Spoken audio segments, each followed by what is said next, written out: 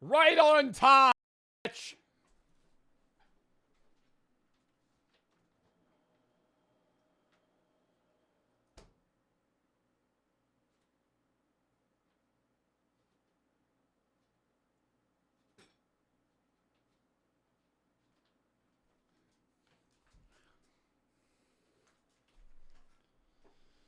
Oh.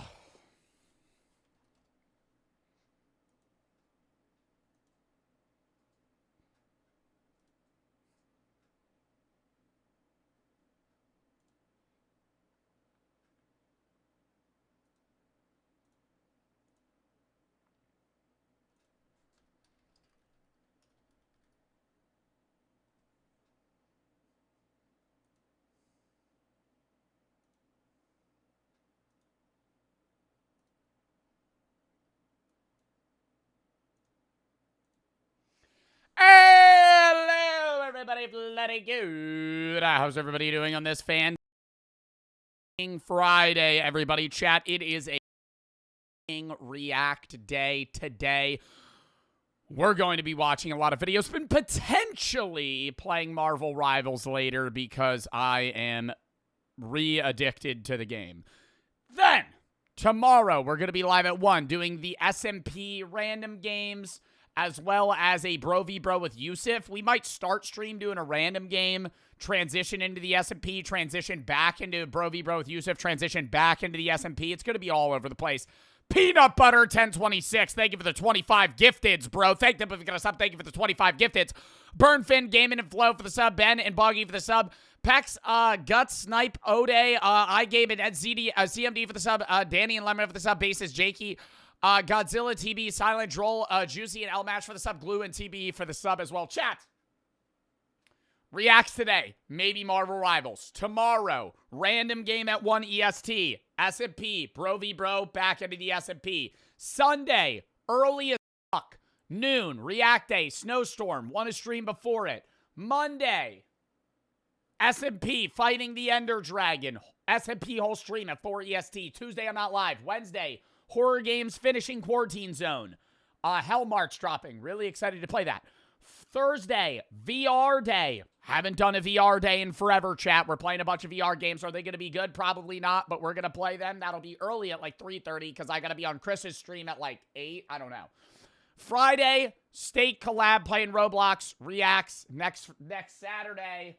SMP, Bro v Bro with Edward. So, Sunday next week, February 1st, we are doing a Palestine Children's Relief Fund charity stream, matching chats, donos. Hopefully, we're able to raise a good amount of money doing React Day that day as well. Then I'm gone the 2nd, 3rd. We are on the 4th for a Fortnite tournament. And then I'm gone for 5 days in a row. The 5th through the 9th. But I'm going to be doing 3 separate vlog YouTube videos. So we're still making content, and I think it'll be really good. We might go to Alcatraz. Gonna be doing a bar hopping video. Gonna be doing a Super Bowl based video. It's gonna be fun. So I am going to be doing content even while I'm gone. I'll still be posting every day while I'm gone. But yeah, I will be missing like 5 days of stream in a row. And 2 before it. But 1 Fortnite tournament in between. Anyways, then when we're back, we're grinding out stream. That'll be like midweek February. Reanimal drops, High on Life drops, playing a bunch of other stuff. Resident Evil Requiem drops. We're going to be playing that too. As well as an AHA charity event in late February. We have F Cancer in March. And then I don't know. But that's the schedule.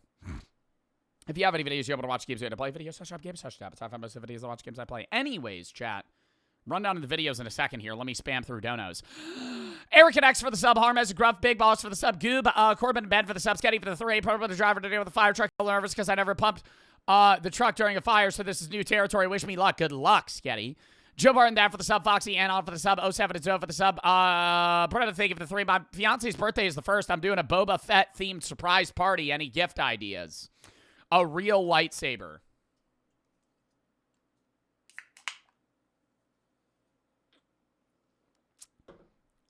Better get to working. I don't know. A Boba Fett themed surprise party. Chat, what's a good Boba Fett themed gift?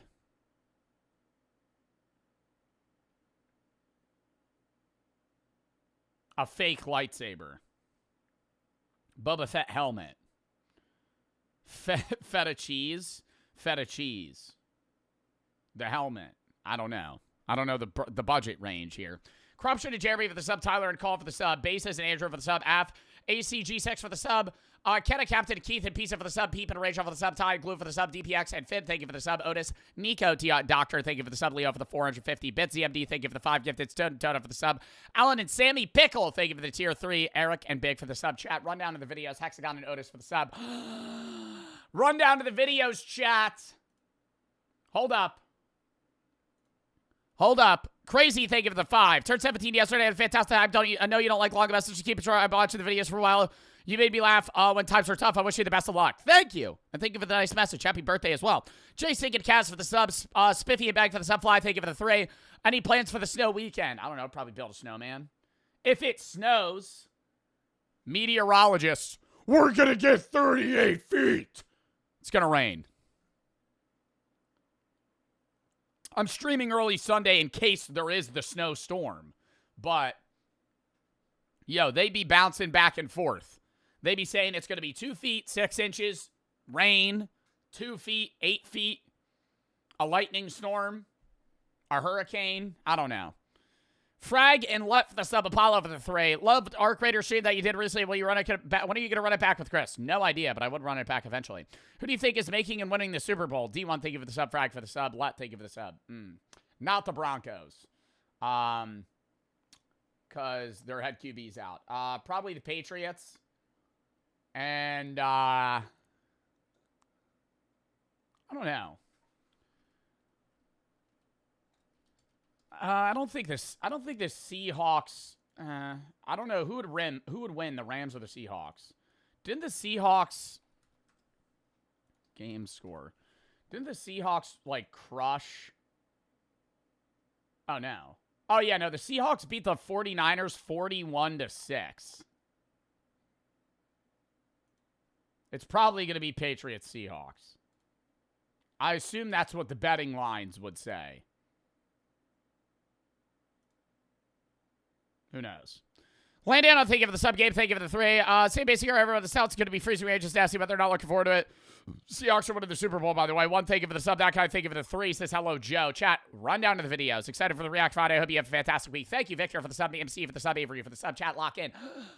Marvel Rivals drama is nuts. We briefly talked about this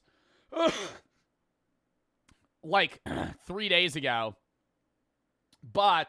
Or 2 days ago, whenever it was. I don't remember. But Moist Critical made a video about it, so we're going to watch it because I don't really know a lot of it.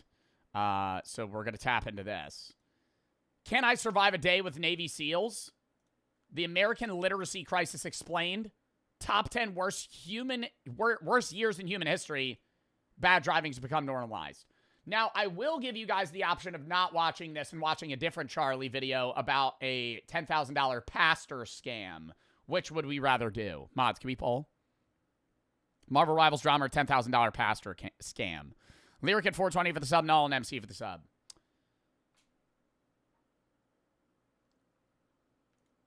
Either one. Either one. Because we did kind of talk about Marvel Rivals. But it's up in the air. James, thank you for the 3. Help me get a job, become a millionaire, and make me able to feed my family. Olio, thank you for the sub. Oh, people are voting the pastor scam. All right. I originally had that one, and I swapped it. I kind of assumed chat would want that one, though. All right, tap in.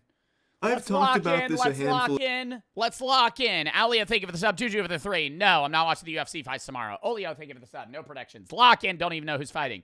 Dinky, thank you for the sub. Chat, lock in. Chat, lock in. Brennan, thank you for the 3. Do you watch UFC? No. Well, I do watch UFC fights. Not watching the one this weekend. All right, yo, lock in. Birthday's on Monday. Snow, thank you for the fucking 3. Happy birthday, brother. Pete, thank you for the sub. Bart, thank you for the sub. Lock in, lock in, lock in, lock in. We're hopping right into the goddamn videos.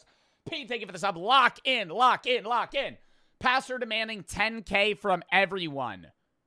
Haven't watched a Charlie video in a while. Of times and made quite a few I've talked about this a handful of times and made quite a few videos covering this topic, but one of my biggest gear grinders or ass greasers, whatever you want to call it, is these fraudulent pastors exploiting people's faith for their own financial gain. And I feel like that's not like I feel like it's only like mega church pastors though, right? It's the motherfuckers that run mass in a stadium and they come out with fireworks and smoke and they have like full on performances. Like, what a waste of money. Like, I'm not judging any religion, by the way. I think most people that are religious would agree that mega churches are kind of like scammy. Because it's like they're taking donations and using that for shit that's not bettering anyone's lives. Like, it's a shit. Yeah, the Drewski skit. Like, they actually do that, though. Like, there was one, bro, I saw. I don't know if there's a video of it. But, like, there was dead-ass people dressed as angels floating in the stadium. Mega church performance. That shit was crazy.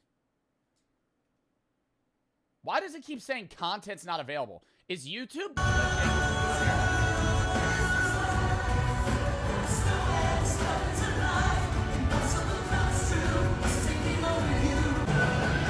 That guy's doing backflips. That guy's doing backflips. What? Backflips in the air. They got smoke machines. I'm sure you know exactly what I'm talking about, where a pastor is trying to convince their congregation that they have to give them money in order to save their souls. Oh my God. Dude, have you ever seen when they pull up like a Cash App? Nothing against Cash App. I've done ads for Cash App. But Cash App's like peer-to-peer money. Not like, hey, we're taking church donations through my personal Cash App. That sounds like money laundering. That sounds illegal. How are you you're taking donations through Cash App? It's what Jesus wants, pretending that the Lord is speaking through them like a puppet. It's a ventriloquist act, and it's God saying, give all your money. The pastor needs more luxury items. Quick, fork over all the doubloons tax exempt as well. You can muster.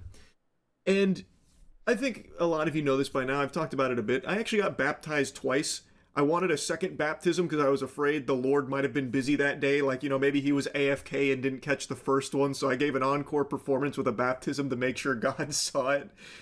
Spirituality was once an extremely important component of my life, and while I'm not as spiritual as I was back then, this kind of thing is still just heartbreaking to me and just, I believe, downright evil and by all textbook definitions blasphemous, where these pastors will try and... Well, it's greed, man. I mean, it's literally like, you know how they jokingly say the greed talked about in the Bible? Like, that is the actual, like, shit that happens in, like, megachurch pastors. Like, they own, like, 8-bedroom mansions and drive Lamborghinis off of like poor people's donations.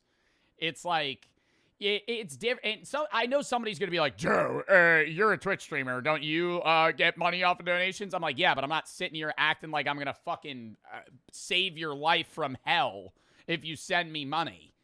Convince their congregation to give all their money to them, because he's misleading them into thinking that it's God's will. And I know Drewski just made a... Joe robbed me. I did rob McChunky. Pickpocketed him in an alleyway outside of a Red Robin. Skit about a mega church and... threw his ass in a dumpster and ran away.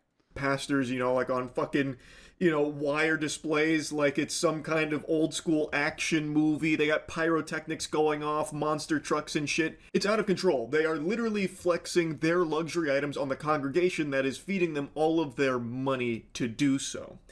And I hate it. Now, I just saw a new, very bold approach from a pastor right here in my own home swamp again. A pop... Bros, side conversation. Before he gets into, like, the actual video that he's probably going to show. Dude, when I see the shit that... I don't think it's mega churches. It's just, like, out-of-touch motherfuckers, bro. When they use AI videos of Jesus, that makes me want to die. Like, when I see churches actually, like, Sora a fucking conversation of, like, Jesus being like... I'm here to save you from... I'm like, yo, this is fucking weird. Like, why are we... And then people are, like, crying watching it. I'm like, yo, you're actually watching an AI video that somebody prompted and said, make Jesus say this. Florida, not too far away from Tampa, where Dr. Tom It's scaring people into belief. I don't think it's scaring, dude. That I don't even know who's believing that though. Like AI Charlie Kirk's, they did do that. I saw that as well. There was a video. There was an AI. Somebody prompted an AI video of Charlie Kirk that they showed at a church, and I was like, this is just why. Hall proudly with his whole chest was demanding that his congregation give lots and lots of money. I'm going to challenge 30 people without hook or crook to sow what Overseer Dean sold $200. 5 of you really want to do it and you don't have it, but there's Cash App! Cash App! Powerhouse 8908? That's that motherfucker's personal Cash App. There's no way. There's no fucking way. Text give. Yo, hell no. Bro got his Zelle up there. 3 people in here that can give it to them so that they qualify. Here's the What is he saying he's gonna do? in here that can give us. 5 of you really want to do it and you don't have it, but there's 3 people in here that can give it to them so that they qualify. Here's the hard part of my offering or my request. Okay. And I've not done this in probably 20 years ago. 20 days. But Lord said, I want to make a multi-millionaire out. I mean, I don't think you could get a bigger QR code. I think I would need to walk. If you're in the front row, I think you'd need to walk to the back of the church to scan that QR code. That is ginormous. You wouldn't be able to fucking capture that if you would have to back up.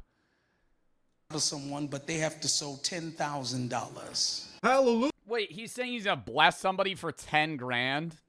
Offering or my request. Okay. And I'm 20 days. But Lord said, I want to make a multi-millionaire out of someone, but they have to sow $10,000. Bro, this feels like a Forex scam, but it's at a church. God came down to me and said that he wants to make somebody a multi-millionaire, but you have to give me 10 grand. That's like a Forex scam. That's like a random account with 5 followers messaging you on Instagram saying, hey man, if you give me $1,000, I'll triple it and send it back. This is more of a scam than that. because yo, he's offering like a 10,000x investment. A Forex scammer is at least more reasonable. Hey, if you give me 10 grand, I'll give you 30. Hallelujah. Finally, an opportunity to be a multi-millionaire. God said he just needs a $10,000 upfront payment. That's all. Basically. Yeah, and then go buy a lottery ticket and gamble, which is also sinful. And then God will bless you by giving you the exact Mega Millions odds that you need. Like in RuneScape, you know, when you go to the Grand Exchange and someone says, I'll double your money, and you give them your money, you always get double in return, right? No one ever gets scammed with that. Oh my god, this is amazing stuff. Now, I couldn't find the original video here where Pastor Hall did this, so I could only find this through All Things Theology's YouTube channel, who was going over how absurd and ridiculous this whole thing was. And it is only going to get more and more unhinged. So he starts with like asking for $200 and then says, haven't done this one in a while, we're going to dust off an old... Isn't money that in the Bible something that isn't worth anything? Well, it's the idea, it's not even just greed, like, yeah, this is like scam shit, but yeah, like a pastor in general should usually be somebody that lives like a modest life. Like, it's not to say like, oh, a pastor couldn't have any luxuries, but more that you can't be like preaching, you know, community and love thy neighbor and like community and I just already said community, but like, I guess everybody being a part of each other while also taking donations and then using donations to not spread the faith, but rather buy yourself luxuries. Play in the playbook, but the Lord is telling me he wants... I wonder though, like, because he's not the only guy that does this. Do you think he thinks he's doing, like, the tasks of God? Like, do you think he's living by the word of God? Or do you think he goes home and is like, these people are fucking stupid? Like, Do you think he goes home and is like, what could I say to them that would make them give me more money? The latter. I feel like there's a mixture. I think some people that do this actually believe that, like, they're a chosen one and God wants them to be really rich and God wants them to, like, take money from their followers. And then I think some of them are actually just, like, grifters and just small-time scammers. To make people multi-millionaires. So that means you're going to need to start giving $10,000. Bro, if somebody can find the video, let me know. But I remember there was this one of this, it was this mother giving like an envelope of money to a pastor. And she was like, it's this much. I couldn't come up with this. And she's like, and the pastor goes, well, that's not enough, blah, blah, blah. And starts like berating her.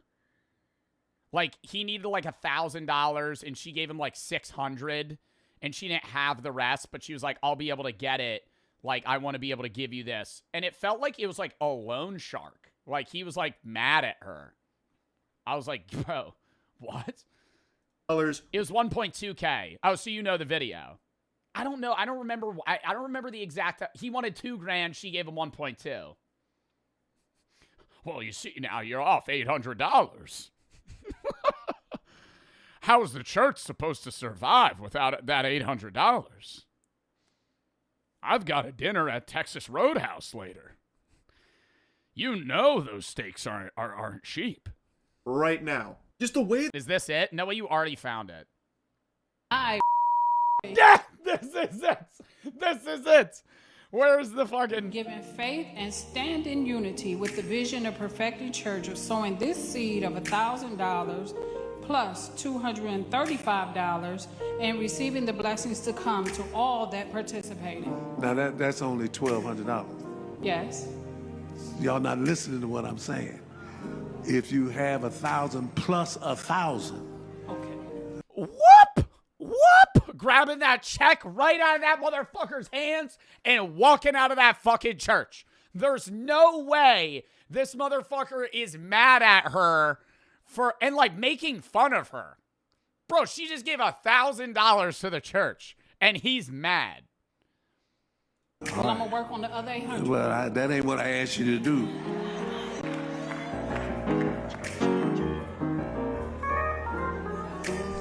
It had to be the man on the organ. Holy shit, he's dripping in sweat. Is this like a whole video about it? Not to pray. Prepared, come now. And if you're on the finance department and you're prepared, come now. And let's give God praise as they come. I give in faith and stand in unity with the vision of perfecting church of sowing this seed of 1,600. Yo, it's like, isn't it also like weird that they're announcing the amount of money that they're giving to like receive praise for it? Like, why are they standing up in front of everybody? And it's just donate the money. Just donate the money. You know? And I know another thing, somebody's probably going to counter and say, well, Joe, you talk about how much money you donate. I only do that to prove that I'm not a fucking... There's YouTubers that say they'll donate money and don't do it. I say I'm matching donos. I'm going to post that shit to prove that I matched the 8K for fucking, you know, whatever charity we're doing. I'm not doing that to be like, hey, by the way, I donated this amount of money. Like, that's stupid. $25. Yeah, he's like making them announce how much... Why are they going, I'm donating 1,625 plus 375? Why are you not saying I'm just donating 2K? I'm so confused by this.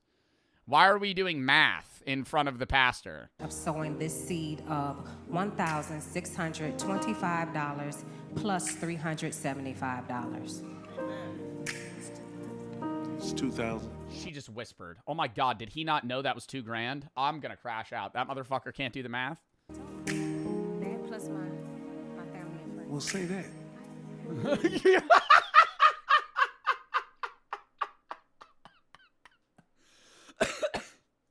What you just said was just $1,400. Wrong.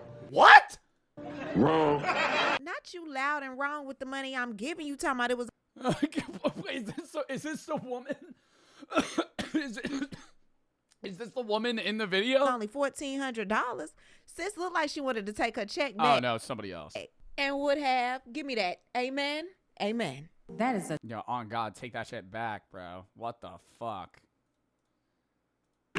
So obviously there's a growing trend inside certain churches that's starting to make people feel deeply uncomfortable on both sides of the faith. Pastors calling No, you should have an anonymous box that you can donate money to. Like, why are we have a line where everybody's just sitting around, like, being like, I'm going to be donating this amount of money? Because then you feel like a chud. If, like, the guy before you's like, I'm donating $2K, and then you pull up and you're like, I'm giving $10. Like, don't even say it. Just do it. Like, that's weird.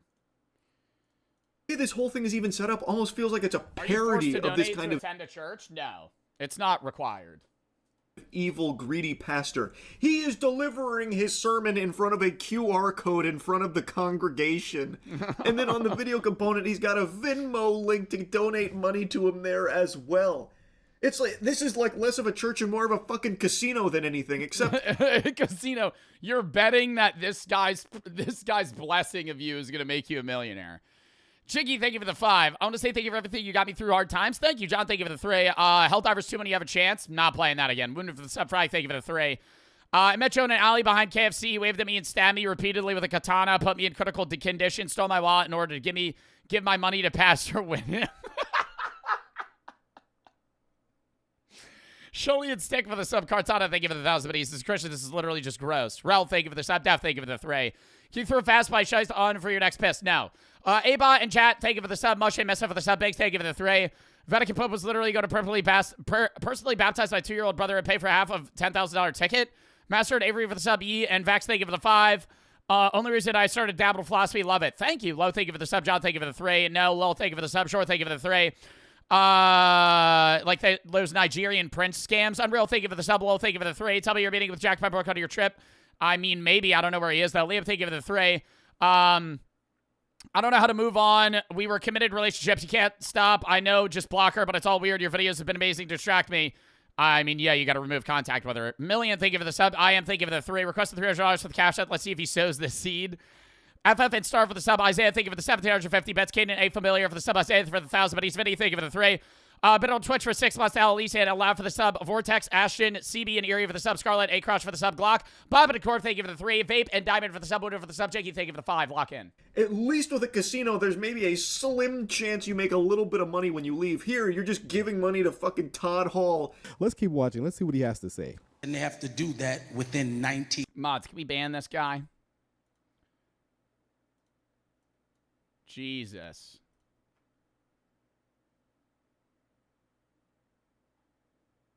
All right. Ethan Glock for the sub, Boppin for the sub. Are there mods in chat? There are. We're going to pop it in sub only. Seconds. That's right, baby. It's a speed. And they have to do that within 90 seconds. Yeah, you got to do it within 90 seconds because God only has 90 seconds to get you to sow your seed. Or he's giving you 90 seconds so you don't have the logical, critical thinking time to know that this is a bad idea. It's an impulse decision, so he's only giving you 90 seconds to decide so more people do it. That's right, baby. It's a speed run, so get your accountant on the horn right It's a flash sale. It's a flash sale. It's a big offer here. now. Call up Mima, tell her to flip over the mattress for $10,000. You reach in between the couch cushions. We got to get it together, and we got to get it here ASAP in 90 seconds. Otherwise, I'm not going to be a multi-millionaire. Quick, we got to act now. I kind of hope he gets no donations and then just crashes out. Find $10,000 fucking dollars and give it to Todd Hall! If you're going to do it, get it now, write the check. If you do this, God said, I'm going to make you a multi. 90 seconds. We only got 10 on the clock. Oh, God is very angry with you. Millionaire. I wish it was me. No. I'm saying I wish it was me because I got it.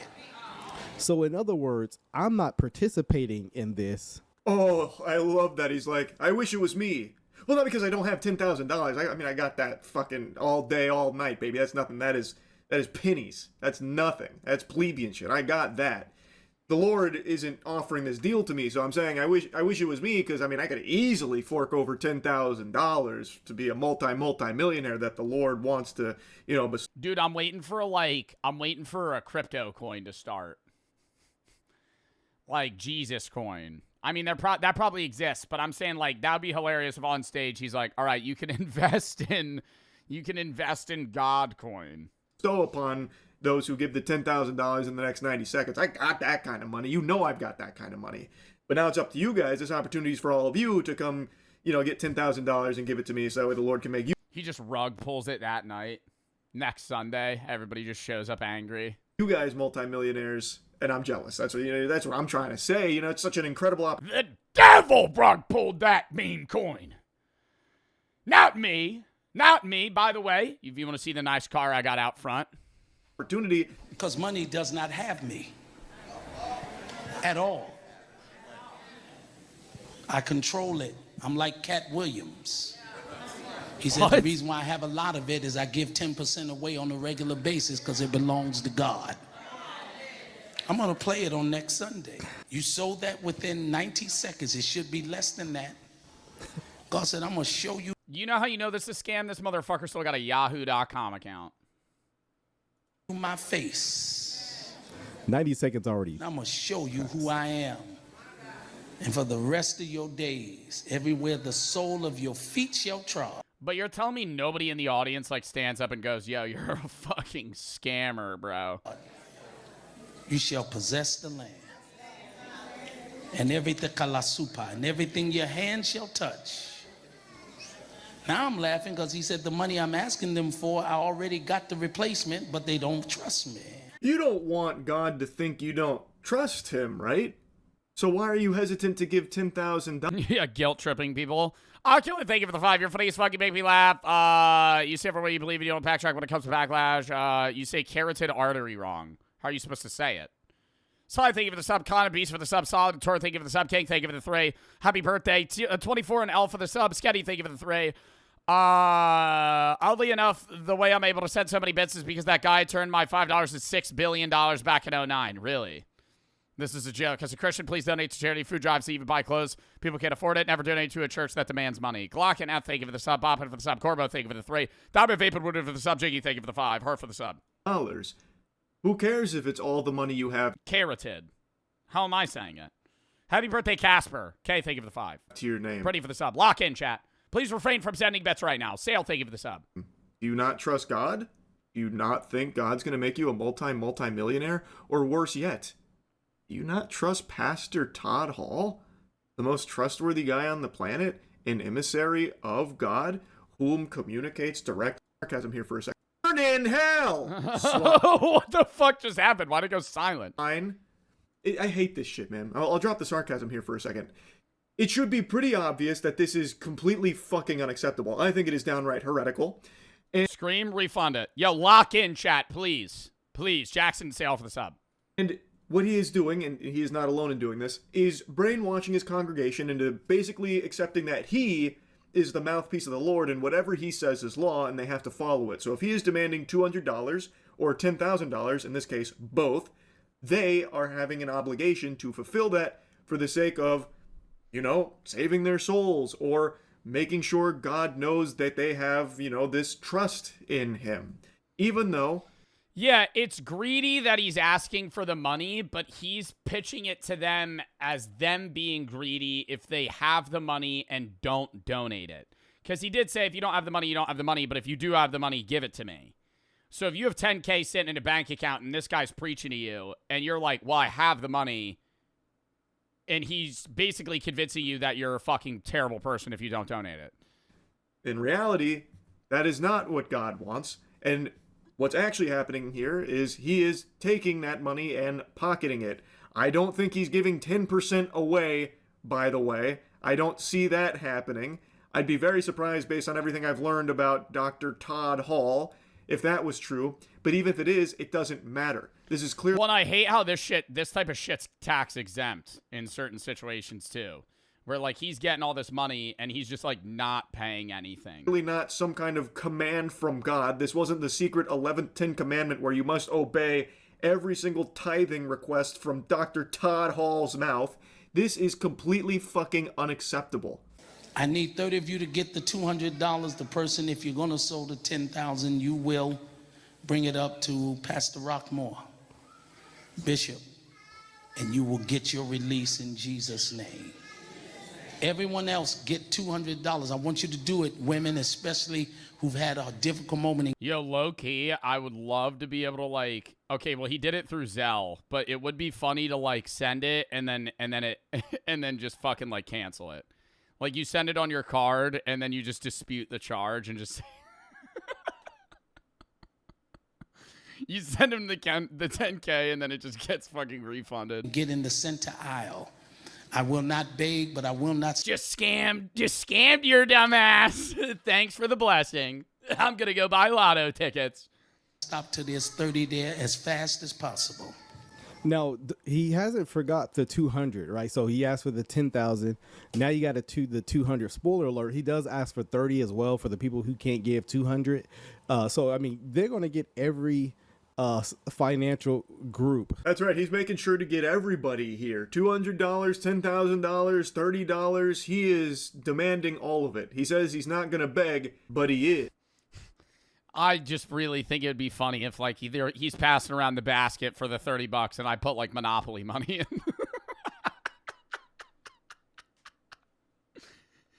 Now, what is this? He goes, you think I'm going to take this Monopoly money? I'm not going to give you my blessing. And it's even worse than just normal begging, because this is like turbo begging 2.0. It's begging with a Fortnite skin of a pastor.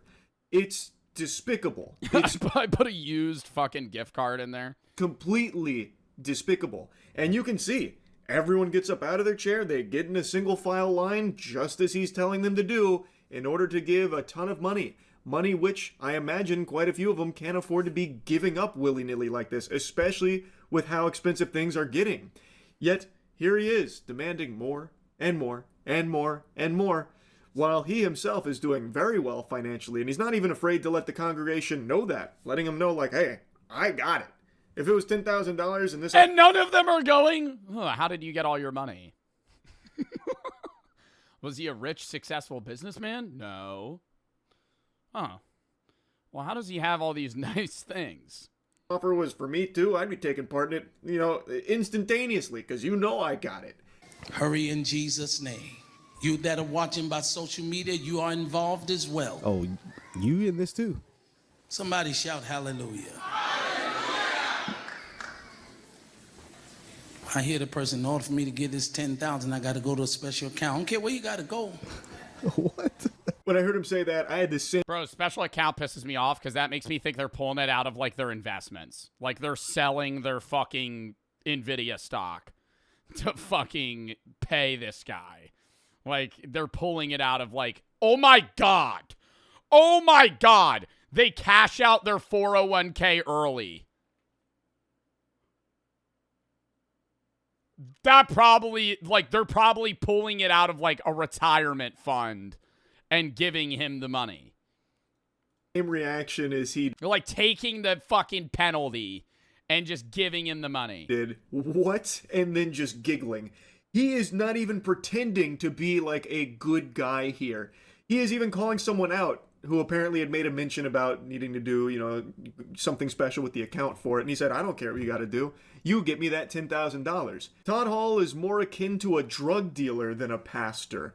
It's crazy how more people don't see through it, but I also understand how it gets to that point. Worse than a drug dealer. Drug dealer will give you a free gram every once in a while. This guy's just telling you God's going to make you a millionaire. You're not getting anything out of this fucking guy. This guy's worse. When you grow up in an environment where maybe this kind of behavior is normalized, it becomes extremely hard to break that perception where, pastor's always right. If the pastor is demanding $10,000, well, it's for the good of not only the church, but myself too. So that way the Lord knows I have this faith and this trust in the Lord. And he's chosen Pastor Hall to convey his message and his will to us. So who am I to question it? I will just give this money that I know I don't have and can't afford to give, I'll just give it all anyway, so that way. He goes, thank you for the $10,000. All right, now put up on the big screen. We're going to throw up Rubet. We're going to put that on number 7. We're going to put that on number 7. Lucky Lord's number 7. We're going to see if it hits. That'll be $365,000. Let's watch it spin. Oh, fuck. 32. All right. Anybody else got 10K? Puts it on one Plinko ball. It's very clear to God how much I love him. It's so sad to see that exploited. It is so heartbreaking. I genuinely feel terrible for everyone in that church that is now giving hundreds of dollars, thousands of dollars here, thinking that what they're doing is righteous because they're told that it is. But what they're actually doing is just lining the pockets of a very evil group. Well, because the people from that church, too, they're not bad people. Like, these are, like, good people that are trying to do something good. They want to be good people, and then they're literally following a guy that's just stealing their money. Greedy man. He is standing in front of a fucking QR code delivering this sermon. He has a Venmo link that takes up the majority of the screen on the video. It should be very clear that this... Yo, Alan, thank you for the 10 gifted. Three, give for the sub. House for the sub. Pink, thank you for the 3. Shit makes super look not greedy. Blurf and Dom for the sub. Robert and Zach for the sub. Sin, Alexi, Richard, Weiss for the sub. Zop, Yay. Red, Jack and Sale for the sub. K, thank you for the 5. Pastor doesn't care about the word of God or the Holy Scripture or anything like that. He is in this for one reason and one reason only. At least I think it's pretty clear, at least based on all this evidence. And it's money. He is here to shake people down for their fucking money like a schoolyard bully. It is so infuriating. It drives me up the fucking wall, man. It really does. Now, when I used to be Prophet Hawley, I'd pull off my shoes, I would call the account number. I'm not going to do that. What? This has to be according to your faith. Please, y'all, stand closer so others can stand behind you. Hold on. It's crazy. He's not even trying to hide how big of a scumbag he is. He's just being bold and brash with it here about how much of an asshole this guy is. I actually cannot believe it. I had to yap about this a little bit. I don't think I need to yap about it for... I wonder, though, there has to be, like, a reasoning that people get involved into this specific church, though, right? Like, how does this come to be? Because you joined, right? Maybe you were born into it, but I don't really think this type of shit was, like, that popular fucking 50 years ago. So, like, they probably came to this church. Yeah, it's in the area you're in, but it's like, there has to be an appeal up front. And then if it's brainwashing, no, but that's a slow process, chat. Like, if from an outsider perspective, nobody is just believing this. They rope you in, and then they're slowly going, hey, like, you know, we're going to be able to make you rich if you just give us a shitload of money. There's no way that up front they're like, yeah, we take money and give you blessings. Like, no shot. Did you went to church? Ray, please learn how to write. I'm not trying to be... Does scammers steal money? Ray. Does scammers steal money? Did you went to church, brother? Come on. Manada for the sub. Ruben and Dia for the sub. King and Frankie for the sub. What the fuck? Does them... Yes, scammers steal money from people. What the fuck? All right, well, that was an interesting video. Next. Can I survive a day with Navy SEALs? Survive this Navy SEAL beatdown. We're gonna find out today. We have multiple events, 3 phases. In hopes today I'll become the honor man. Nope. I'm already saying nope. Can't do that. Hell no. Survive a day with Navy SEALs. I bet it's gonna be dumbed down a little bit. Like, I doubt they're actually doing BUDS training. Anything where they're like, I'm drowning is a no-go. You know, chat, I started off topic, but it has to kind of do with the video. I started watching this new Fear Factor. I used to watch Fear Factor, like, way back, like, with Joe Rogan, like, years ago. They have this Fear Factor now that's kind of, like, akin to, like, Big Brother with Johnny Knoxville called House of Fear. And it's kind of corny, but it's also interesting, and they do stuff that is scary. I think I could do anything on Fear Factor outside of, like, anything that requires me drowning. I think I could eat like a dead, like something gross. Like, I think I could eat like a poop sandwich.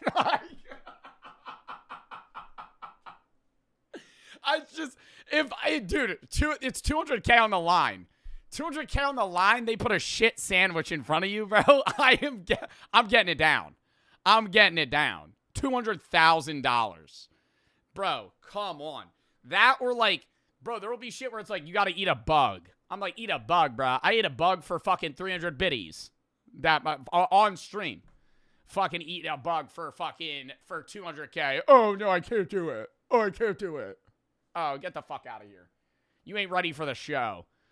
Like, because it removes it. It's like, I know I'm not going to die on Fear Factor. Like, I could sit in a tub of leeches. That's no problem. You know, pain is fine. Like, I could do Fear Factor. Yeah, put my hand through a tube and have a snake bite me. As long as it's not venomous, I'm not giving a shit. Spiders, don't care. I don't like spiders. I'm scared of spiders. $200,000 on the line. I'm locked in. I'm locked in. You know, like no fucking problem. I was watching it last night. I'm talking to Brooke. I'm like, yo, I think I could eat a fucking live squid like they do in like certain Asian countries like Thailand or wherever. Yo, I think if you 200K on the line, you put a fucking rat in front of me and go eat it. I'd go hype myself up. You couldn't? Bro, I would try. I'm at least trying. Like, bro, 200K, I'm eating a rat. I'm eating a rat. A live rat? No. Oh, no. I would kill the rat. I'd eat like not a live chicken. I would eat like a raw chicken for like 200K. Get salmonella. Go to the hospital. This is the Operator's Challenge, a brutal one-day Navy SEAL evolution that pushes people past their limits, both physically and mentally. See, no! That's where I'm calling it quits. Tie my arms behind my back and throw me in the water. I'm done. Hitting the panic button. It's over. That's like the guaranteed thing I could not do. Like, there's other shit that I might be too scared of unless I'm in the moment and then I gotta find out. I know I couldn't do that. I would freak out. There are 3 phases. Phase 1, physical conditioning. Float.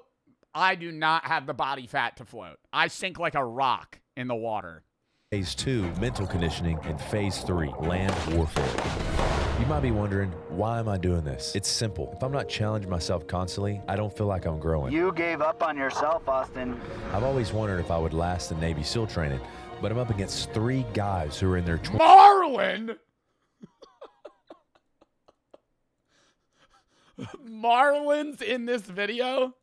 I've always wondered if I would last in Navy SEAL training, but I'm up against Nick, Zane, and Marlin. 3 guys who are in their 20s, and I'm 33, so I may be at a disadvantage here. Hurry up, Austin. Quit feeling sorry for yourself. This training is conducted by actual Navy SEALs, and it's invitation only, so I knew it was going to be a real gut punch and a reality check for me. Just as real as these bullets. My friend the other day, dude, I just run through stupid ass hypotheticals like Fear Factor and shit. Like, I feel like the pain stuff, like the other day my friend asked me, how much could somebody, like, say you have valuable information and somebody starts torturing you, what's like the worst thing that they could do that you could endure? I was like, I think if they cut off my pinky, I would get through that. If they start pulling my fingernails off and shit though, no. Skin me? Yo, McChunky, I know for a fact you're tickle me. Okay, tickling, bro. Skin you. Chunky, they're not skin. Chunky, if that motherfucker brings out a knife and he go, or tickle, those are 2 widely different things, Chunky. You're saying you're strapped to a chair and they're trying to get information out of you. You're caving on tickling and skinning are the same level. No. Yeah. Gentlemen, welcome to Operator's Challenge. My name is Kaj Larson. I spent 13 Fort Lauderdale. years in the U.S. Navy SEAL teams. With me are 3 of my instructors from the Special Operations community. And today, we're going to give you a little bit of a taste of what our Special Operations selection experience was like. Throughout the course of the different evolutions, you're going to be completing the SEAL PFT, that's the SEAL Physical Fitness Assessment, and you're going to complete all the different parts of it to see if you can meet just the minimum standards that it would take to get to Special Operations training. If at any time... Oh, so they're not even doing Navy SEALs training. They're doing the test to see if they would be let into the entry level to start training. Any evolution you want to quit, come over here and you ring this bell 3 times. Today's mission is to put out and don't quit. Don't fucking Marlon just mogging constantly. Quit. Do not ring the bell. This is your worst enemy. Don't get near this thing. We're about to start phase 1, which consists of a 1.5 mile run under 10 minutes and 30 seconds. What is that mile time? Under 10:30, a mile and a half. That doesn't seem that hard. That's like that's what? Like a 7-minute mile? 3:30. Yeah, it'd be a 7-minute mile. 7-minute mile is not bad. 7-minute mile, like, I'd be wheezing, but, like, you could get it done. Which is part of the SEAL physical screening test. Oh, brother, chat's 2026. Come on. Surf torture, sandbag caterpillar, and surf torture. Can we get a little, explanation on what the fuck that means? What is surf torture? See, like, if I'm looking at this list and they're not explaining it, 1.5 mile run, all right, you know. I'd be able to handle that. Surf torture. The term torture is getting me a little bit here. I'm also not really a fan of surfing. I'm not very good at it. And the gauntlet. So, gentlemen, when you hear the starter, you're going to run down. There is a cone. You'll go left shoulder around. Oh, they got to run on a beach. 7-minute mile is not as easy anymore. Is it hard sand or soft sand? On that cone, you'll come back. Running a 7-minute mile in the sand is pretty rough. If it's soft sand. Here to the start line. You'll do that 3 times for a total of 1.5 miles. This is your first evolution. It's time to put out. Stand by. Oh, fuck no, chat. That's like semi-soft sand. Bust him. Bust him means go. I am not excited for anything, really. What I expect today is to be beaten physically, mentally. It's going to be wet, it's going to be cold, and it's going to be miserable. I'm about to run that shit barefoot. I feel like wearing sneakers is, like, inefficient. I want to see how much discipline I really have, you know? And if I'm a quitter or if I'm a go-getter. I'm just excited for the challenge. You're a go-getter, Marlon. I know you got this. My expectation is going to be competitive, ruthless. We're going to be pushed beyond our ultimate max. Yeah, I mean, this is just like an average Monday night on land at Danny's Land. You know, I'm out here for America. America's the best country on earth. Holy fuck, my stomach. Was he already throwing up for 2 minutes in? He ran like 100 meters. I heard even if I'm killed today, they'll be able to bring me back to life to kill me again, so.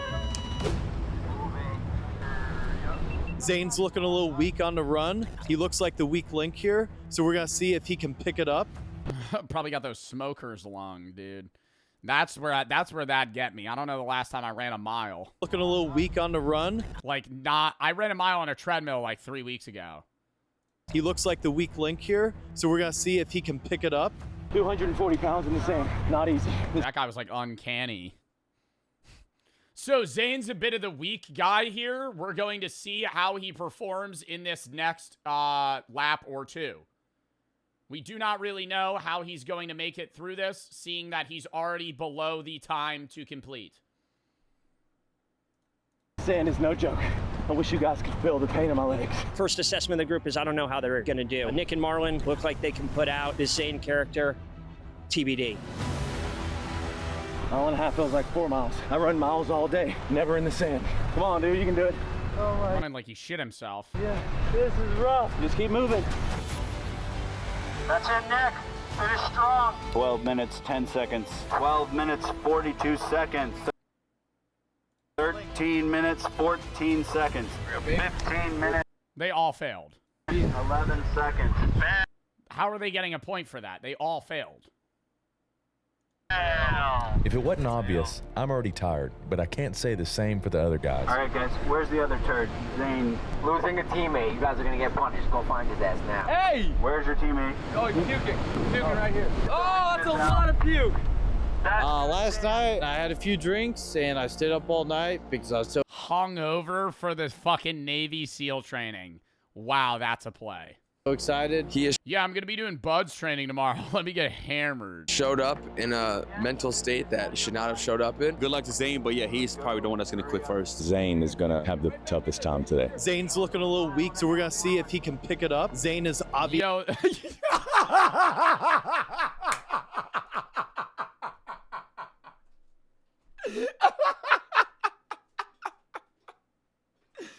This guy, dude, I hope they interview this guy like every other fucking minute, man. That is funny as shit. He's just direct eye contact. We're going to see how Zane's doing. Have the toughest time today. Zane's looking a little weak, so we're going to see if he can pick it up. Zane is obviously not thriving on the run today. We'll see if he's better in the water, better at shooting. Wow, bro. Yo, worst thing you could do, you're vomiting, and now you have 10 people surrounding you. Later on. All right, we just finished the... Start covering my vomit with the sand.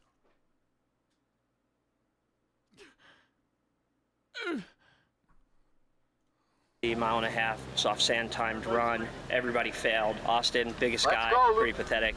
It's time to put a hurt on these guys. Listen up, Kurt. Drop down. Good, correct. Look to your right. You see this bell? If at any point you want to quit, drop on request. That's cheating. You come up and you ring this bell. When I say hit the surf, you are going to run at a sprint to the surf zone. Get in the surf. Come out and get covered in sand head to toe. Like that's a big sensory thing for me. I don't like that. In full clothing, covered in sand's a no-go for me. Sugar cookie. Drop down. Drop down. Got a couple of in the lead and rest. 20 push-ups as a unit. Down. Ready, down. One. Whoa, we didn't hear you. Sand in the hair, too. Down dog. See it together. Come on. Ready? One, two. Starting over as a team. Do it right the first time. Holy shit. Down. This is so simple. Down. When you come up, you sound off. One. Down. 2. Down. 3. Holy shit, we're getting it. Down. 10. Hit the surf. Fresh coat of wet. Bust them. Boom, boom. Surf torture isn't just one exercise. It's a chain of non-stop movements meant to exhaust the body and overwhelm the mind. Instructors cycle candidates through buddy bear crawls, Smurf jacks, caterpillar push-ups, and a whole host of other shoreline drills that break rhythm and test discipline under stress. Let's go. Stop feeling sorry for yourself. The only person who's saying f*** is you. Link arm. Walk. You think it's that bad, bro, or is he just hungover? On your backs. The surf hold is our final task of surf torture. Arms linked, bodies rigid, fully exposed to the breaking waves. That's a little scary. Don't know when the waves are going to hit you in the back. You start inhaling water through your nose. Bad vibes. Water temperature is high 60s, low 70s. When I say rock, you are going to touch your toes behind your head. Real SEAL training is supposed to be much colder. It's designed to test unity, composure, and how well candidates can endure the cold together. Marlon's really putting out. He's training hard. Austin's a strong guy, but I knew Marlon would perform. He's a big guy, and big guys don't do well. So it's all discipline, and I think it's good for the mind and the mental to do this, to get through something that's hard. We're all gonna have to mentally get it so wise together and go to a place that keeps us going. I did this one time before, and it was the hardest physical day of my life, and I think today is gonna be very similar. Big arm. Big arm. Stop unlinking. Get up, get up, get up, get up. Big arm. Walk forward. Walk forward. Walk forward. Walk forward. Stop, stop, stop. We've completed surf torture. Now we move on to the sandbag caterpillar. Oh, I'm excited about this. Pick up the sandbag. At a squat. Down. Up. When I started taking YouTube full time, I started taking these challenges on a lot. In the water, getting beat over multiple. Yo, I'm getting pissed at Zane, bruh. Yo, actually, this is making me realize how ass it is to have a bad teammate in buds. Holy fuck, dude. You just got some guy just failing every fucking comp. I'd be like, yo, get the fuck up, bruh. Days, I've been exposed to it definitely a lot more than they have. I think that gives me the upper hand, especially in the water. Well, I didn't fall asleep till like 4 a.m. last night because I'm thinking about this drowning exercise. I don't do well with water mentally. I really hope I can pass that today. Oh! No, see, that's where I'm giving up, bro. Holy fuck. right, drop the bag. It's where, dude, they get their hands tied behind their back. If I know what it is, I think I've seen it. They get their hands tied behind their back, and they float down, and their legs are tied together too, I think. And they have to, like, jump and then breathe and then float back down and then jump and breathe and float back down. It's like you feel like you're going to die. Right now, you are all tied for last place because you all failed the run. So this is now the portion of this phase where you can earn points. We're going to do 3 different races. The winner is the only one that will be awarded a point on the Valor leaderboard. Each race is worth 1 point. The first race is going to be forward rolls. Underneath, stand by, bust them. Who wants it? Who wants it? Who wants it? Zane, it's not looking good for you. We're not trying to test you or when everything's perfect. Can you keep going when you're cold, when you're wet, when you're tired, when you're sandy, when everything hurts? That's what makes the difference between a quitter and a SEAL. You got 20 feet, Nick. Move. You can catch him, Austin. Hurry up. Zane isn't rolling, bro. What? None of them are rolling now. They're just crawling. Pays to be a winner, Marlon. Stand up. We don't have time. Zane, you suck. Sprint. Over here. Hurry up. Online. Shoulder to shoulder with Nick. So Marlon has earned himself a point on the Valor leaderboard and now is in the lead. The next race is going to be a bear crawl race. Drop down. I believe in you, Zane. No, I don't. Bust him. Austin's off to a front race. Austin's out to a fast start, but he did the same shit on. I feel like part of the bear crawl race has to do a lot with, like, arm genetics. You know what I mean? Like, if you have really long arms, you're going to do drastically better in a bear crawl because you could stand up taller. A 1.5 mile timed run, probably going to hit the wall. Kind of feel like Marlon's going to take this one. Knees off the ground. Let's go. It's neck and neck. Off your knees. It's neck and neck. Oh, it's going to be a photo finish. Winner, winner, chicken dinner. Second place, or as we like to say, the first loser. Marlon won another point, so he is now 2 points on the Valor leaderboard. Okay, this next and final race to earn a point and the final evolution of first phase. Grab your sandbags. Zane, you can win this. Don't worry, Zane. I think they're going to save the lightest one for you. You can win this one. Stand by. Austin starts strong, but then Austin has been saved. Oh my god, I think they're not even getting breaks in between these. They're just doing race after race. All of his energy this entire time. It's a classic Goon Squad strategy. Austin, where has all of this energy been, Austin? Smashing energy, He must have had smashing energy before this run. He did. Yeah. Good job, guys. That concludes phase 1. Phase 1 is complete, finally. Now we're moving into phase 2. Drown proofing. That's where I call it quits. 500-meter swim, 50-meter underwater swim. 2 takes place in the water, where we need to complete a 500-meter swim, which is part of the Navy SEAL physical screening test. A 50-meter underwater swim, drown proofing. Yo, end for the sub, Vidal. Finn, Psycho for the sub. Thank you for the 1500 pennies. Been watching for 4 years. I love your content. Thank you. Fun and Grace for the sub. End for the sub. Scotty for the 3. If you guys, how many concurrent viewers do you think you had? Do you think could make it through this? How many of my viewers can make it through this training, like, and not fail a single mission? Like 2. I would fail some of these. I don't think anybody would I don't think anybody in my chat, including me, would successfully do every single one of these without fail. JB for the sub, Shallow and Grace for the sub, NBD for the 3. Jay and Cody for the sub, Elite, thank you for the raid. Gunner and NBD for the sub, Berg, thank you for the 3. Unkepad for the sub, Dalen, thank you for the 3, or for the 5. My dad passed recently. I'm sorry for your loss, man. Hal Jordan for the sub, it's thank you for the 3. When you're 35, you gotta show your son Harry Potter and tell him some brick wall scene is real. Have him run into a wall. Tristan and Cal for the sub, Fun and L-Dog for the sub, Ark, thank you for the 3. Drew, thank you for the 3. Don for the sub. Min and Luke for the sub. Ruben, Dive for the sub. Freaky for the sub. Alan for the 10. Gifted Bath, thank you for the 3. But for watching your videos YouTube together for the past year, year and a half, maybe more. You help us a lot, or at least me. Your videos are surprising and relaxing. We love your horror game videos. Thank you. I appreciate that. And for the sub. Lock in. And underwater walks. All right, you guys, take a seat, take a knee right here. What we're gonna do today is we're gonna put you Lewis, thank you for the sub. Radio for the sub. Through some of the evolutions and some of the styles of workout that we go through in second phase, which is called dive phase. So right out of the gates, we're gonna do a couple point earning evolutions that count towards the Valor leaderboard honor man. Obviously, Marlon's in the lead with 2. Austin's at 1. You gotta pass the 500-meter swim under 12:30. So that's the point earning standard for you guys. I'm not good with How much is a 500 meter? How long is a pool? 50 meters. So you have to swim there and back 5 times in 12 minutes. Like, what pace is that? Water. This is the hardest thing for me to do. I had a drowning incident. Like, I don't know how fast of a swim that is. Do you have to do freestyle too? I would do. What's the one where you go like this? Okay, it's kind of hard to do not in the water. What's the one, bro? You're like, the fucking, like what? The back? It's not backstroke. It's like a back frog. No, it's not, dude. No, what is that? No, backstroke's like this. I'm not talking about that. No, not butterfly. Butterfly's forward. Like the reverse butterfly. That's how I'd be swimming in the water. I was younger. This is a formidable environment, and very few can master it, let The squid. alone survive it. 500 meter swim can be any stroke. I'm gonna go over combat side stroke.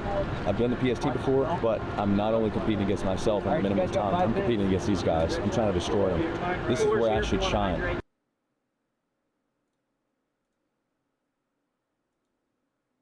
Like, what pace is that? Water. This is the hard. Okay, it's... You can't recreate the motion unless I'm in water. We'll see. Oh, the chat box is gone, apparently. What the fuck? Cole for the sub, Tammy for the sub. Actually, we'll wait for the chat box to load. I have to also piss. Count me down! 30 seconds.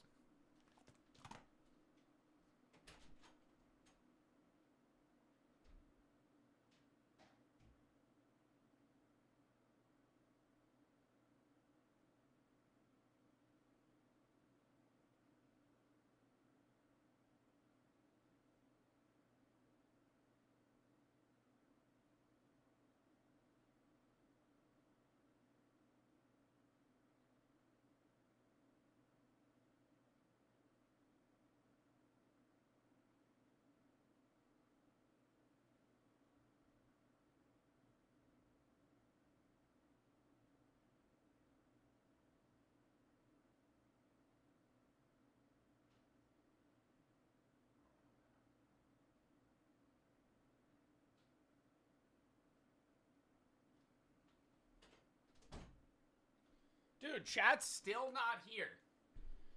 What the fuck happened to my chat box? A-Pain, thank you for the thread.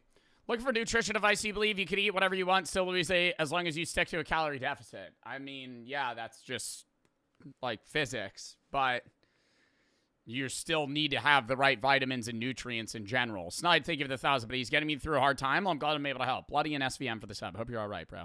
All right. Are we ready? Why is chat gone? What the fuck happened?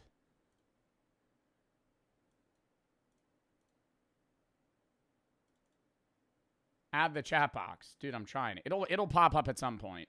Swimmers, stand by. Bustin'. What sets U.S. Navy SEALs apart from the world's premier maritime special operations force is what they can do in the water.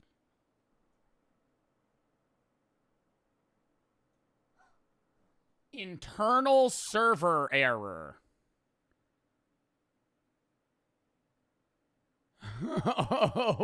What does that mean?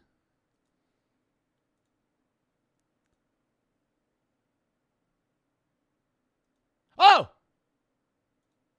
I don't know. Dude, Twitch chat box makes no fucking sense. Lock in. What sets U.S. Navy SEALs apart from the world's premier maritime special operations force is what they can do in the water. One! From insertions off hostile Oh, that's why they're called the Navy SEALs. coastlines to ship takedowns to long-range underwater approaches, their mission set is built around operating where land, air, and sea interact. Marlon said he's a swimmer. He's black good. People choose this path. You trying to make fun of fucking Marlin, dude? Because it demands capability under pressure. They're committing to a standard that doesn't change when conditions do. Yo, that ain't the swim, bro. They're swimming like this? No way. What the fuck is this swim style? Pressure. They're committing to a standard that doesn't change when... Chat, they gotta hit the fucking... That's how you do it. In the water, and then you're getting bro, there's just drills.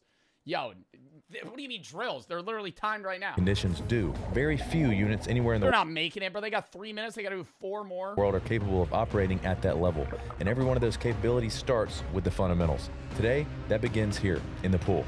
10 seconds. Not looking good for him. 8, 2, 1, fail. Time. 12:39. Fail. I don't know, bro. You know, my ego's through the roof with this type of shit. I think I'm getting that, and I think I'm getting that.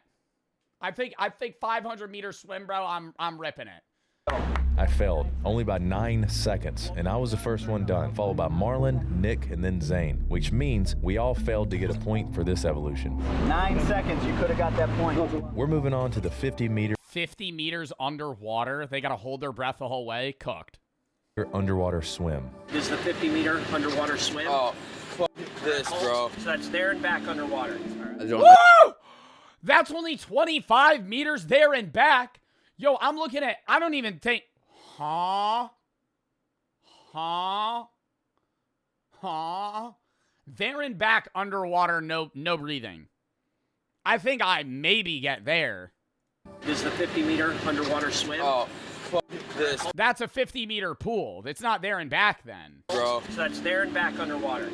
Oh, that was a different pool. They're in the smaller one. I don't do well with water mentally, but I think the most important thing is not quitting, because you can talk everything you want here, but when you're in it, I think the mental discipline is going to keep you from not quitting. Here's the deal, right? This is all mental. So what we're going to do, I'll take you through a little breathing pattern. I'm going to help you guys out here. You're going to use... Cadre Larson is guiding us through controlled breathing designed to slow the heart rate down and calm the body. The goal is simple: stay relaxed, conserve energy, and maintain control before entering the water. I want you guys to get in the pool and start that same breathing pattern. Yeah, I do that when I'm getting ready to hold my breath underwater, because I do this every summer. The second I go in a pool, I immediately challenge my friends to how far we could go underwater with one breath. And it's usually like in a regular pool, it's like a there, back there, and then halfway back. But I'm going like, and then I go like this. When I'm ready, like I'm like breathing for, maybe 2 minutes, and then I go, and then I go underwater. Full lungs. Ready. Stand by. Bust them. Marlon doing that shit, no goggles, no nose. Yeah, I'm not trying to glaze right now, but that shit's crazy. I'm wearing that fucking big-ass mask he's wearing. You're nuts if you're doing that eyes open, just blurry. Bust them. Did that guy not push off?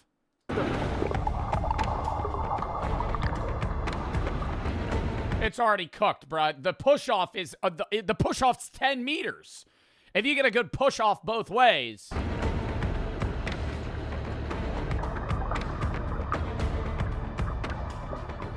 Then you start doing one of these on the way... Already? Then you start doing one of these on the way back.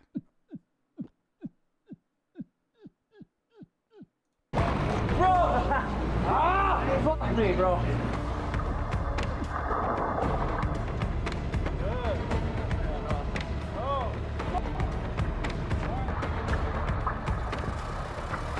Oh, yeah, he almost out of breath.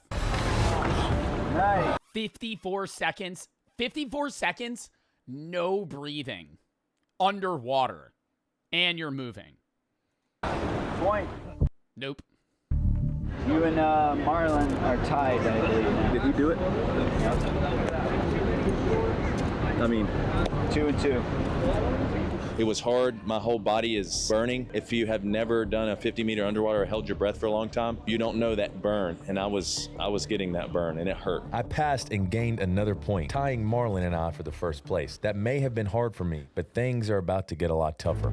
This next evolution is called drown proofing. The passing standard here is that you have to do 10 bobs. So go down to the bottom of the pool with your hands and your feet tied behind your back, push off the bottom, catch a breath of air, sink down. If you successfully complete 10 bobs. I think I could do 10 bobs. I thought they'd have to do this for like 20 minutes. I think I could do 10 bobs. Bobs without panicking and one of us having to rescue you, then you pass the evolution and get 1 point. Okay, well now, see, then he scares me like that. First 2 victims. Enter the water. When you're drown proofing, nothing about this is physical. It's all internal. Your breath, your confidence, your body either shows up for you or it folds.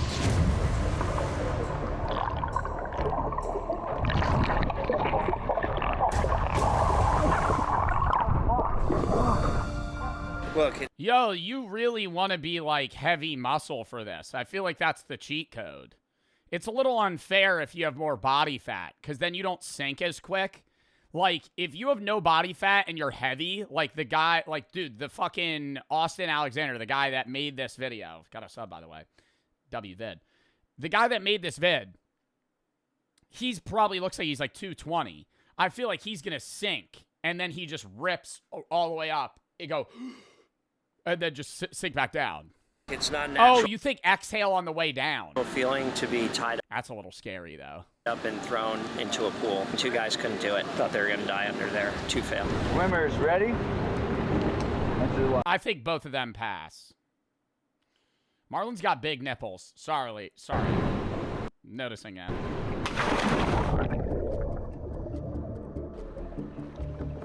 Good. Breathe, Marlon, breathe. People have to overcome the mental adversity and the fear. Panic sets in, heart rate goes up, lose your breath. Probably the scariest thing in the world. Come on, man. I think the scariest part is if you push up enough, but like as you're up, you're trying to breathe in and you don't get enough air. We're extremely tired at this point, but there's still one more evolution of phase 2 left. Bring it over, bring it over. We're gonna do underwater walks with the dumbbells, okay? So we're gonna split off into teams of 2, 1 team in each lane. All you're gonna do is you're gonna ride the dumbbells down to the bottom of the pool, and then you're gonna walk down to the other end, all right? Underwater? Underwater. You wanna lean forward, and you want the weight. This seems so fun. This seems fucking awesome. Holding a heavy object so you just stand on the bottom. To help pull you forward underwater. And just like when we were doing the 50-meter underwater swim, nice and relaxed underwater. Fun? Yeah, dude. Whenever I'm in a pool, I would love to sit at the bottom, but I can't because I'm floating. Like, if there's ever a heavy object I could hold, like, there was one time I went in a pool with a cinder block, and I just sat on the, it's fun. Do you just sit on the bottom, just look around? I think this is what it's like to be a fish. My main competitor / buddy for this next event, Marlon. How you feel about this? Just want to feel more confident. Our focus this time is to beat them. Yeah. I feel like me and you are better in the water. Let's do it. We got this, man. We got this. All right, guys, let's go. Enough talking. Grab your weights. Enter the pool. Go. Dude, that guy's fucking jacked. Holy shit, you sink quick. There was a liftoff, was when we walked the weights under the water, and my confidence came back. I almost wish we did that first. The kettlebell, Nick actually redeemed himself a bit. He made it pretty far on that one. Marlon and Austin have actually gotten better and better at each evolution as we've gone, so I've been really impressed with these guys. My favorite guy in the video. How do we get down there? Go out. He was less serious there. I think my team is doing amazing. I love my team. They're doing an amazing job. Everybody's tired, but they're pushing through. Nobody's ringing the bell, so really good. Since this didn't count for a point, it was really just about pushing ourselves. We closed out phase 2 with a series of conditioning drills such as a 25-yard swim, air squats, push-ups, butterfly kicks, and more. So far in the day, me and Marlon are tied. We just did lots of water evolution. We did some conditioning in the water. We did 50-meter underwater. We did 500-meter underwater. Drown proofing, 10 bob. I'm just a little flustered, physically exhausted. That was tough. Outstanding job. You guys have completed 2nd phase, water competency. This entitles you to go to the 3rd and final phase. Land warfare. In this phase, we have 3 evolutions. The final part of the PST, transitioning in basic marksmanship drills, and they gotta shoot a gun? The final evolution, the stress course. This is the phase, 3rd phase, where you can earn 6 points. So anybody can still win this right now. But to win this, it's going to take a lot of physical performance and focus, especially after being beaten down all day. My body feels exhausted. Most guys don't even realize how much physical performance and focus depends on your hormones. The last part of the Navy SEAL physical screening test consists of push-ups, minimum 50, sit-ups with a minimum 50, and pull-ups, minimum of 10. Fail. Nick, you're supposed to Are we dead ass, bro? That's be not improving. hard. 59. Bare minimum. Finally, Nick's gonna get on the leaderboard. Zane, you need to get on the leaderboard. Pass. Sit-ups are easy as shit. Motherfuckers, dude. I remember I would get so mad because a real sit-up is like hands holding your head or hands like this. But you would do that shit, bro, in like the presidential test or whatever for school, bro. Motherfuckers would be doing this.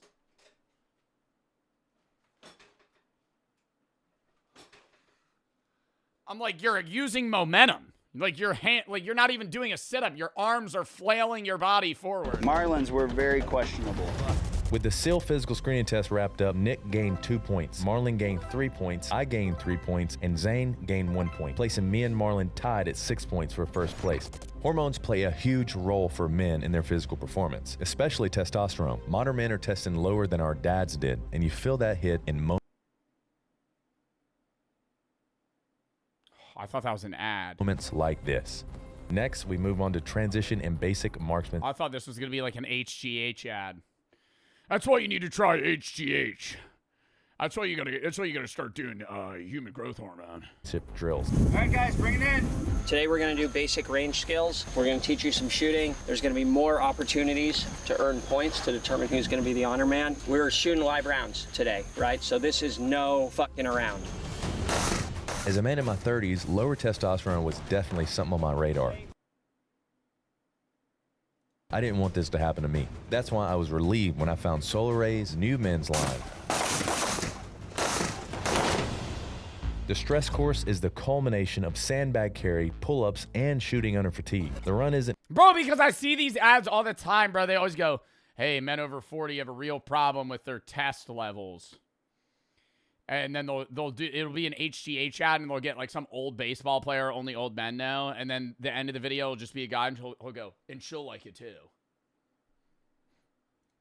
complete until the final still target is hit. But if you miss all your shots, you fail. Like it's a fucking rhino pill. With the leaderboard tied, this evolution decides the outcome of the honor man. Marlon, how you feeling about the shooting? I feel great. Honestly, it's fun. We're tied for points. I know. Six each? 6 each. All right. This is worth 3 points. All right, let's have a fair fight. Ready to go? Good luck. Good luck, brother. Good luck. Shooter, stand by. Bust him. I think I did pretty good. I think those are the best shots I've ever shot in my life. Shooter, stand by. Bust him.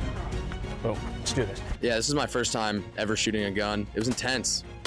Shooter, stand by. Bust him.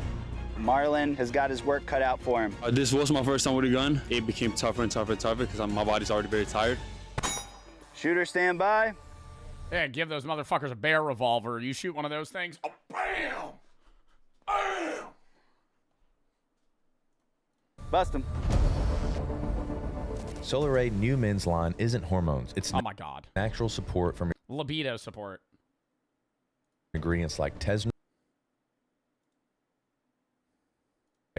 Pomegranate Plus, and dudes out there, if you want to stay confident, strong, and aligned with what your body needs to perform at its best, check out. Oh my god, oh my god.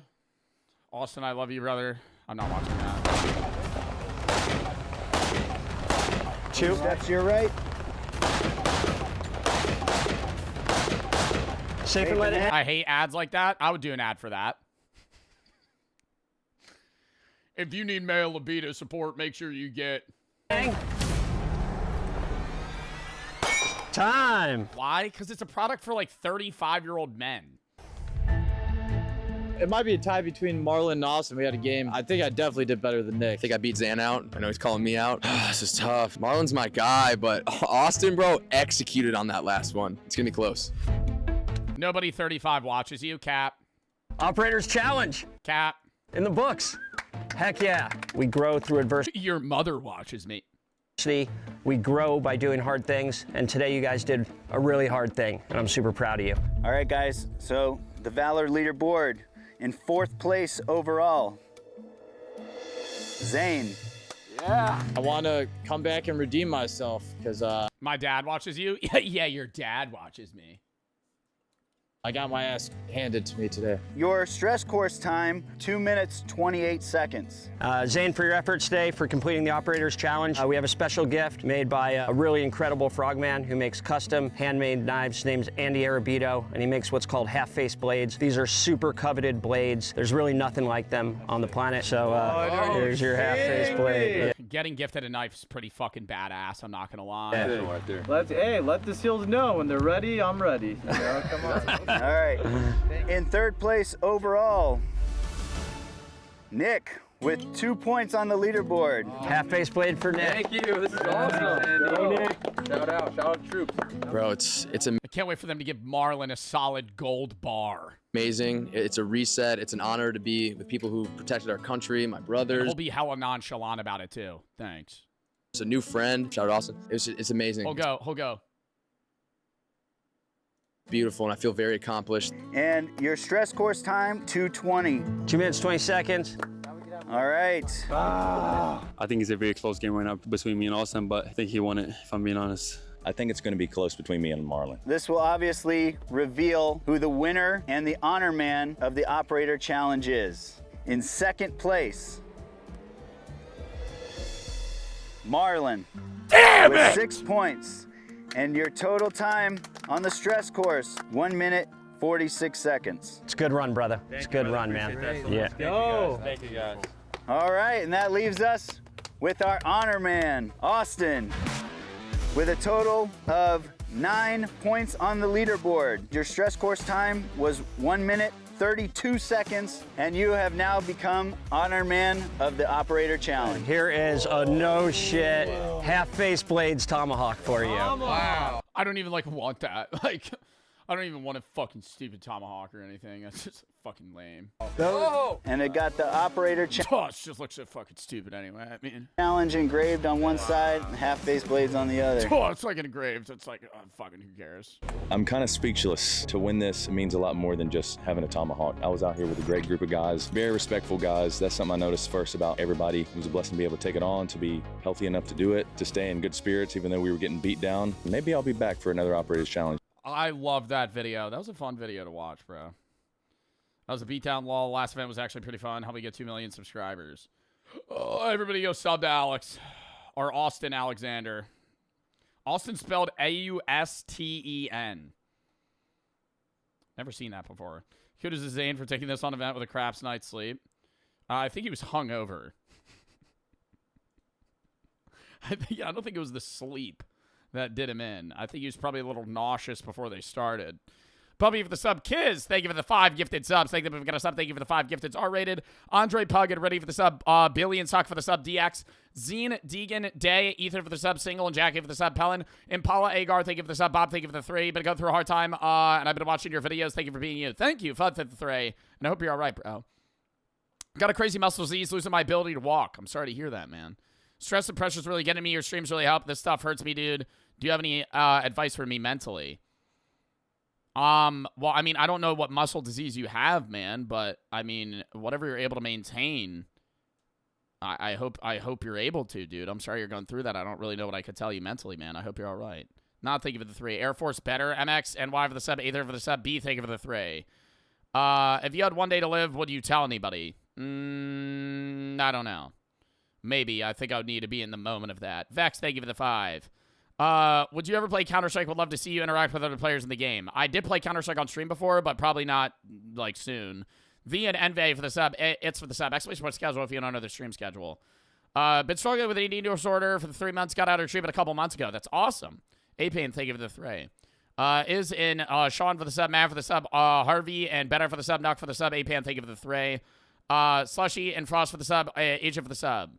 Looking for nutrition advice? Do you believe you could... All right, even that. All right, let's Slushy for the sub. Next video, chat. Lock in. Horror games or FMVs? Not today.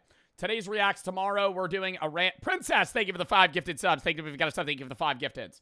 Today Reacts. Tomorrow, we're doing a random game at 1 into the SMP, into a Bro v Bro with Yusuf, back into the SMP. Sunday Reacts, noon to 4, because there's a snowstorm, so I'll be live early. Monday, we're going to be live at 4:30 doing Minecraft. We also have the Ender Dragon fight on Monday, so we'll be doing the SMP the whole day. Tuesday, I'm off. Wednesday, We're doing Hellmart, finishing Quarantine Zone, maybe some other random horror games. Next Thursday, VR day, early at like 3:30. Next Friday, Reacts, and a Roblox State collab. And next Saturday, SMP and a Bro v Bro with Edward. Next Sunday is going to be a PCRF charity stream for Palestine Children's Relief Fund, React Day as well. Then I'm gone the 2nd, 3rd of February, on the 4th for a Fortnite tournament. Off 5th, 6th, 7th, 8th, 9th, doing 3 different YouTube vlogs for YouTube. And then we'll be back grinding out stream.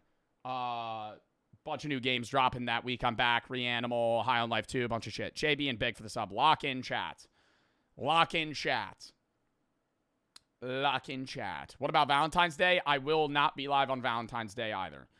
So when I get back the 10th, I'll be live 10, 11, 12, 13, off the 14th, and then I'll probably stream like 6 days that next week.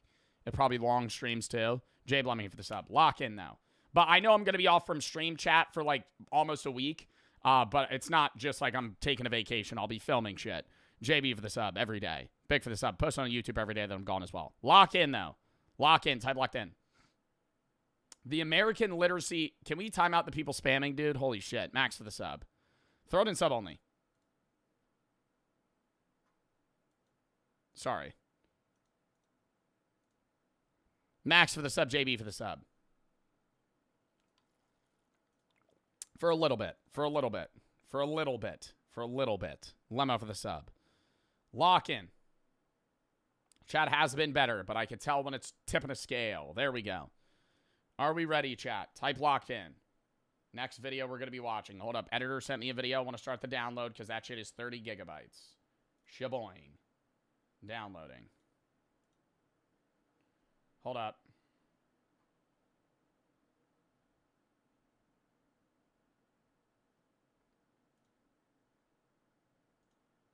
Hold up, hold up. Okay. 30? Yeah, a lot of the videos I upload are like 50 gigabytes. Fucking render that shit in like a good quality. It takes a while. All right, lock in. Ronaldo and Mr. for the sub. The American literacy crisis explained.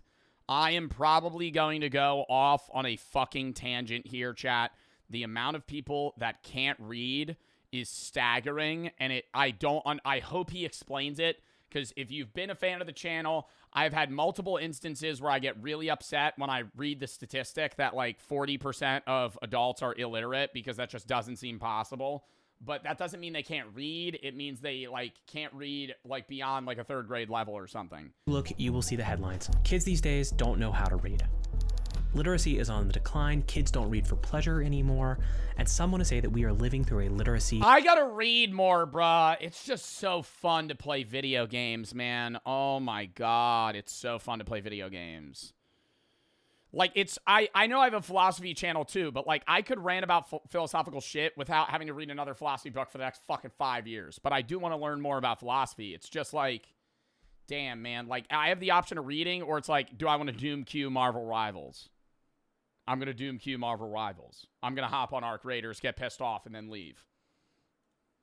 Crisis. You'll even see some claim that 40% of American kids can't read. How? That's not true, by the way, and we're going to talk about that later in this video. Are we living through a literacy crisis, or is this just a long... I feel like it means 40% can't read to the level that they should, is how I would interpret it. Standing failure, dressed up as something new. If you want to understand the American literacy crisis, you need to know 3 numbers. First up, 40%. That's the percentage of American 4th graders who cannot read at what's called a basic level. Every few years, students around the country take a test called the National Assessment of Educational Progress, or the NAEP. This is also sometimes called the nation's report card, and it allows us to track. I don't remember taking a fucking reading test in 4th grade. Do y'all remember taking a fucking reading test in 4th grade? Educational progress throughout the country. Yes. I remember taking tests, but I don't remember taking some like standardized test to see if I was able to read. Reading scores have remained relatively stable since 1992 until 2019, when they started to decline. Sometimes that's reported as saying that 40% of students can't read, but that's not what those statistics mean. So now 40% of 4th graders can't read at what's considered a basic level, and only 31% can read at what's considered a proficient level. The NAEP also defines those terms, and just because a kid can't read at basic level doesn't mean that they can't read. Bring back popcorn reading. read. But the literacy crisis doesn't stop at elementary schools. That's how you stop it. You bring back popcorn reading, motherfuckers get nervous. Then they go, I gotta learn how to read. Popcorn, Jake. The whale. And then they go, and then see, now they feel like they're getting clowned on. The problem is if they actually have like ADHD, you're not ADHD, like dyslexia. Because then that's like bullying. But I think that if they're just refusing to read books, then that makes them read books. Yeah, the problem is, it's not, though. Yeah, no, that if they have an actual intellectual issue of, like, dyslexia, popcorn reading's fucked up. But, like, if everybody in the class doesn't, and you're just, like, refusing to learn how to read, popcorn reading makes you want to learn how to read. And that brings us to our second number, 28%. That's the share of U.S. adults that are at the lowest level of literacy. In the last decade, that number has increased by 9 points. This doesn't mean that those adults can't read, but it does mean that they are what's called functionally illiterate. This means that they lack literacy skills which would allow them to navigate the world and go about their day-to-day task. And our final number is 21. But what can't they read? Like, they know how to read what I'm saying right now if I wrote it down, but, like, big words. Like, what's, like, a big word somebody that's illiterate wouldn't understand? Proficiency. Like, just reading proficiency. They wouldn't know what proficiency means. That's Mississippi's ranking in photosynthesis. Spontaneity. You're saying that because of Kai. Onomatopoeia.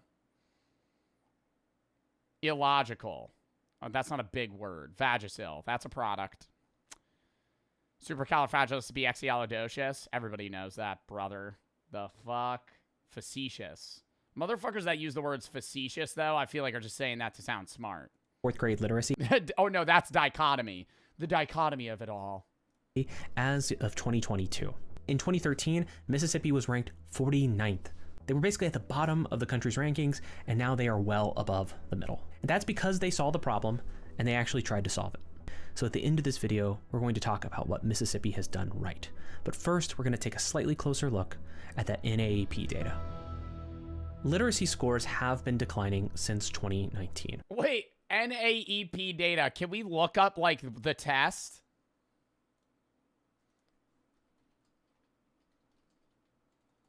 NAEP reading test. Can I, like, take the test? Is there, like, a paragraph of, like, me being able to read it? Like, sample questions. Test sample questions. It doesn't let me take the test.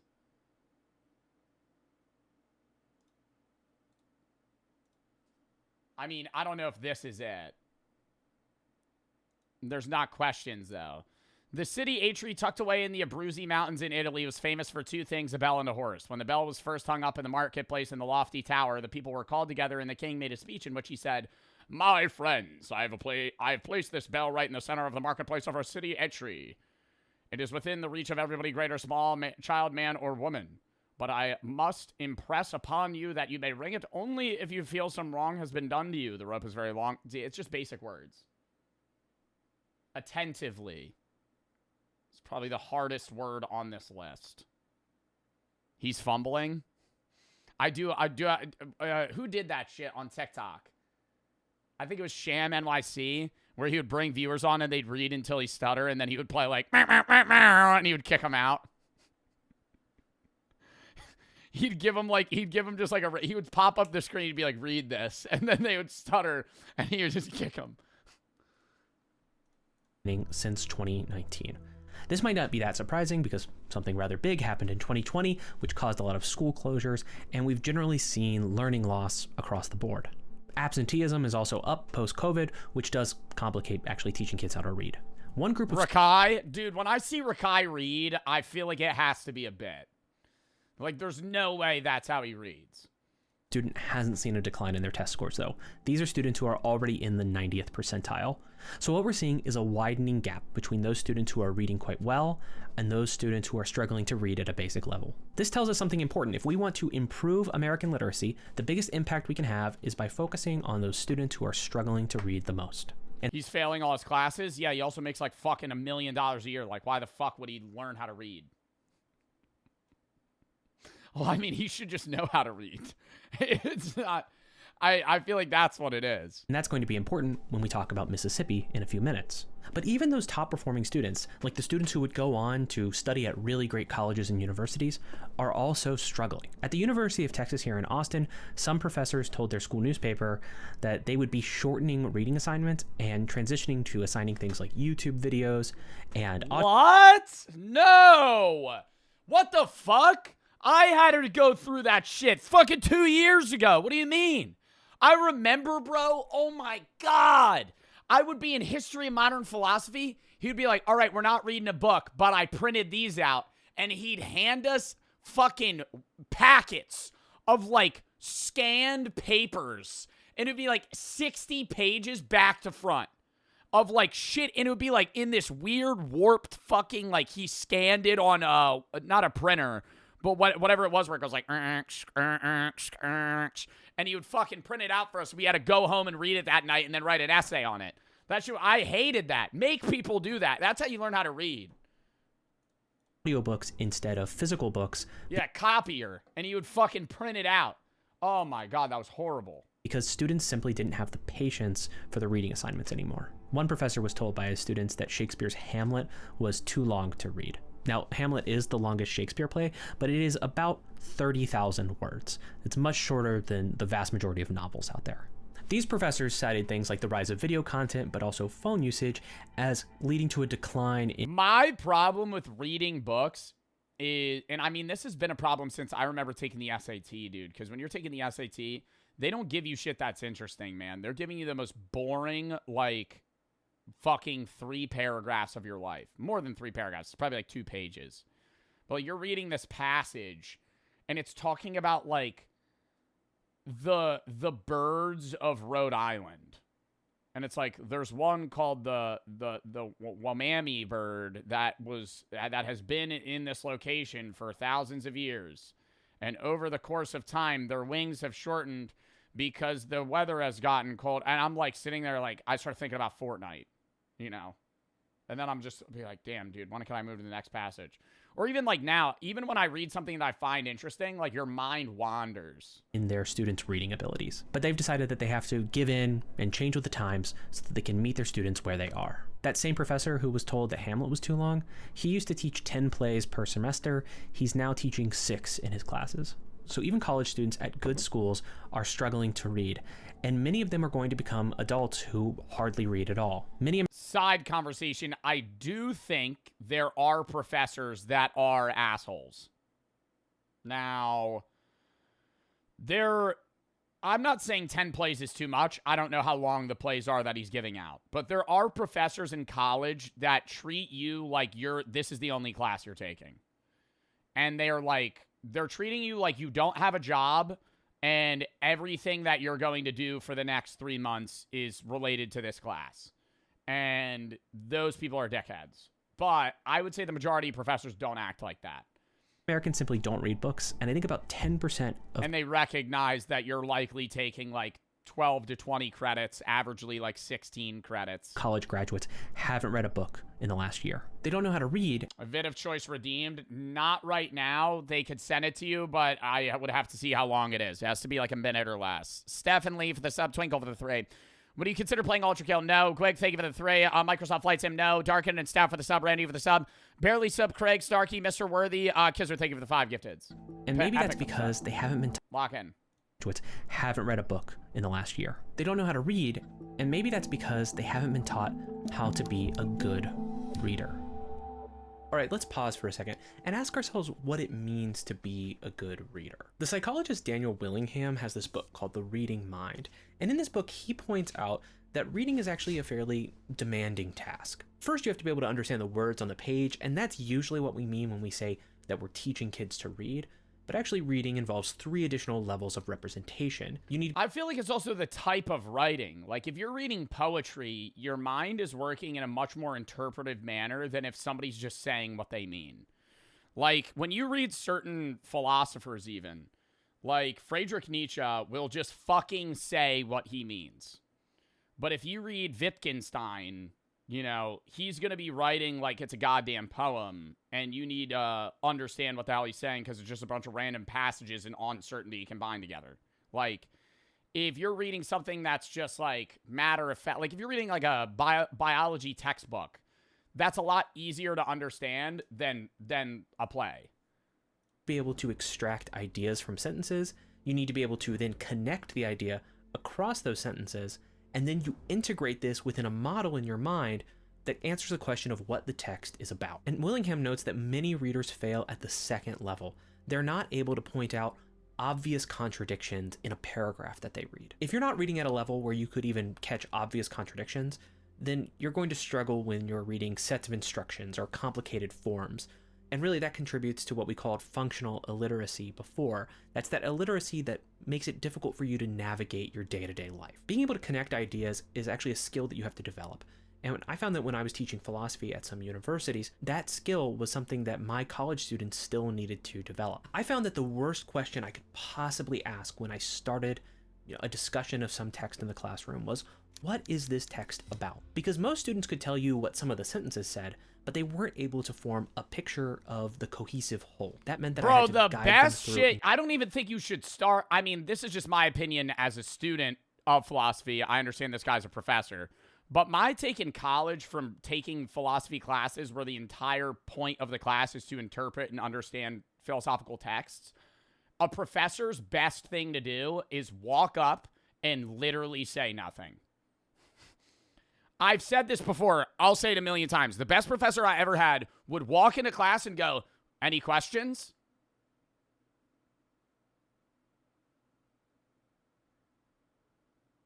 And then he would just stand there until somebody asked a question.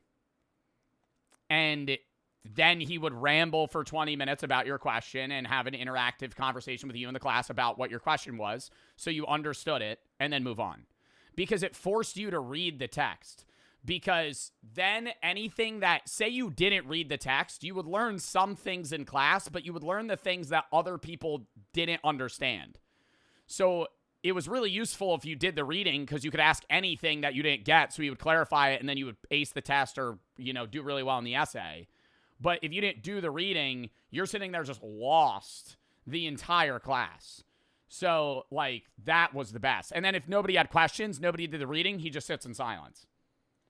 Raider for the 1,000, but he's been going through issues with me and my wife. I don't know what to do because every time I try to talk to her, it always comes back to me as a problem. And then she states she gets put last. I'm in the military, and a lot of it I can't control. I'm trying to figure out what to do. I feel so drained mentally. What would be a good path of action? I mean, I feel like this is a little bit different from you and your girl. Like, when I get questions about girlfriends, man, you're married to this woman. I think this might be something that you and her need to talk about. I don't think I'm the guy to go for advice, right? I think this is a couples therapy thing. Is just going to be my answer. I think it's different when somebody in my chat is like, hey, my girlfriend and I are having a discussion. You're married to this woman. I don't think Joe Bart's the guy you need to go to for this, So, I'm sorry, but I think you should go to a therapist, a couples therapist for this. I don't think I'm the guy for, marriage problems. I'm not married. I can't give you advice for that. Diego and Slim for the sub. JS for the sub. Quick for the 3.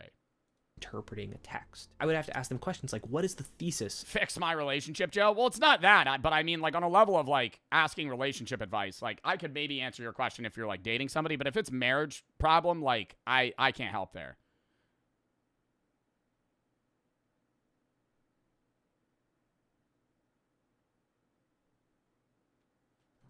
Of this article or this book or whatever it was that we were reading. Where are the arguments and the evidence for that thesis? And then is there any irrelevant or unnecessary... Yo, lock in. Chat is not locked in at all.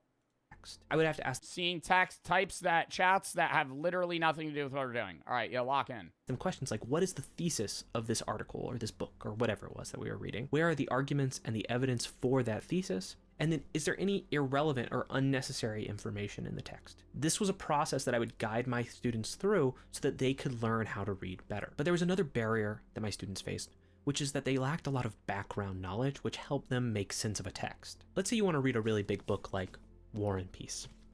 Well, War and Peace is a historical novel. It is set in a particular time and place. You don't need to know all of the historical details in order to make sense of War and Peace, but having some idea of European history and maybe France's connection to Russia, knowing who people like Napoleon or Louis XVI are, these are things that would be useful for you as you're reading. It would make reading War and Peace a less demanding task. And I found that a lot of my students lacked historical knowledge or just general world knowledge, which would make reading books easier. I think part of this has to do with the fact that at some point we started to emphasize critical thinking. Well, I think if you're a professor then on that sense and you want to assign War and Peace, you should do like a 45-minute background of like information you should probably know before heading into it. Upset and Grim for the sub.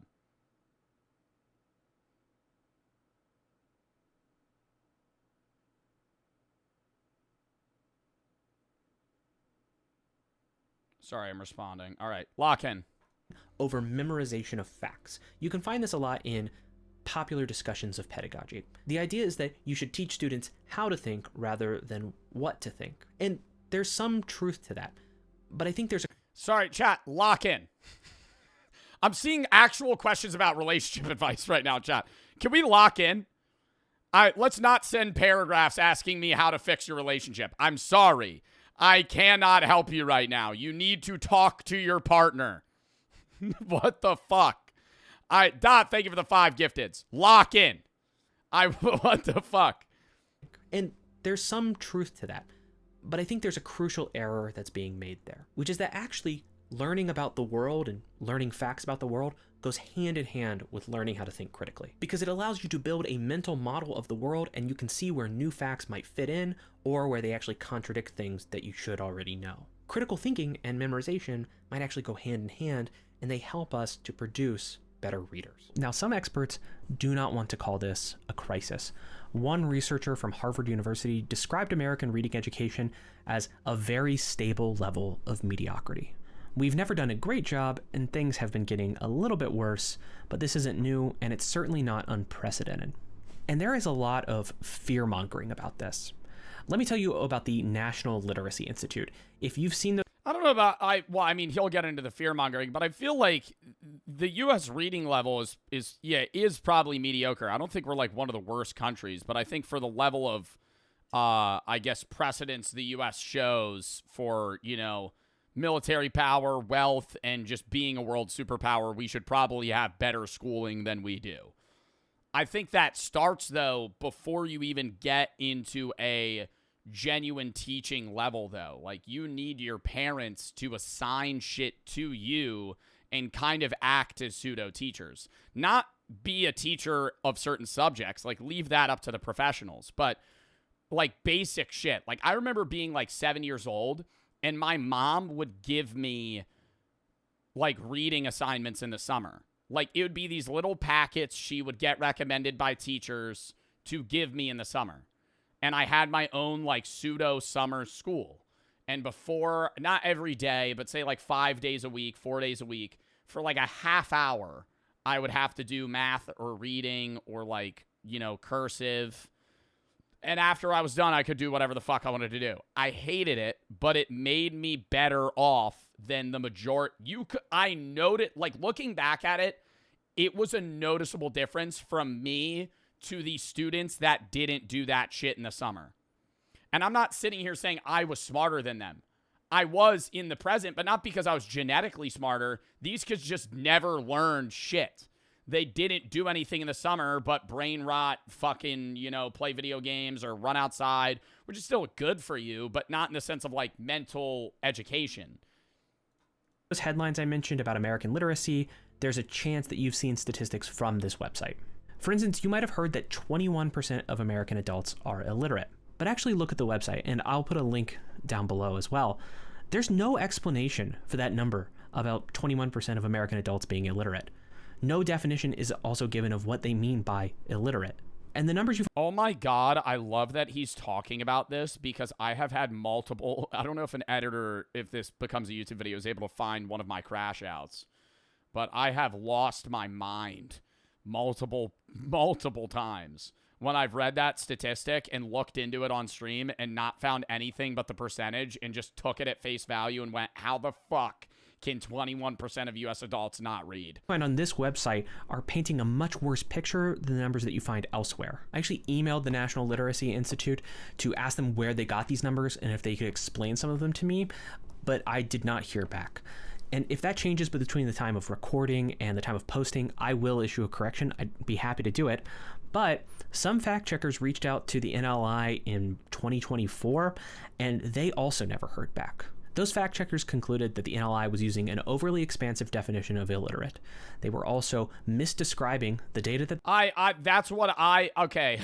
You know, I'm not trying to say I was saying this, but me and this guy are on the same wavelength here. No, I was interpreting 21% illiterate, meaning that 21% at least had like a reading level like below a third grader. they were citing, and they were misleading. Like, when I hear the word illiterate, I take it to its actual definition, meaning you can't read or write. Because for somebody to be incapable of reading and writing as an adult makes you a non-functioning member of, like, job markets and society, in the sense of, like, hey, if you can't read or write, how the fuck are you living? Like, how are you holding a job or, like, driving, paying bills? Like, you need a level of reading and writing capability to be able to do anything. Describing their data as new. How do you pass school? There are instances of, you know, I mean, not anymore really, but there's times, I mean, no, they still do this actually. They're a lot more lenient on, like, athletes. Like, it's very common you'll hear about, like, a really good football player being a dumbass because he got through school because he was good at football, right? Like, I mean, they do it in movies a lot, and they kind of exaggerate it. But there are instances where, like, there's the sliding scale, you know? You could be going to a really good college and be a really, really good football player, and the requirements for you to get in are going to be lower than somebody that's just going for academics. Oh, my God. Sorry, side note. I was tweaking that, you know when you, like, do something and you forget about it, and you're like, did I grab that? I don't remember. I thought I grabbed energy drink before I started stream, like a Gamer Subs can, and I misplaced it, and it's right behind me. And I just looked at it. Anyways. When in fact, this data does not come out on an annual basis. National Literacy Institute is just another name for the National Literacy Professional Development Consortium. That's a private company that sells professional development courses for teachers. There's nothing wrong with that. I mean, teachers often need more professional development as they further their careers, but the fact that they call themselves the National Literacy Institute sometimes makes it seem like they're a research center, and it gives a lot of authority to the things that they put on their website. And I've noticed that people will cite this website uncritically. I've even seen other YouTubers cite this when they talk about American literacy. I don't think those YouTubers were trying to mislead you. I think that they had the best intentions, but I think they got fooled. But seriously, look at the website again. There's no sources. There's no research methods. There's nothing like that. It's just bullet points and numbers. Where did the numbers come from? Well, the website doesn't tell you. I think anyone honestly looking at this data would say that there is a real problem with literacy in America. But we have to be able to say that there's a problem without engaging in fear-mongering or simply lying about it. Fear-mongering might even give you the impression that this is a problem that can't be solved.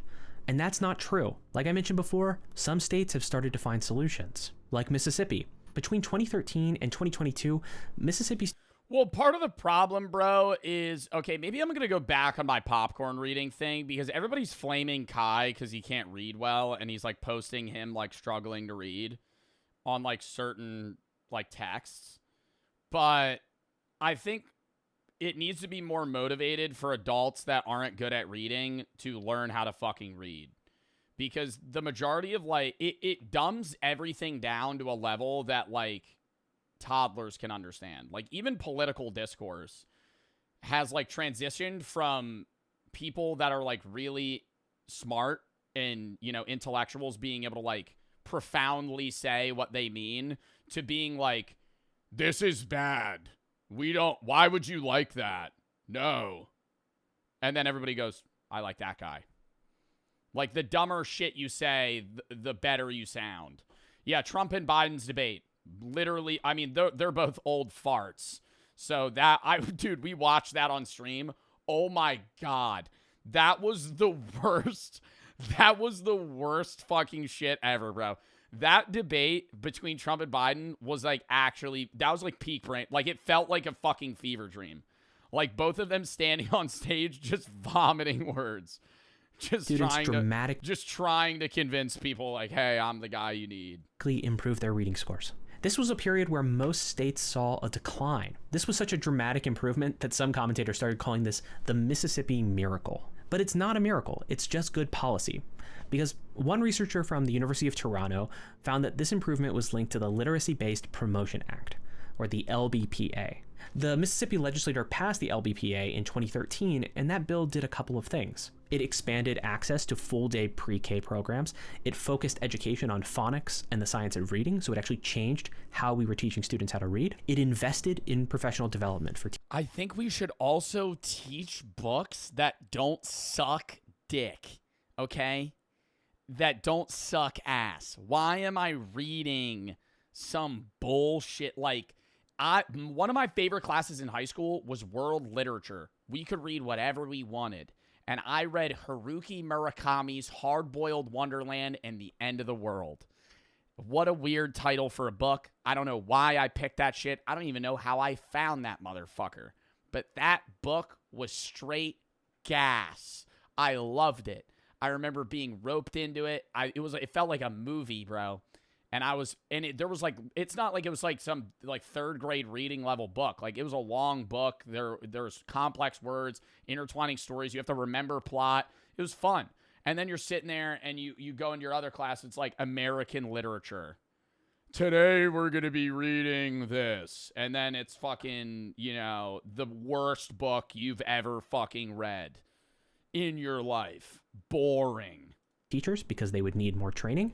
It identified struggling readers and then targeted them for specific interventions. So if a student was falling behind, they got additional help when it came to... Why do we read old shit? I think a lot of it's like history and there's still like meaning in it. Like you're reading like Tom Sawyer. Bro, what are like books that everybody reads in high school? Tom Sawyer. Fahrenheit 451. You might read that in middle school. The Hatchet you would probably read in middle school. Hamlet, yeah, you're reading Shakespeare, Romeo and Juliet, yeah, Edgar Allan Poe, but like, that's weird. Why are we reading Edgar Allan Poe? Why? I get there being some sort of historical need or purpose, right, for reading The Great Gatsby and Fahrenheit 451 about burning books and, Tom Sawyer and all these other books, but like, why are we reading Edgar Allan Poe? And dude, reading Edgar Allan Poe is like fucking insane, dude. You're sitting there reading it. And it's like, there was a heart beating under the floorboards. Dum, dum, dum, dum. Isn't my sweet Rebecca? I think she's stuck in the clock.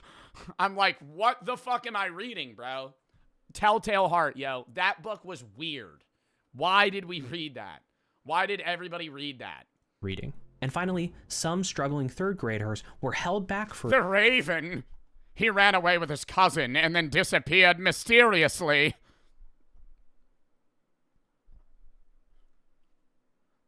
A year, so that they would have more time to build their reading skills. The simple description, though, is that the LBPA took literacy seriously. It gave teachers the training they needed. It focused on struggling... Wrong book. No, Edgar Allan Poe... Didn't Edgar Allan Poe date his cousin?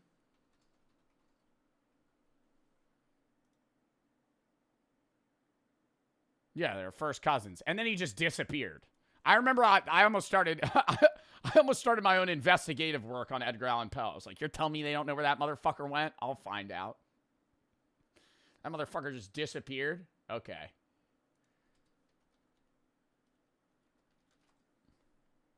He disappeared in September, leading to his death in Baltimore days later. Remains an enduring mystery. He was found delirious in ill-fitting clothes, unable to explain his missing days, though theories pointed to cooping, forced voter fraud, alcohol, robbery, or illness. That motherfucker just vanished for a week. Found unconscious and then died. What? Readers, and it gave kids time to learn how to read properly. So the LBPA had a very strong impact on those students at the bottom. It helped bring a lot of students from that below basic category to basic, and also students from basic to proficient. It had almost no impact on students who were already proficient, maybe moving them to the advanced category. But that's to be expected given the kind of interventions that were in the bill. What Mississippi demonstrated is that the decline in American literacy isn't inevitable. We can solve this problem, and it actually only cost Mississippi $15 million. That sounds like a really big number, but the state's budget is $7.6 billion, so we are talking about fractions here. This doesn't solve every problem. It is only. 15 million is nothing in a state's education budget. Bro, there's certain schools. There's a school in New Jersey that like misallocated $160 million of funds. I don't know the name of the school.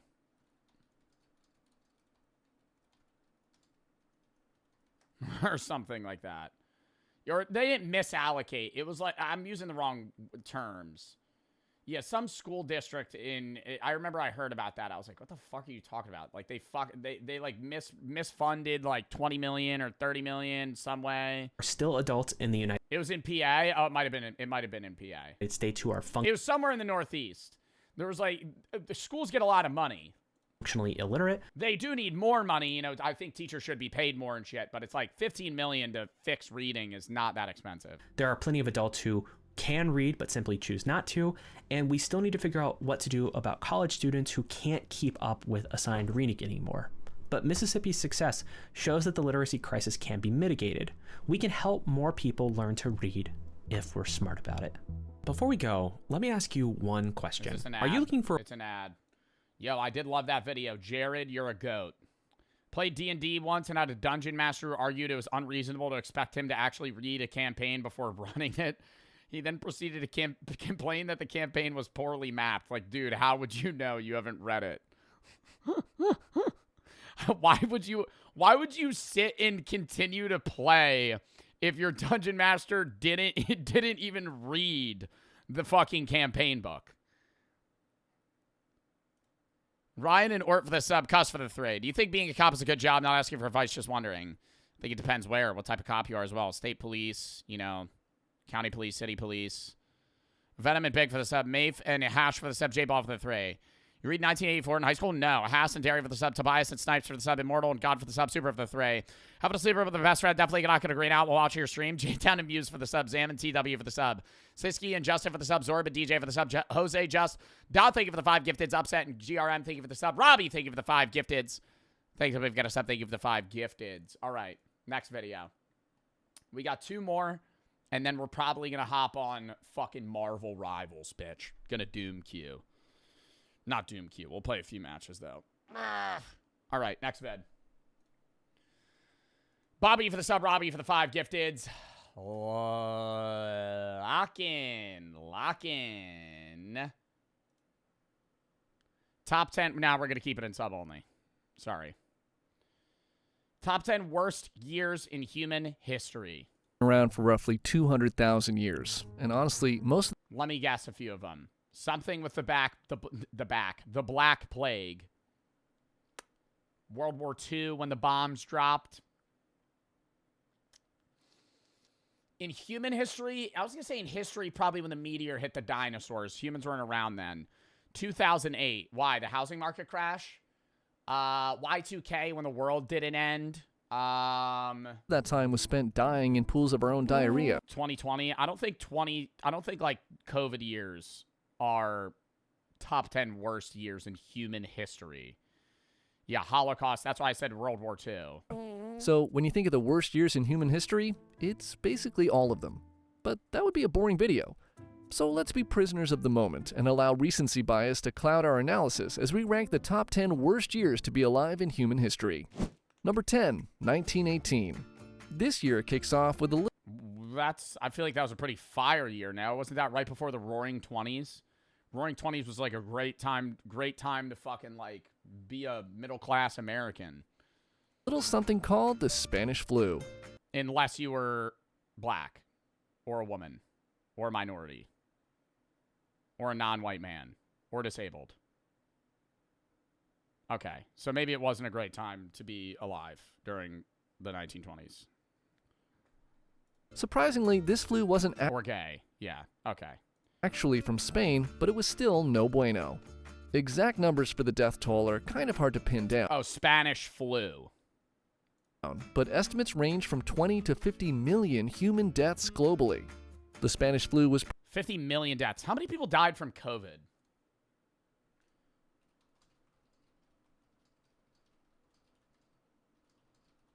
in the world. 7.1 million. Wow. So Spanish flu was like 6 times that? No, 7 point something times. Particularly deadly for 2 reasons. 1, it was a brand new strain of the flu, and 2, the conditions of the Great War made it so much easier for the disease to spread. Soldiers returning home brought the flu with them, infecting people in remote areas who had no immunity to the virus. What was extra special about the Spanish flu was that it was unusually deadly for young adults compared to other flu viruses of the time, leading to a significantly higher death toll. This disease... Chat, if you got the Spanish flu, do you think you would eat that shit? I think I got a pretty weak immune system when it comes to, like, big illnesses. I had COVID twice, and I was fine. But that was COVID. Spanish flu, like, part of me, okay, I would never want it, but part of me is like, would I die with the Black Plague? Yeah. No modern medicine, right? Like, let's say you get the Spanish flu, but you're not allowed to take, like, Advil, Tylenol, nothing. Like, you're just you're ripping it. You know, like, you're lasting that shit out. It's wraps. Most of us are dying. Was terrifying for doctors. Black Plague has to be on this. The Black Plague was so bad that people thought it was an evil that brought the end of the world, bro. That many people fucking died. There were bodies in the streets, piles of dead people. When the Black Plague was like the devil himself coming back to Earth, bro. Like a third, it was a third of Europe. I'm pretty sure it was more than a third of Europe. I think it was maybe a third of Europe as a whole, but a ton of, like, certain areas, like, almost everybody died. How many people in Europe died of the Black Plague? 50 million people, but this was in the 1300s. So 50 million people in the 1300s is way more than the 1900s. 30 to 60% of the continent's population of Europe died. Florence, for example, lost up to 60% of its population, similar to London. So, like, heavily populated cities lost, like, more than half of their people. Just because of how quickly it spread, or how quickly their It was a third of the world. That's what it was. Patients died, but the process of how people died from it. Heliotrope cyanosis was a symptom of the Spanish flu, where a patient's skin would slowly turn purple as their lungs filled with fluid, preventing them from getting enough oxygen into their bloodstream. The blue/purple color would start in their lips and fingers, but eventually spread across their whole body as they neared death. After the patient passed, their entire body would then quickly turn from purple to black. Truly horrific stuff. To make matters worse, 1918 was also the final year of World War I, which saw another 5 million global casualties and made most of Europe no fun. Also in this year, you had the Russian Revolution going on, which ended the House of Romanov for good with the assassination of Nicholas II and his family this year. This revolution allowed Vladimir Lenin to take power, where he established a totalitarian dictatorship that oversaw the mass killing of political dissidents. The revolution was marked by brutal civil war and famine, which killed millions more. And finally, the Treaty of Versailles was being drafted, which, while not initially terrible, put Germany in a super bad mood that had some pretty major downstream consequences. But more on that later. Number 9, 1492. What happened in 1492? I feel like there's a gap. I feel like there's a gap in human knowledge. Like, most humans know a lot of shit that happened between 1800 and, like, today. And then you know a little bit about the 1600s and, like, Jamestown and, you know, fucking witch trial shit, blah, blah, blah. You know, you could even go back to, like, certain, like, poets or people that were alive, like musicians in, like, 1300s. 1492, oh, Columbus. Columbus sailed the ocean blue in 1492. Ooh. That one slipped the brain for a minute there. Yeah. We all know in 1492, Columbus sailed the ocean blue. But by doing you gotta say the rhyme for me to know. You can't just show me the date. that, Columbus also opened up a portal to hell for nearly everyone who is currently living in the Americas. Yo, that motherfucker was a horrible person, bro. They don't teach. Yo, they deadass didn't teach. I feel like now they probably do. I remember when I was a kid, bro, they did not teach about Columbus being a horrible person. They were like, Columbus founded the Americas. That motherfucker lied to the Native Americans and said that the fucking moon was gonna, or the sun was gonna disappear, or the moon was gonna disappear. They lied. He was like, hey, the sun's gonna disappear if you don't fucking give us food. And they were like, no, it won't, because who the fuck would believe that? And he just knew knowledge about astronomy, and he said his god was more powerful than theirs. And then there was a fucking solar eclipse, and the sun disappeared. And then they fucking gave them all their food, and then died. Every indigenous person that came in contact with the Europeans. I thought he said the moon would be of blood. I'm pretty sure he just predicted a solar eclipse.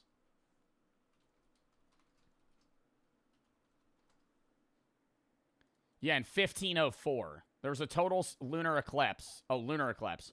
During his fourth voyage, Christopher Columbus induced the inhabitants of Jamaica to continue provisioning him and his hungry men, intimidating them by predicting a total lunar eclipse. Some claim Columbus used the ephemeris of the German astronomer, but Columbus himself attributed the prediction to the Almanac of Abraham Zacuto. He got beached, blah, blah, blah. They needed food. They couldn't give it to him. And then he, like, basically just, like, settler was lied either to them. He would also, like, you know, do some pretty fucked up shit in general. Killed by a disease, killed in the slave trade, killed in war, or died of a broken heart. And while it certainly didn't all happen in 1 year, the introduction of European settlers to the Americas ended up killing 90% of the indigenous population. Even if it was a peaceful interaction, Europeans brought over diseases that the Native Americans hadn't encountered yet. And then they all died. Same thing with, like, a lot of encounters with, like, Amazonian, like, tribes. Like, you just, like, go see them. You could be peaceful, and then they're all just going to get, like, fucking smallpox and die. Diseases like smallpox, measles, and influenza decimated communities that had no immunity to these foreign illnesses. I guess one could argue that the events of 1492 had positive effects. It was not peaceful. I'm saying there was multiple interactions. There were instances of peaceful interactions. Many were not. On much of humanity. Not with Columbus. I'm talking about, like, people just arriving to the Americas. Leading to the age of exploration and the eventual globalization of trade and culture that brought us things like pizza and chocolate. However, the near extinction of an entire continent civilization does put it on our list. Number 8, 2008. This is probably the housing market crash. I feel like we're jumping pretty heavily here. The housing market crash of 2008 was worse than smallpox. Height of recency bias, but and Vladimir Lenin. Who cares? It sucked. 2008 was the year the entire world realized that rich people just basically make up how much money there is. And for a number of reasons too complicated to go into in this video, something called Lehman Brothers went out of business, and then the entire global economy collapsed. Stock markets around the world crashed. The American auto industry nearly went belly up, and the cost of food and gas. And the bubble of borrowing money or having debt to buy assets is like what's happening right now with the AI bubble. I'm not trying to, like, make people panic, but the shit that happened right before the 2008 housing market crash, where people were taking on debt to buy houses and assets, is exactly what's happening right now with big businesses. So if it fails, they're fucked. Went through the roof. It was the worst financial crisis since the Great Depression, causing millions of Americans to lose their jobs and homes. Also, if you've ever wondered, why do houses cost so much these days? Well, in the aftermath of the 2008 mortgage crisis, new home construction basically stopped for about 10 years because nobody could get a loan. And since there wasn't a 10-year hiatus on unprotected sex, we now have way too many people and way too few houses. So thanks again, 2008, for still ruining all of our lives. What? China and Australia's economy actually grew during the Great Recession? What do you mean America isn't the center of the universe? Number 7, 73,000 BC. Yeah, I feel like that's a little absurd to put the 2008 housing market crisis as one of the worst years in human history. Like, I wouldn't even say that's, like, top 50. Like, you could say 30s was, like, the Great Depression, because that was bad for the world as well. Okay, so we're a little loosey-goosey on the exact year, but trust me, whenever it was bad. Rewind 73,000 BC. I love how we're jumping around history right now. We got Spanish flu. We have Christopher Columbus, 2008, and now 73,000 BC. Clock 70 or so millennia, and you'll witness what's known as a super Pompeii? When was Pompeii? Wait, is this Pompeii? Volcano eruption. No, Pompeii was not 73,000 BC. 73,000 BC, there wasn't fucking cities yet. When was Pompeii? That was probably like fucking 3,000 years ago. 79 CE, so 2,000 years ago. This particular event is known as the Toba catastrophe and is probably the thing Indonesia is second most famous for after Komodo dragons. This eruption set off a 10-year volcanic winter that nearly eliminated the entire human species. The Toba eruption released so much volcanic ash into the atmosphere that it blocked sunlight, leading to a drastic drop in global temperatures. The few survivors faced harsh conditions, with scarce food and resources, struggling to maintain their communities. The entire human population left on Earth was somewhere between 3,000 and 10,000 people, or roughly the size of Brandon, South Dakota. And we're all descendants of them. Wow. We're all related to those people. That's what I feel like. That's so cool that like every person has a common ancestor, like what, 60 people ago or something. Like there's somebody that so we're all related in some way. Yeah. But not in a sense of like incest. But then I'm pretty sure this era is when they were making like was it whale bones? No, I think it might have been like, what's that motherfucker from Ice Age? A mammoth. Mammoth bone huts. Yeah, people used to live in this. Stuff that looked like this. Ukraine. Mammoth bone structure homes. This is like when it was like really fucking cold out. They would make shit like this. Out of just straight animal remains. Because it was so insulative. And they would put like hides and other stuff on the outside because it was just cold as fuck. You've never heard of Brandon, South Dakota? Okay, Madison Square Garden can hold around 20,000 people, so the entire population left on Earth after that eruption could fit in MSG twice. This phenomenon is known as a genetic bottleneck, and is also why we're all kind of related. Number 6, 1929. The Roaring Twenties came to an abrupt end in 1929 when the U.S. stock market crashed, setting off, stop me if you've heard this before, a global economic collapse. The Great Depression that followed was a decade-long economic... Oh no! Oh no! American steel is down! Let me go withdraw all my money from the bank. And then they had no money. Disaster that affected almost every country in the world. Yeah, imagine pulling up to a bank going, I want to withdraw my money. And they go, we don't have it. Huh? Huh? Mental health was... We don't have it. Huh? At an all-time low immediately following the market crash. Self-deletion rates were so high that some hotel operators in New York City would ask guests if they needed a room for sleeping or jumping out of. That's real. In the US, 1 in 4 people became unemployed, and wages for the remaining workforce were basically cut in half. Bread lines and soup kitchens became a common sight, and many people lost their homes and savings. One farmer of the day knew he couldn't afford to feed his sheep, so he slit their throats and threw them down a canyon instead of letting them starve. It's like, wow. What? They don't like sheep? The events of 1929 set off a decade of economic hardship that culminated in Earth's favorite pastime, World War. Number 5, 1601. If you take one thing away from this video... Is that the witch trials? When were the witch trials? I was just in Salem. No, that was 1692. It should be that volcanoes are bad. So bad, in fact, that one volcano in Peru basically turned the lights off for the whole planet. The eruption of Huayna Patina in 1600 was one of the largest volcanic events in recorded history, spewing vast amounts of ash into the atmosphere. Bro, I want to see the volcano eruption that's that big that it blacks out the sun from the whole world. One volcano erupting that much. Atmosphere. The summer of 1601 was known as the summer with no sunshine. Sunlight levels dramatically decreased everywhere in the world, causing mass famine, but nowhere more so than Russia. The lack of sunlight led to crop failures and livestock death. A third of the Russian population starving to death in the 2 years following the eruption.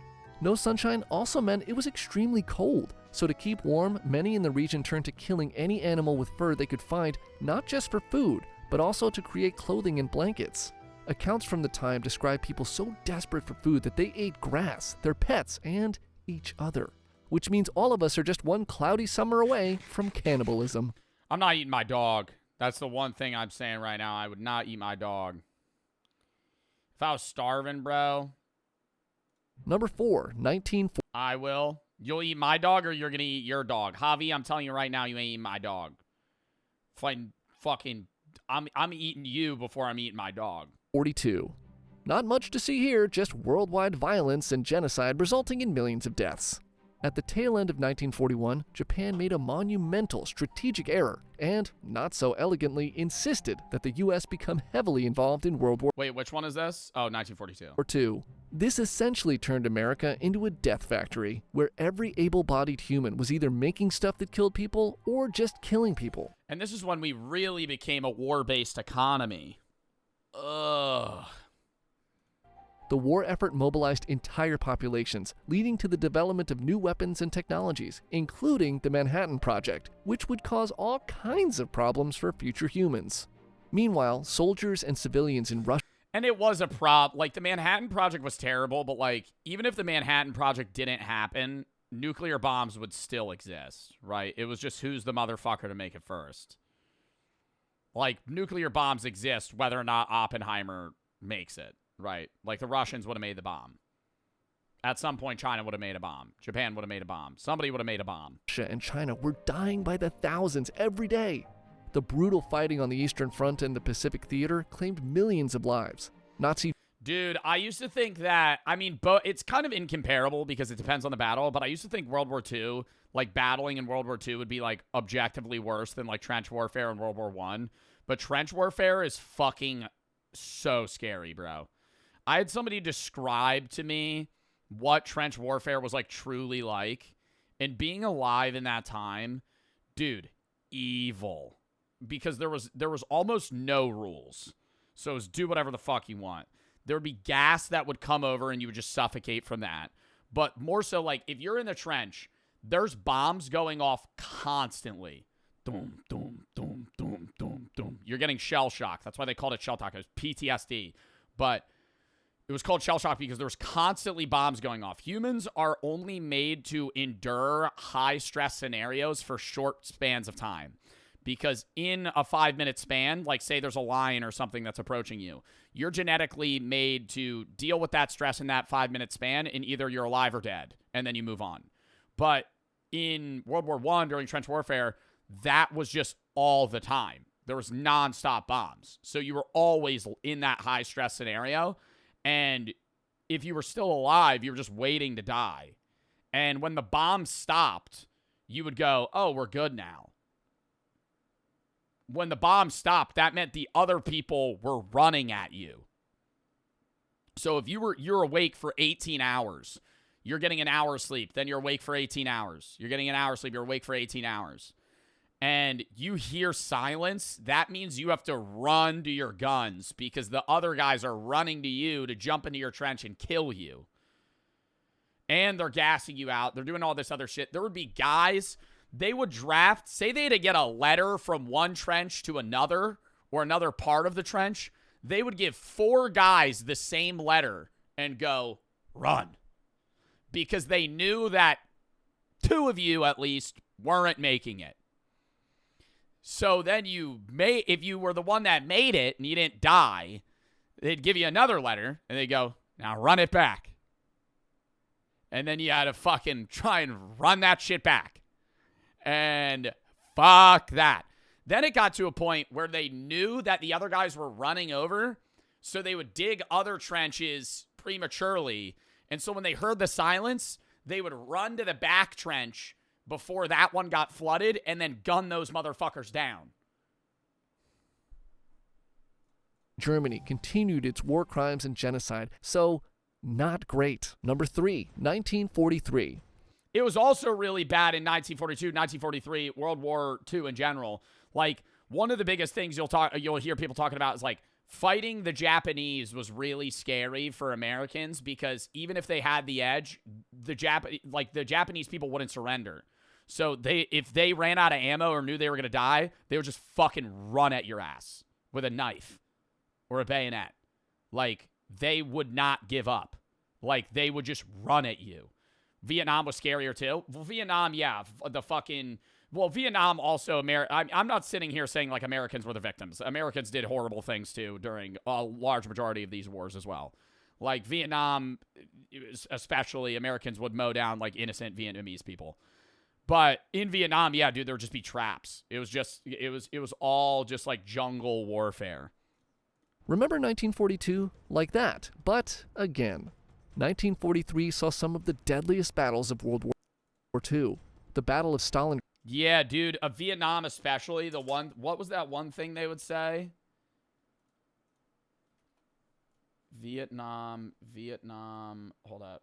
Vietnam message to U.S. speakers. Like it's like you're gonna die, GI or something is what it would repeatedly say. During the Vietnam War, all right, that's not what I want to hear. This operation involves exploit the Nope.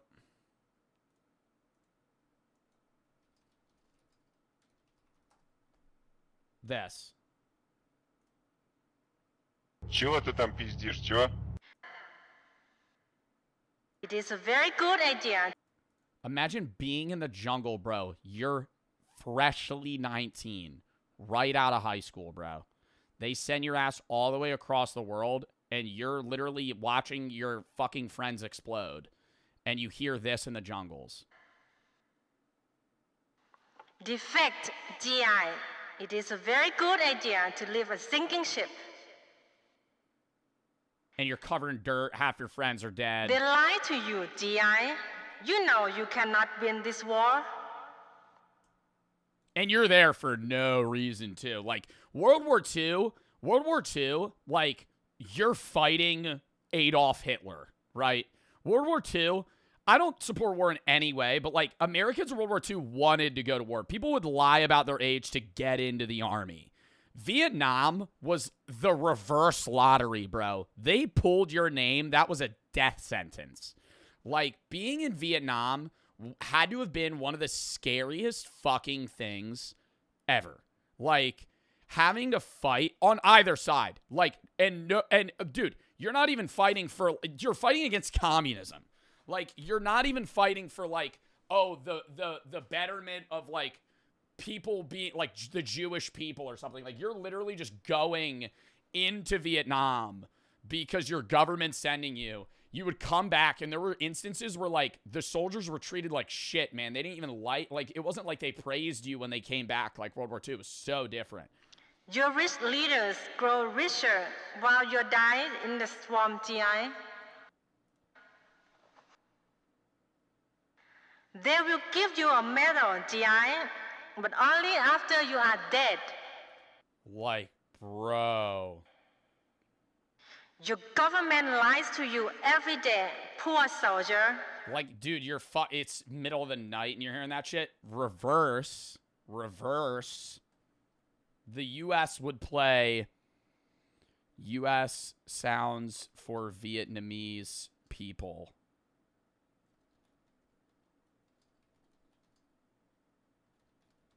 The Vietnam, what was the tapes the U.S. would play on those big-ass speakers to the Vietnamese guys in the tunnels?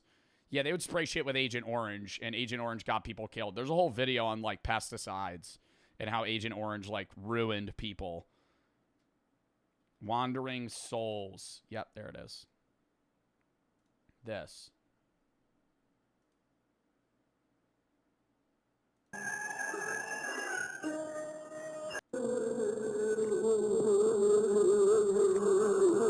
The U.S. would play this for the people underground. Make you lose your mind so you'd run out of the tunnel and then they'd fucking shoot you in the face. One of the bloodiest battles. People don't realize how... No, I'm serious. Like, you hear about, like, you learn about war, bro, at such, like, a basic level in high school. Like, that shit, bro... Like, no, like, people go, oh, war's bad, you're killing people. It's beyond that, dude. It was psychological torture to have to fucking fight in any of these wars. battles in history ended in early 1943 with the defeat of the German army. This marked a turning point in the war, but came at a staggering cost of over 2 million casualties. I always think, dude, being in D-Day, man, that had to be so fucking scary. Being a guy that was getting shipped on D-Day, World War II, you're on a boat, just running on Normandy Beach, watching hundreds of people get mowed down. Explain D-Day? Bro, how do you not, like, see, why do I have to explain? How do you not know? D-Day was when the U.S. were storming the Germans on Normandy Beach. And the Germans had these concrete structures that were hooked with, like, fucking, like, like big automatic machine guns. And they had all these spikes on the beaches, so you couldn't really drive up on them. You just had to drop the boat a little, like, far back, and they would jump off the boat into the water. D-Day boats. So they would be in these boats packed like sardines. And they would drive up to the beach. This hatch would open. They would all run out. All of them would die. Not just the U.S. I'm saying from the U.S.'s perspective. I know there was other countries involved. I'm saying U.S., Germany. Germany was the people that were defending. It's like Saving Private Ryan, yeah. And you would go Canada, France, Australia. Yeah, it was the Allies. It was the Allies versus the Axis powers, but I'm pretty sure the only people on the Axis powers were Germans. Was there Italians in D-Day? I don't know if they were on the lines in D-Day. Or on the defending side. No, I think it was just Germans up there. I don't know. I'm not a genius on D-Day. Anyway, somebody said this was boring. Fuck out of stream, bro. Who gives a fuck? Imagine, bro, the first waves of these boats of, like, you know, all the Allied powers, literally all of them died. All of them died. Like, instantly.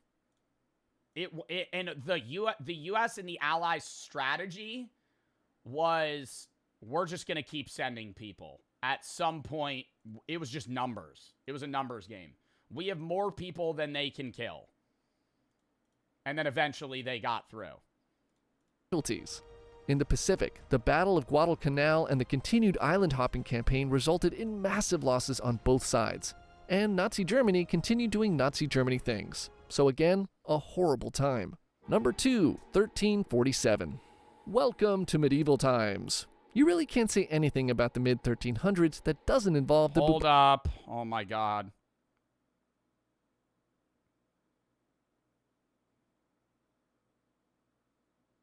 All right. Bubonic times. You really can't say anything about the mid-1300s that doesn't involve the bubonic plague. In 1347, the Black Death began ravishing most of Eurasia and parts of North Africa.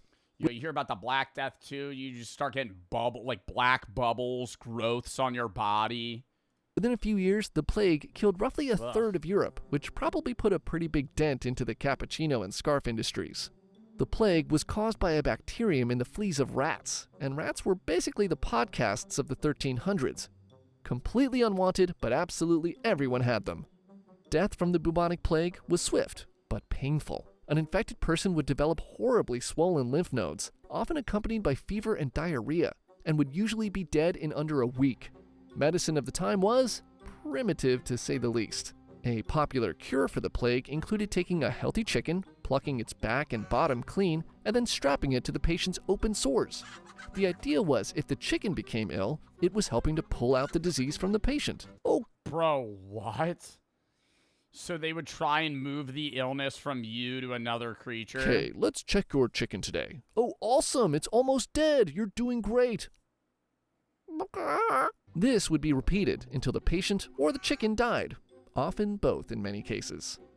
Chickens weren't the only... What was the odds of living? If you had the Black Plague, what were your survival chances? Probably like 10%. No, I feel like it had to be higher than 0, chat. Come on. Survival chances were extremely low, up to an 80% mortality rate. So there were instances where people would survive.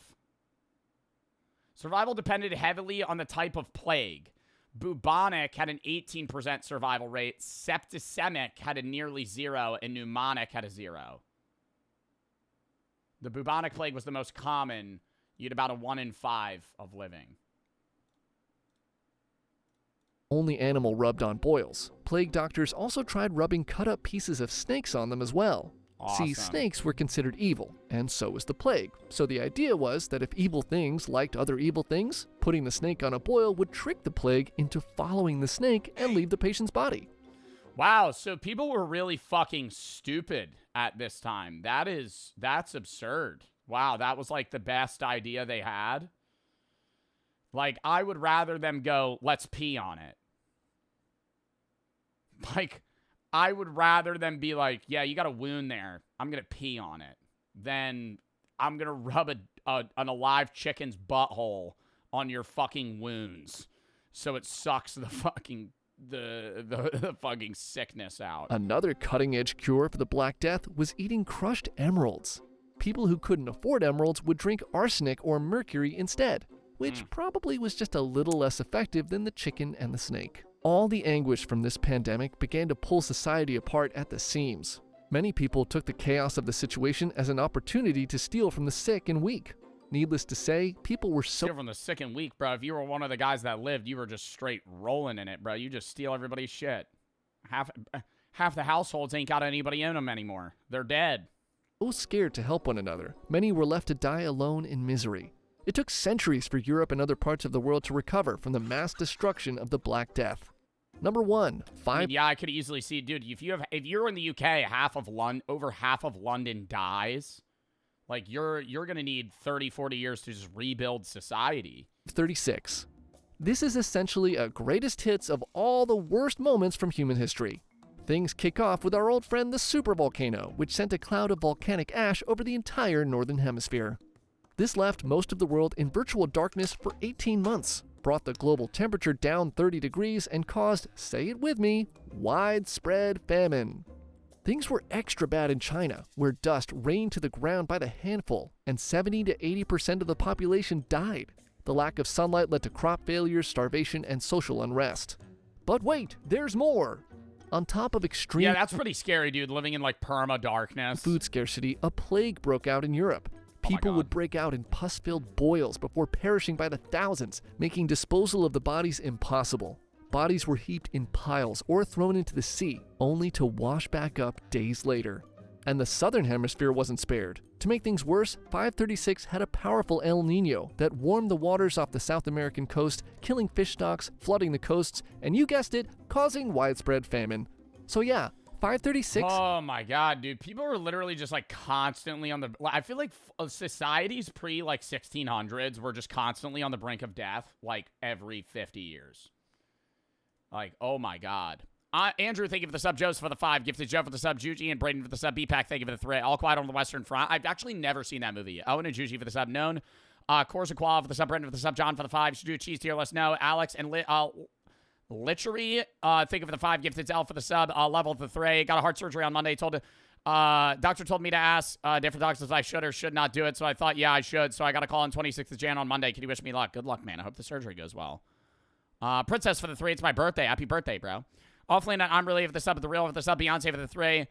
Speaking weak immune system, I got pneumonia at the same time after I got better after COVID. That sucks.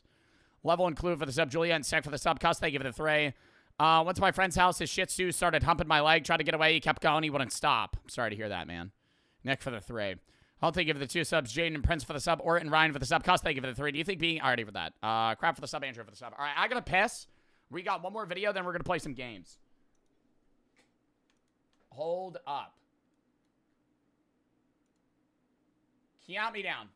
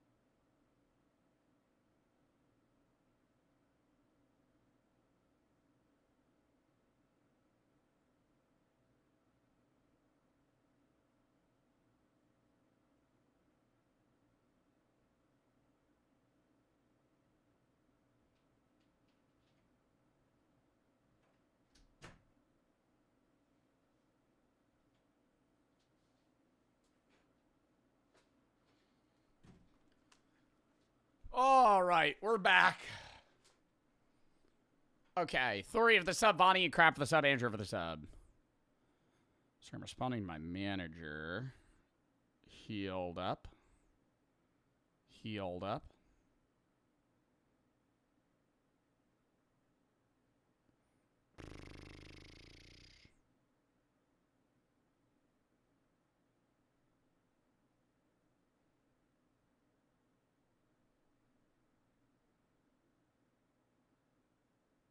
Okay.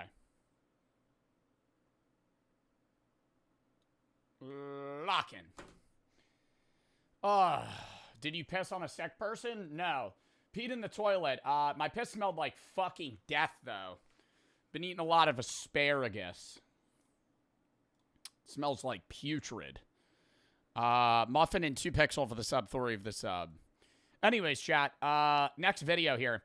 We got a video, then we're probably going to play a little bit of our rivals. Tomorrow, we'll be live at 1, doing a random game into a Bro v Bro with Yusuf into the SMP.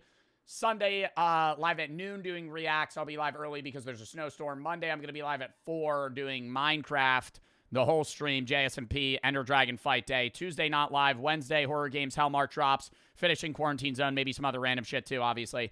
Thursday, VR Day at 3:30. Friday, reacts in a state collab doing Roblox. Saturday, next week, we have SMP, Bro v Bro with Edward. Next Sunday, react charity stream for PCRF.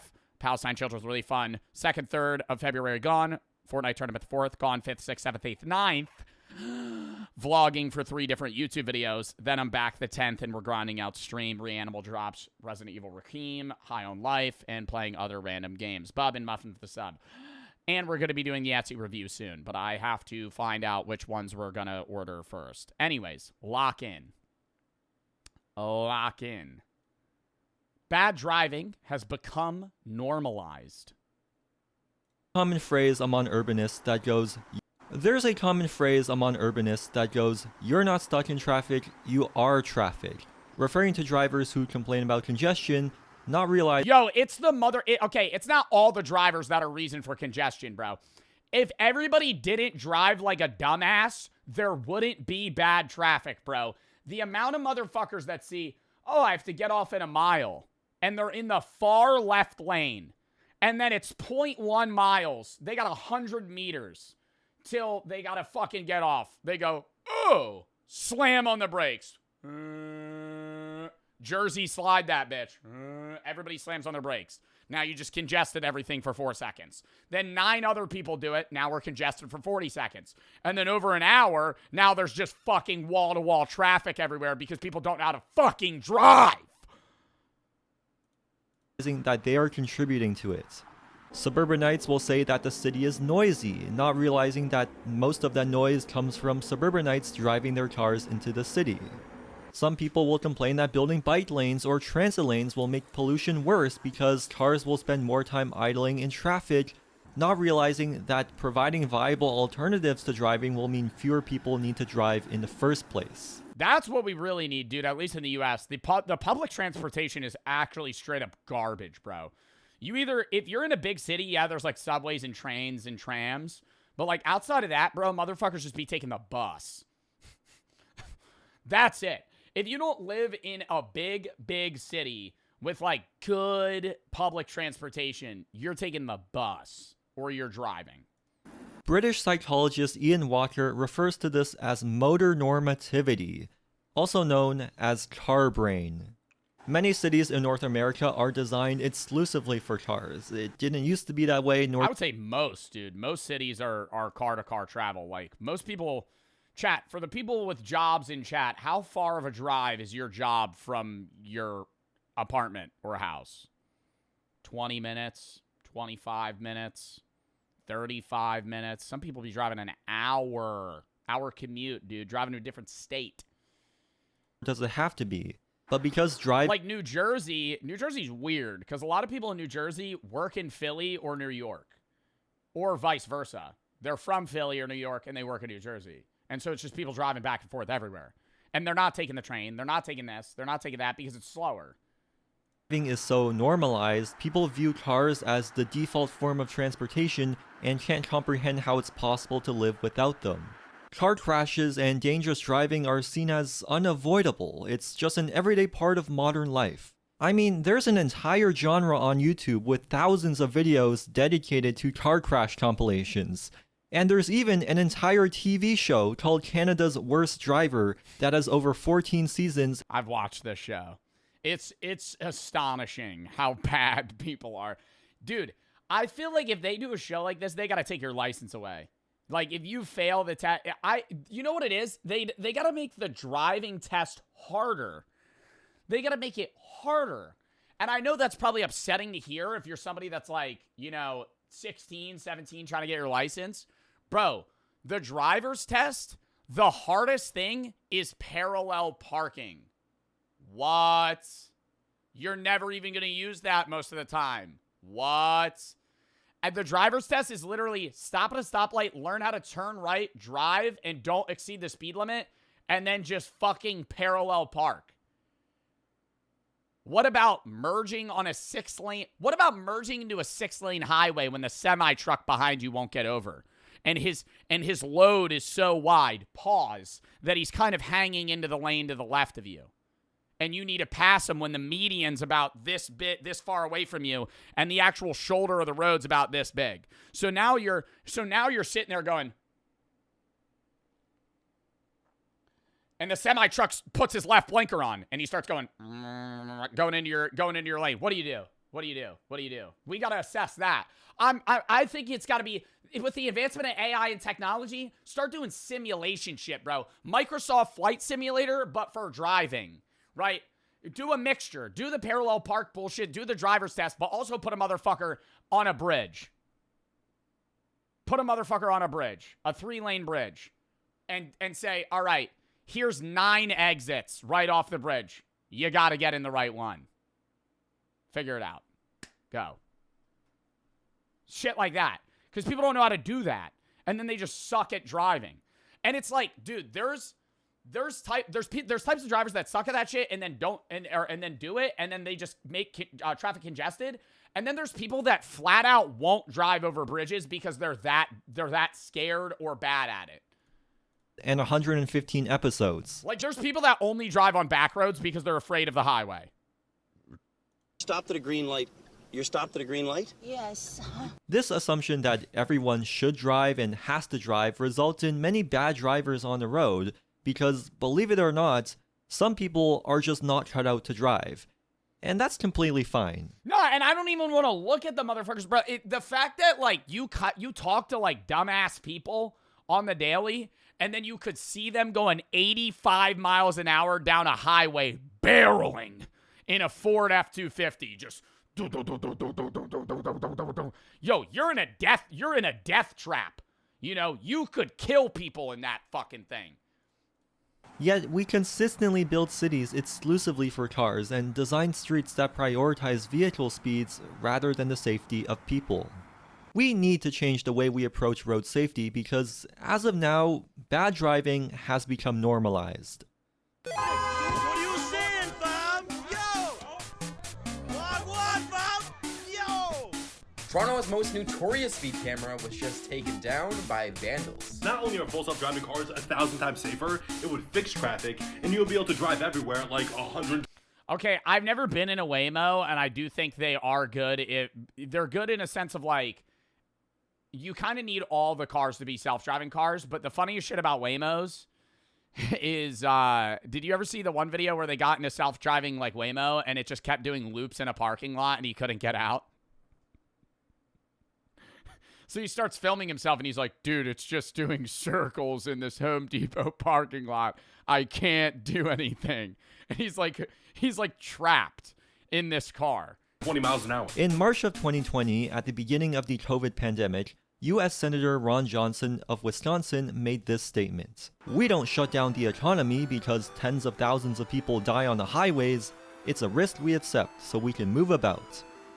Over 40,000 Americans die each year from traffic collisions, and hundreds of thousands are severely injured, many of which face permanently and life. The problem with self-driving cars, though, is people don't care. Well, people don't want to die in a car crash. But people don't care if somebody dies in a car crash to human error. People would care if they died in a car crash due to robot error.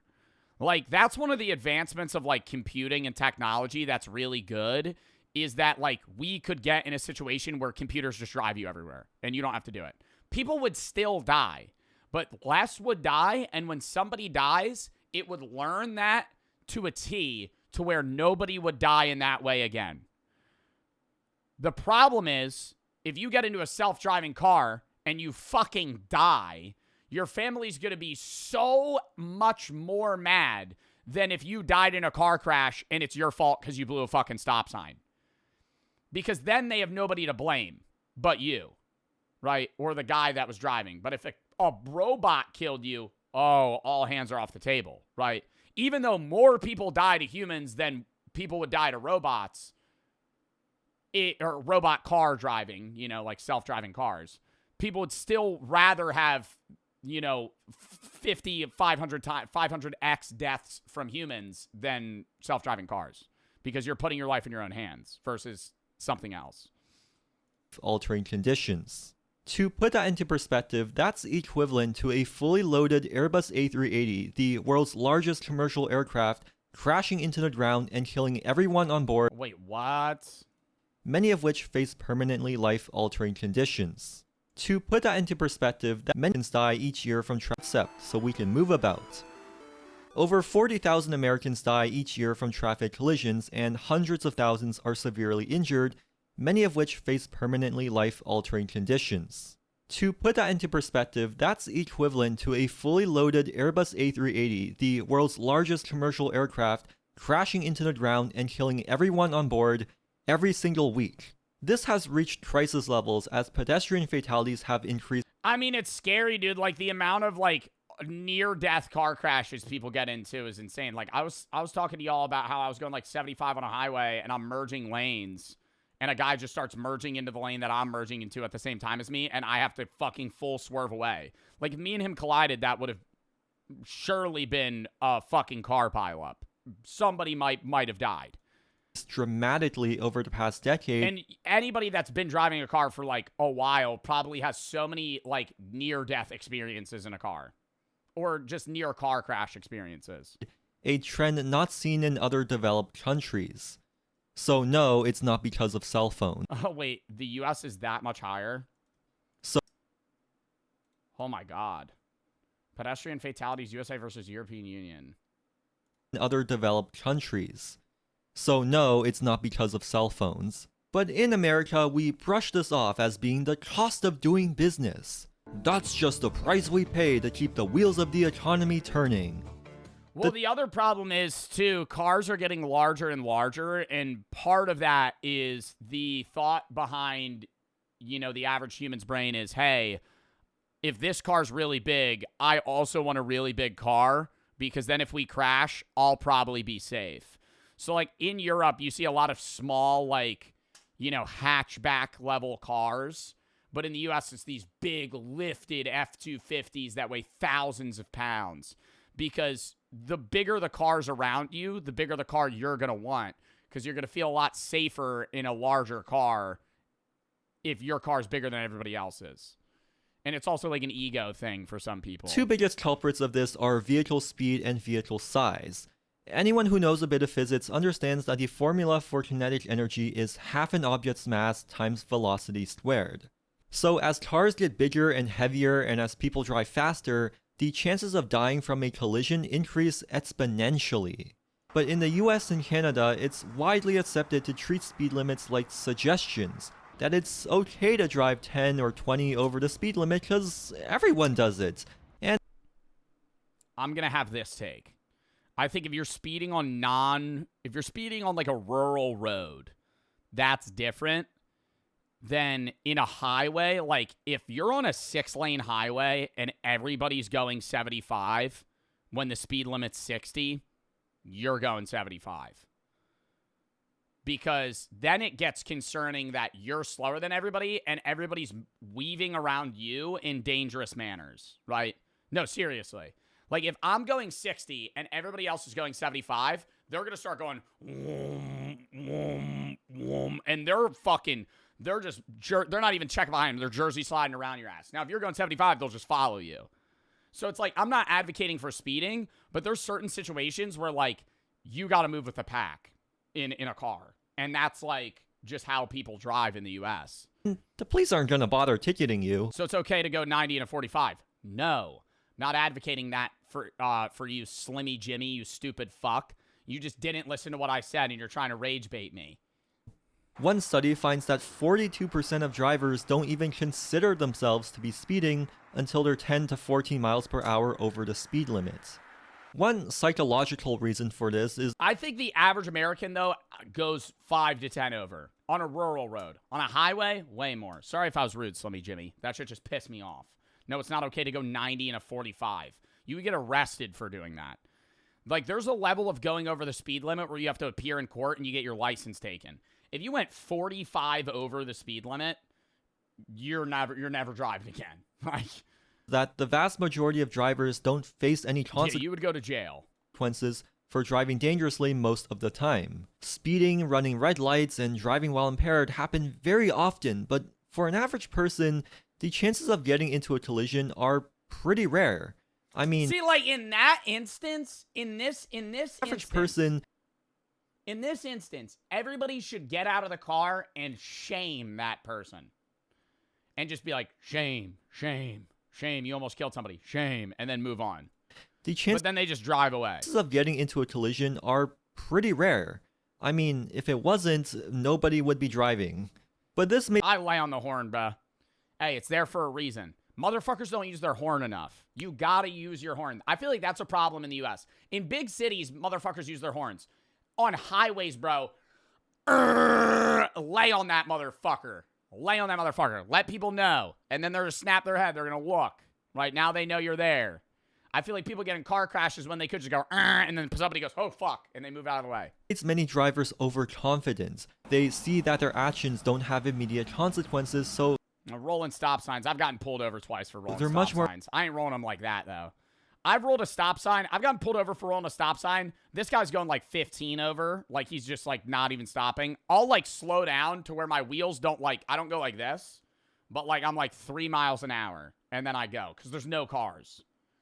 But then you get pulled over for that. Have immediate consequences, so they're much more likely to keep doing it. Studies show that most people believe they are better drivers than they actually are, and people tend to underestimate the risks that come with breaking the rules. Speed is one of the biggest reasons why cars crash into buildings so often here in North America. One of the biggest things that made me realize that, like, turbo speeding is stupid is that the amount of time you save speeding decreases with the higher the speed, Like, if you're going 10 over in a 40, you're going to save more time than if you're going 10 over in a 75. Like, if the speed limit's 75 and you're going 90, you're going to save, like, a minute. Not even. Like, you could do the math for, like, the distance. Like, it's very minimal. Like, if you had just gone the speed limit, it would be better. The official number is poorly documented, but this is estimated to happen at least 100 times a day in the US, and many experts still think that's an undercount. Cars crashing onto— I'd be pissed, dude. This woman just runs into your fucking house a day. Oh my God. In the US, and many experts— That's a paycheck. Now she gotta pay for that shit. Still think that's an undercount. Cars crashing onto sidewalks have also— Oh wait, that was just somebody in the car. The car driver, the driver in the car didn't even get out. Undercount. Cars crashing onto sidewalks have also become so common that this was a genuine tweet from the Colorado State Patrol. They're basically telling people to only walk one way down the sidewalk so you can make eye contact with the distracted driver. I do that. I know you're not supposed to. If I'm riding a bike on a road, I ride towards the traffic. Like, if there's not a bike lane. I don't like riding a bike and having cars pass from behind me. I would rather see the car in front of me, so if it's fucking driving towards me, I could weave, versus you're supposed to go with. I don't give a fuck. Have a cop pull me over for that. I'll gladly take the ticket. If there's not a bike lane and I'm riding a bike on a road, I'm riding in the opposite lane. I don't care if I fuck up the congestion of the traffic. I'm not getting hit by, because you're getting hit by a car. That's how you get clipped, is when a motherfucker's driving the same direction you are. Who's about to kill you. I mean, it's not like there's anything we can do about it. When we try to do enforcement through speed cameras, speed traps, or ticketing, many people scoff at it, claiming they're just cash grabs or that they're useless. They'll claim that speeding is actually safer because you're just going with the flow of traffic, which is true, but... Yeah, I think it's true in certain scenarios, but when you do say that, then it advocates for everybody to speed and nobody will ever stop. Everyone is still speeding. Some people will take this further and go out of their way to block or destroy speed cameras. In Toronto, there are over 500 cases of this in a single year, and one particular camera was spray painted on 31 times over the span of just a few months. Here's parts. Well, speed cameras are also the most useless shit in the world because you know where the speed cameras are. Even when I was in Iceland, I didn't know where the speed cameras were in Iceland. In Iceland, like the fucking fastest speed limit's like 50 miles an hour or something. But all these cars would pass me and then slam on their brakes because they're locals and they know where the speed cameras are. So you speed and then you go, I'm probably about 200 meters away from a speed camera, slam on your brakes, go the speed limit, and then speed again. Like... I Drive, a street that's notorious for speeding cars, aggressive driving, and frequent collisions. Over the past 10 years, there have been over 1,400 collisions on this road, leading to 5 serious injuries and 3 deaths. After a collision in 2021 involving 5 vehicles and the death of a 70-year-old couple, the City of Toronto reduced the speed limits and installed a speed camera, which has since issued over 63,000 tickets and generated nearly $7 million, making Parkside Drive one of the most ticketed roads in Toronto. According to the city, these measures have reduced the average speed, but some vehicles were still caught going over 120 kilometers an hour. The only thing here 120 and a 40? Here that's keeping people from driving fast. Still, KPH, what is 120 KPH? Like 65? Faster is all the traffic. That speed camera was vandalized earlier this year because, of course it was, and recently, someone chopped it down 75? Like a tree. A few days later, the city put it back up, but on the same day, someone chopped it down again. I don't think speed cameras are effective at reducing speeding. Yo, I remember when I was a kid, I saw a motherfucker steal a stop sign. Holy shit. I saw him go, it was in like a neighborhood. He like walked up and went, and picked that shit out of the ground, just walked away. And there are much better ways of slowing down cars, which I'll get to It wasn't at like a big intersection. Later. But it really shows just how normalized it is for drivers to break the rules when cyclists are constantly scrutinized for rolling through a stop sign, while this is considered heroic. Traffic collisions have become synonymous with the term accident, as if these collisions are unexpected and unpreventable. Recently, I've been really into those airline crash documentaries. You know those videos that dive super deep? That's cap, it's not cap. This was when I was way younger. I was probably like 6 years old. I might be misremembering it slightly, but I remember my neighbor, he was like 35 or 40, and he lived with his mom who was older, and he was, I don't know what disability he had, but he had a disability. And he wasn't trying to steal it, like, he just ripped it out of the ground and then walked away with it. And then they had to put it back. Into aviation incidents and why they happened. If you watch any of those, you would know that crash investigations are complicated. They don't just blame the pilots and fire them. They go super deep into all the underlying psychological and systemic factors that... Was he the guy that put corn CDs in your backyard? Oh, the dude, no, that guy. Yo, that shit was crazy. I was like 8 years old. I was like 8 or 9. Walk outside, just see some dude butt-ass naked. I'm like, yo, what the fuck? This was a different guy. No, this was a different guy. I was like, yo, what the fuck? And it was a different place, too. And then I tell my mom, I go back inside, I was like, that was weird. And he wasn't like looking at me. He was just like outside naked. And then one day I like see this CD sticking through the fence. There's like 2 or 3 CDs. I was like, what is this? I like look at the CD and it's just straight porn. It was like one of those old like porn CDs.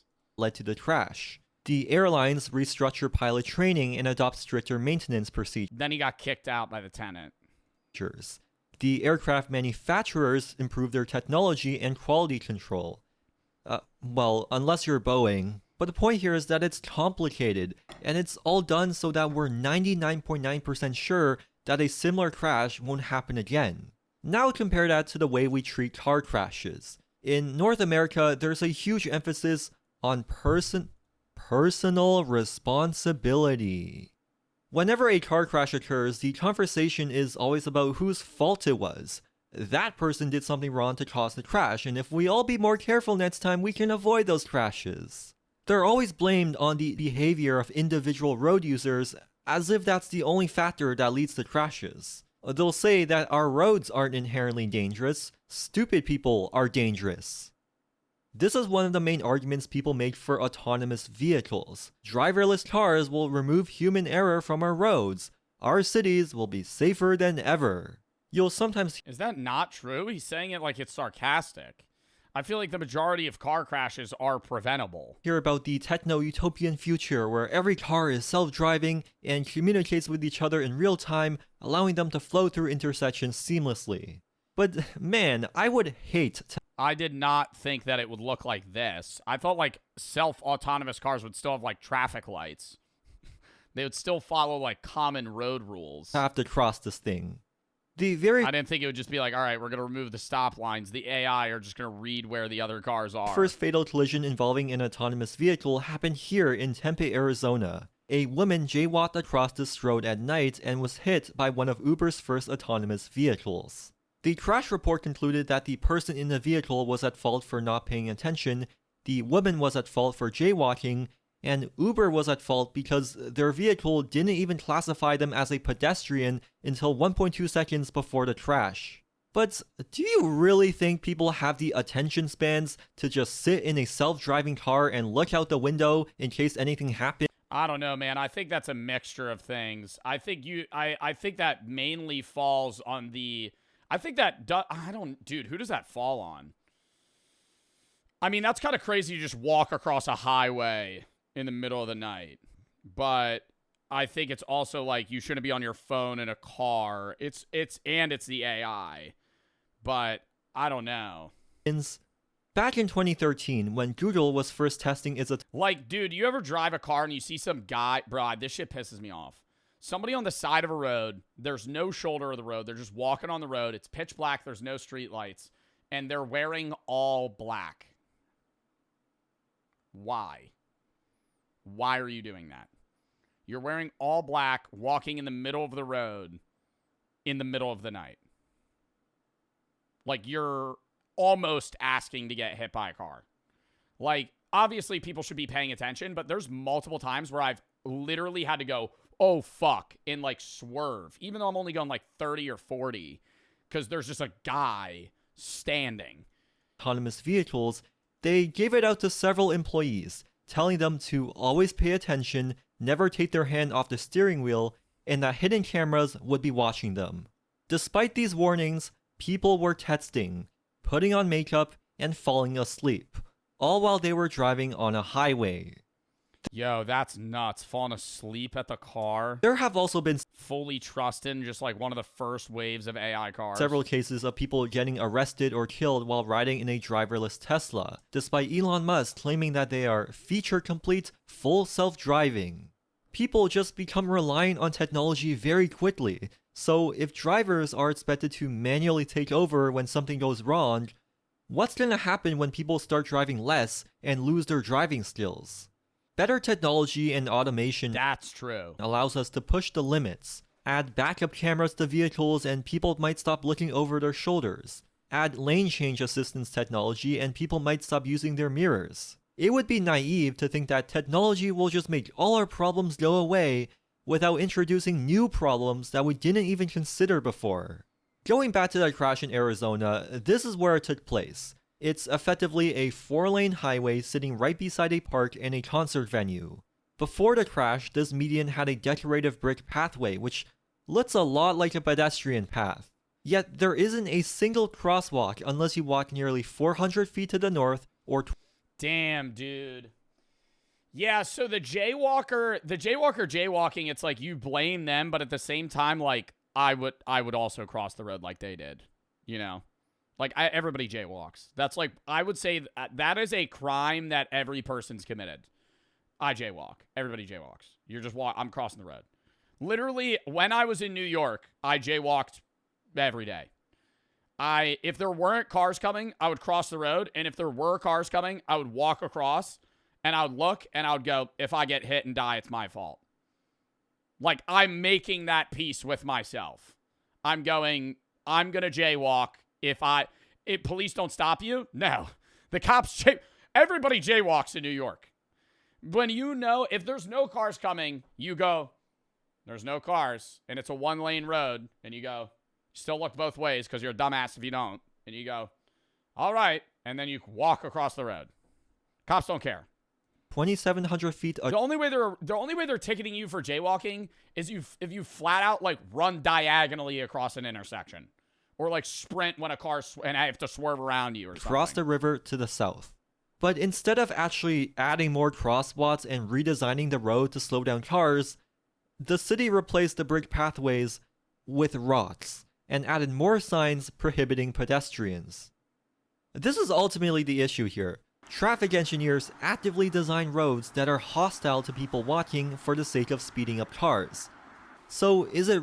Oh my God, dude. Or there's no, like, I mean, dude, the reason that I'm jaywalking too is because, like, if I'm standing on this road and it's nighttime and it says I shouldn't walk and I start hitting that thing and it goes, wait, wait, wait, wait, wait, wait. And it sounds like this. Wait, wait, wait. Fuck you. And I cross the road. So is it really a surprise I'm not advocating for that, by the way. It's like, if there's traffic like this, I'm not running across the road. It's just like, if there's no cars on the road, I'm going to cross. Speeding and road safety are such major issues here? We already have these solutions to our transportation problems, but most of them involve slowing down the cars, which is just unacceptable for American cities. Instead, we get told that better technology and self-driving cars will solve all of our problems without fixing the underlying issue, which is our inefficient and dangerous car-dependent transportation system. It's like a drug addict claiming he'll be rich and successful without changing his unhealthy addictions. Decades of road safety research and best practices from around the world show that road and street design is one of the biggest factors in speed-related... I mean, we just showed a guy smoking a cigarette. You need to show dude, like, using, like, crack or something. ...related collisions. Wide, flat, and straight roads make it easy and comfortable to drive at high speeds. But narrow streets with curves and obstacles like trees or bollards will make drivers uncomfortable driving too fast and reduce the damage if a crash does occur. We need to accept that when a driver crashes onto the sidewalk, they are the ones to face the consequences and not the innocent people walking on the sidewalk. A great example is the Vision Zero strategy first adopted by Sweden in the 90s, or the sustainable safety approach from the Netherlands. When a crash occurs, human error is considered, but they also look at how the environment and the design of the street can be changed to avoid... Yo! Like this, bro! The bike lane shouldn't be right next to the fucking car lane with no median, bro. Oh my God, that pisses me off. The bike lane's like this, and then it's just the cars. And I'm like, if they fucking go, meh, you're dead. You're dead. Like, they don't even need a crash. Like, they could move 6 inches to the right, and you're dead.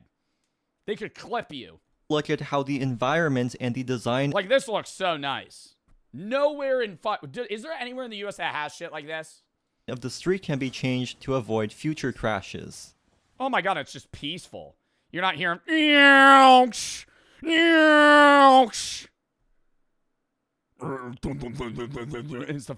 the Ford sputtering that definitely wouldn't pass a fucking engine test.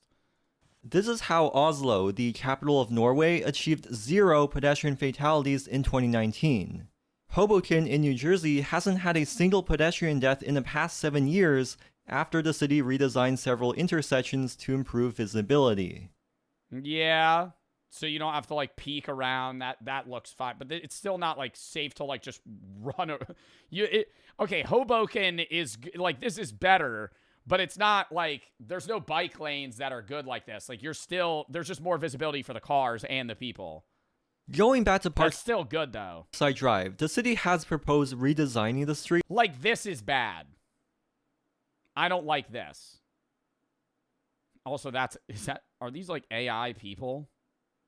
And adding bike lanes, which are proven to make... Yeah, bike lanes are good, but I would say even have a median separation between the bike lane. Have a bike lane and then have a fucking concrete wall in front of the bike lane and the people. Redesigning the street. And don't just have these little plastic flimsy... and adding bike lanes, which are proven to make streets safer for all road users. But this has upset many people because it would slow down vehicle travel times by 1 to 3 minutes. Mind you, this is a street that runs... Never mind, that's unacceptable.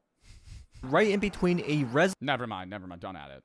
...residential neighborhood and the largest public park in the city, with sports facilities, playgrounds, and a zoo for children. So I really don't agree with framing this issue in terms of traffic flow as opposed to safety. But you'll see this constantly. People opposing road safety improvements like bike lanes, even... And I feel like if you add if you added bike lanes in every city in the US, I think momentarily traffic would get worse. And then it would get better because people that have to drive 3 miles would be more motivated to take the bike. Then that increases exercise, decreases obesity rate, traffic stays about the same, more people can take a bike to work. I feel like it's just a win-win-win-win-win scenario. On small residential neighborhood streets, or even major streets that are lined with shops and have rapid transit under it. They actively fight against infrastructure that will save people's lives, all because it would slow down their cars by a few minutes. If you were to go back 100 years, however, this attitude would be completely different. In the 1920s, it was perfectly fine for people to just walk across the street. Streets were universally recognized as shared public spaces. But as cars became faster and started killing thousands of people every year, they were viewed as deadly intruders, and people overwhelmingly wanted strict regulations like speed governors on them. Whenever a motor vehicle struck someone walking, the motorist was fully responsible, because, you know, they were the ones driving a big fast vehicle on a busy street. The auto industry knew that cars were fast and deadly, but tight regulations would destroy their profits. So they spent millions of dollars on massive campaigns to redefine the streets as a space exclusively for cars. Dude, this looks so fucking stressful, man. Oh my god. Driving or walking across the street, dude, there's just people standing in the road. There's just people standing in the road just walking. Redefine the streets as a space... Oh my god, dude. Like this woman's just standing there. Exclusively for cars. They lobbied the government and actively fought against measures to limit their speed. They sponsored school... Lobbying should be illegal, I agree. ...safety campaigns to brainwash children, and they invented the term jaywalking to shame people for crossing the street. Within just a decade, the auto industry had gaslighted everyone. Okay, well, I don't think, the term jaywalking to make it a crime's a little crazy, but I think this guy is also a fucking idiot. Like, I'm not gonna side with the drivers that are running over people, but at the same time, this guy sees this car barreling towards him and goes, yeah, he'll probably stop. Yeah, he'll probably stop.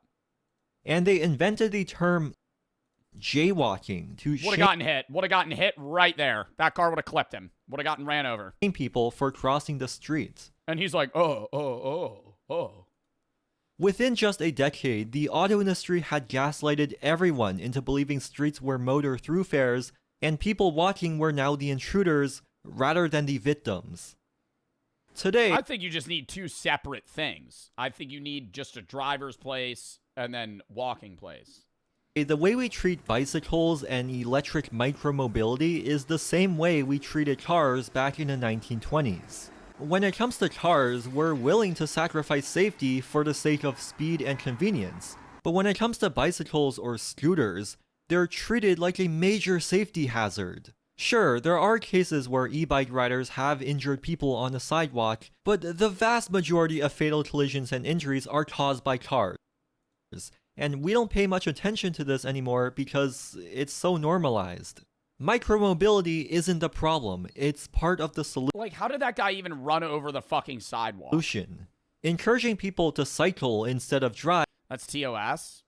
I don't think he would show somebody getting gravely injured, chat. Will make our streets safer, because the safest car trip is the one that never happens in the first place. Here's the thing though, in many parts of the Well, you can't just get rid of cars. Like, what the solution would have to be, like, literally increase public transportation drastically. You need to build more railroads, you need to have more subways, you need to have more buses. US and Canada, you literally cannot go anywhere without a car, which means that children and people's grandmas with poor eyesight are forced to drive, otherwise they have no independent mobility at all. Yet as soon as a child turns 16, learning to drive is seen as a rite of passage, a step they take to finally become an adult. That learning to drive grants you the freedom and independence. Instead of implementing pedestrian security, send $500 billion to Israel. Yeah, give them more missiles. To go wherever you want. And my tax dollars should go. If you don't do weaponry, this, people look down on you and tell you to grow up. How other people have to drive you around for the rest of your life. Or they'll assume you're just a drunk driver who got their license taken away.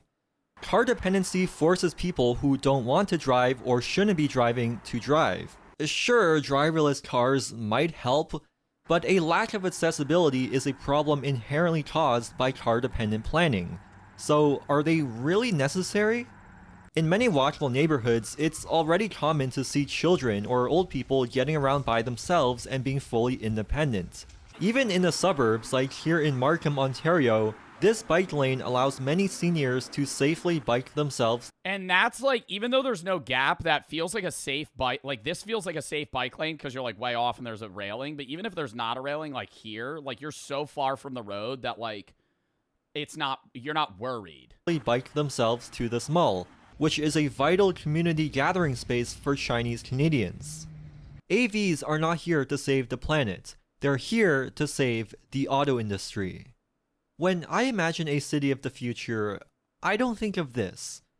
I think of this. Pedestrianized plazas that encourage people to walk around and relax. Massive transportation hubs with fast, frequent intercity trains and automated metros. High-quality bicycle paths and giant bicycle parking garages to encourage active transportation. And lots of greenery and rivers integrated like e-bike shit. Just like an e-bike that goes like 20 miles an hour. Into the urban fabric. Force people to wear helmets, have like restrictions on that, and then it would just make everything easier. Traffic, pollution, and road safety are simply not as big of an issue in these places, and they achieve this without any fancy sci-fi technology at all. There's so many good alternatives here that the only people who drive here are those that really want to or need to. And because those drivers likely walk, cycle, or take transit themselves, they're much more sympathetic to people outside a car. Yeah, but this is just a different scenario, bro. We would need it. You gotta have like bike chains and shit, bro. This motherfucker just got this on a kickstand, just settled, bro. Yo, you walk back. If you're in the US, you leave your bike like that, somebody's stealing that shit. More sympathetic to people outside a car. Are there bad drivers here? Yeah, probably. But bad driving is just not as normalized as it is in car-dependent societies. The solution is not banning cars. Def not, bro. Everybody has bikes, so why steal? That's true.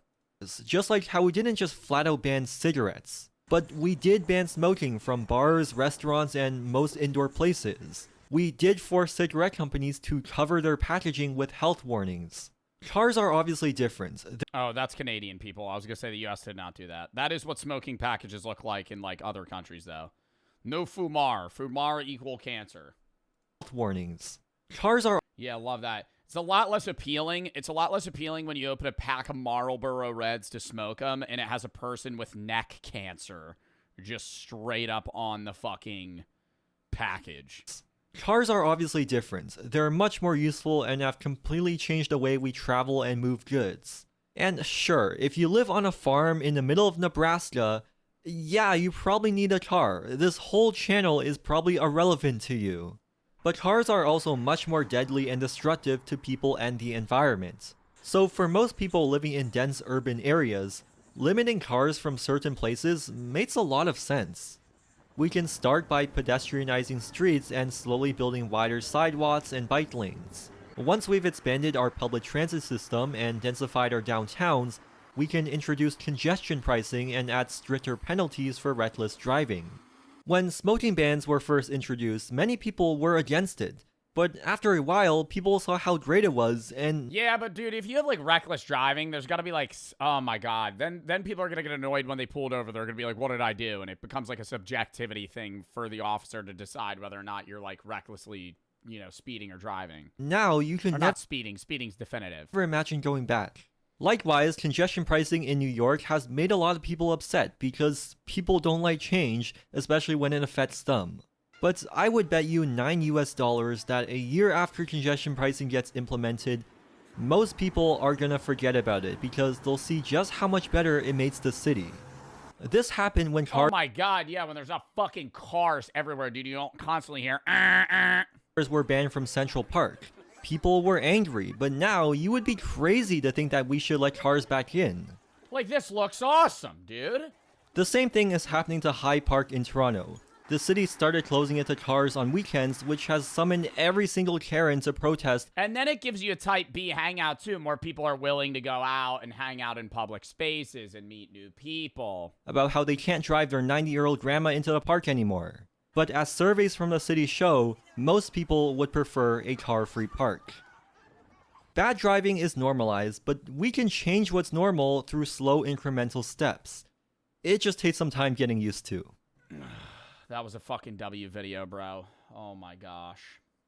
All right.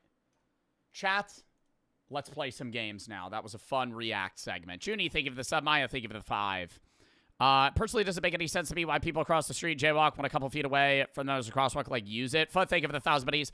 Would you rather a slur coming out every time you burp or every time you sneeze, you have to punch the closest person full force? Not answering. British, thank you for the sub. 9, thank you for the 3. Weird question, been struggling with porn addiction. Can't help you, brother. I'm in cool for the sub. Colin and Dove for the sub. I'm sorry you've been struggling with that, man. I don't think I'm the guy to ask about that. Elijah, thank you for the 5 gifteds. Gove, thank you for the 3. Run over the bikers usually. Quan, thank you for the 3. Always love your content. My great-grandmother passed away yesterday. I'm sorry to hear that, man.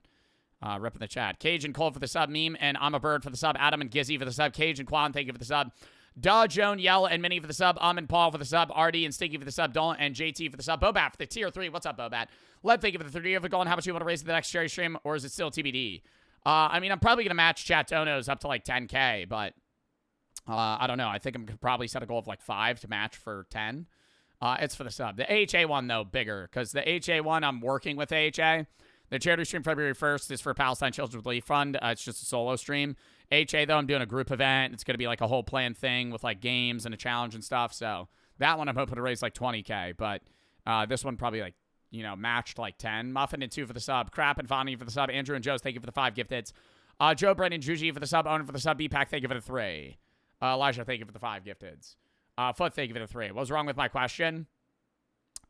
You said, would you rather a slur every time every time you burp come out, or every time you sneeze, you have to punch the closest person full force? They're both horrible. Tony, thank you for the 5 gifteds. All right. Chats. I'm going to go piss, and then we're going to hop into Marvel Rivals. Count me down 30 seconds. Tony, thank you for the 5 gifteds. I'm going to thank you for the 3. If Gamer Subs reached out to give you a flavor, what flavor would you want it to be? Don't know yet. But that would be fun to make a flavor. Chat, count me down 30 seconds.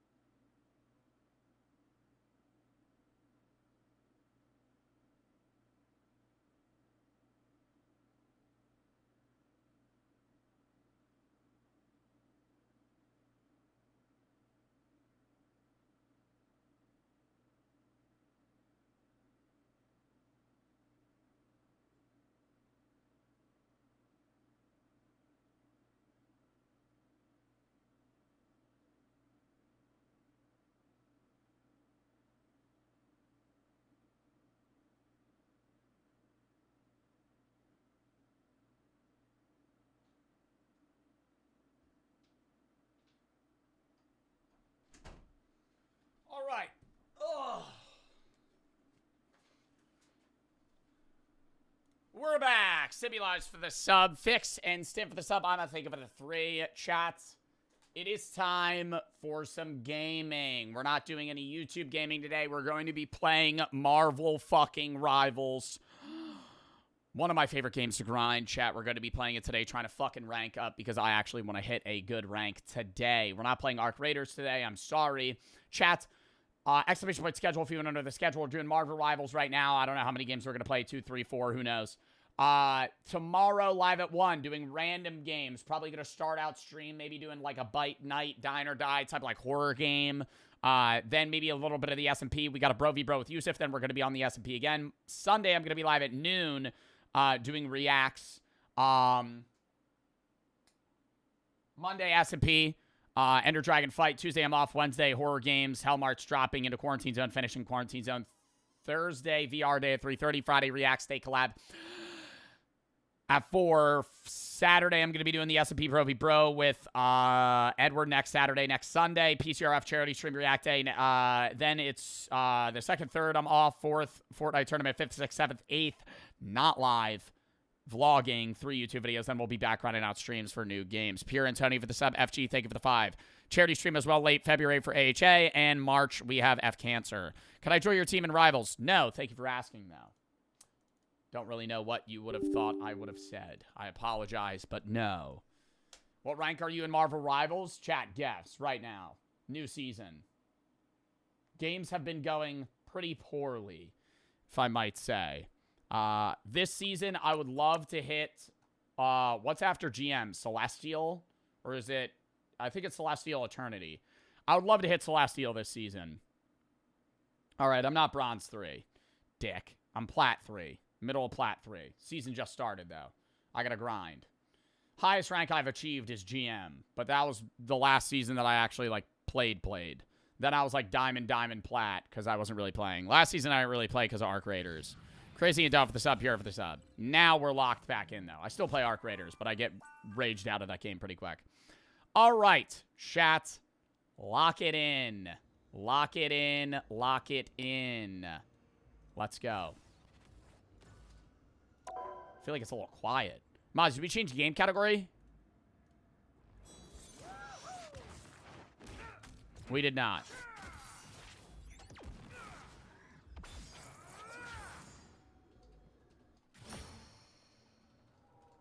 I'm changing it. Marvel Rivals. Is there drops for Marvel Rivals? I don't know. Maybe you'll be able to get them now. We gotta wait for our shaders to load. Yeah, we're Plat 3, middle of Plat 3. Do we look at our match history? Chat, these are the past few games I've been playing. Yo, peep this. SVP loss, SVP loss, SVP loss, SVP loss, SVP loss. I can't get a fucking break! This game. 10 final hits. 12,000 damage. Loss. MVP win. Let's peep this loss. 18k damage. 18k damage. 8 final hits. Loss. Loss. Another one. The Cobbler switched Strange at last minute. 17 final hits. 41,000 damage block. 13k healing as well. 27,000 damage. Loss. I'm out here putting up Tom Brady performances in these Marvel Rivals matches. And I'm losing 25 final hits. Loss. 18 final hits. Wesley Snipes leaves our lobby. Fuck you. Fuck you. AFK. Report his ass. 78,000 damage block. 46,000 damage. 18 final hits. Loss. Loss.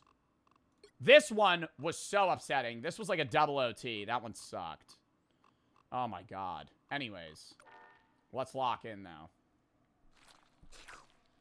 Joe the Kingsman of the group. Honestly, dude. They're calling me the second coming of Kingsman. That's like my nickname in Marvel Rivals. Outside of the Cobbler. Outside of the Cobbler, because obviously I am a Cobbler. Anyways, these are the people I play. Who the fuck are you? Beastly Gamer? Ignore, brother. I'm not joining your fuck-ass team. Queuing! What THC drinks do you get? I just drink nowadays. Crazy for this stuff. I generally drink nowadays. I don't really drink THC drinks as much as I eat edibles, though. We got a good team. We got a good team. We got a good team. Do we start calming? Look at me with Jeff the Shark businessman. As per usual. Business as per usual. All fill.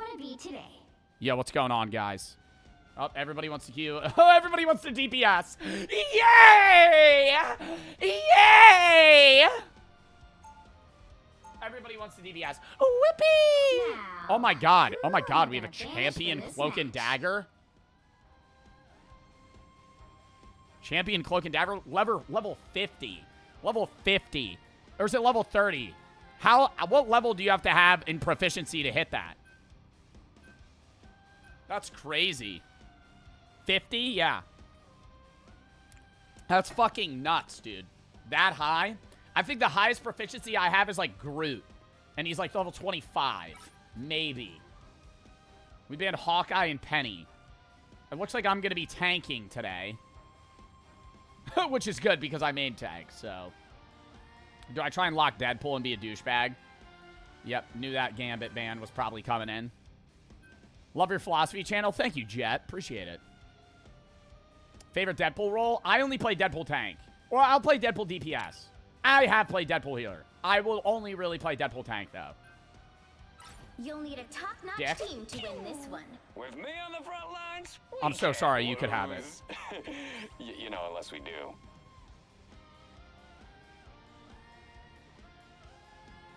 I would play Deadpool, though. Tank Deadpool's trash. You've never seen me fucking tank Deadpool lose. I am Groot. You peep that? Peep that? Peep that? Peep that? God of thunder. The higher the pressure, the more dazzling the diamond. Oh, a fellow Thor. A fellow Thor. You know, that's how I got the nickname the Cobbler. I don't care who hates and fears me. All right, this team's going to be straight garbage. Actually, maybe not. We do 3 DPS is fine. Chat, who's the worst performer on the team right now? I'm going muted till Feb 13th. Kid probably said a slur in game. You? Muted till Feb 13th, probably is gonna be the worst character. If he got muted for a month, that motherfucker said some crazy shit in chat. You have to stop them from securing the mission. Yeah, muted till Feb. What'd you get muted for? No, it's Galactic. Oh wait, you can't tell me. Huh. Let me tap in real quick. Yep, we're cooked. GG's. And we're cooked. They're already pushing us. Yeah, let's heal the only tank. Let's heal the only tank. That's what we kind of need to do. I'm kind of frontlining right now. That'd kind of be the thing that you want to do. I'm gonna heal the tank. Let's break that Loki. There we go. Throw that up. Missed that. Lovely. Oh god, they have a Venom. Oh, this is going swimmingly. Yeah, gonna need those heals right on my ass. Just blow bubbles straight on my ass. The entire game. Don't stop. Pause. Dumbass Moon Knight. Dead motherfucker. Get rid of these. Bang. Back up. Pause. Don't pause. Chat, you know, I'm thinking about going pro in Marvel Rivals. You guys got any thoughts about that? Thinking about going pro. See Blues heal me. Thank you. Oh, that's awesome. Let's back up a little bit.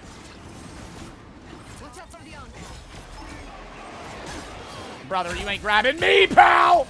Oh, fuck! Heal me!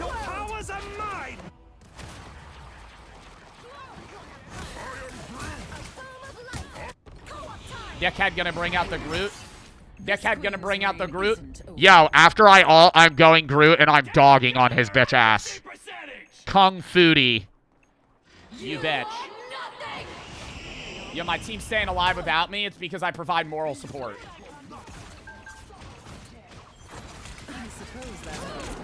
That's why. Otherwise, see? Dead.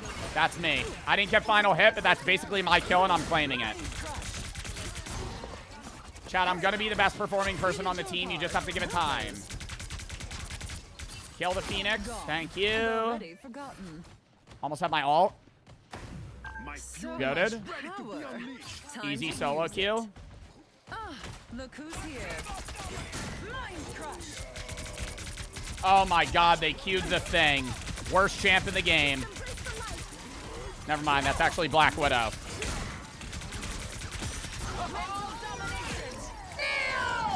Ulting!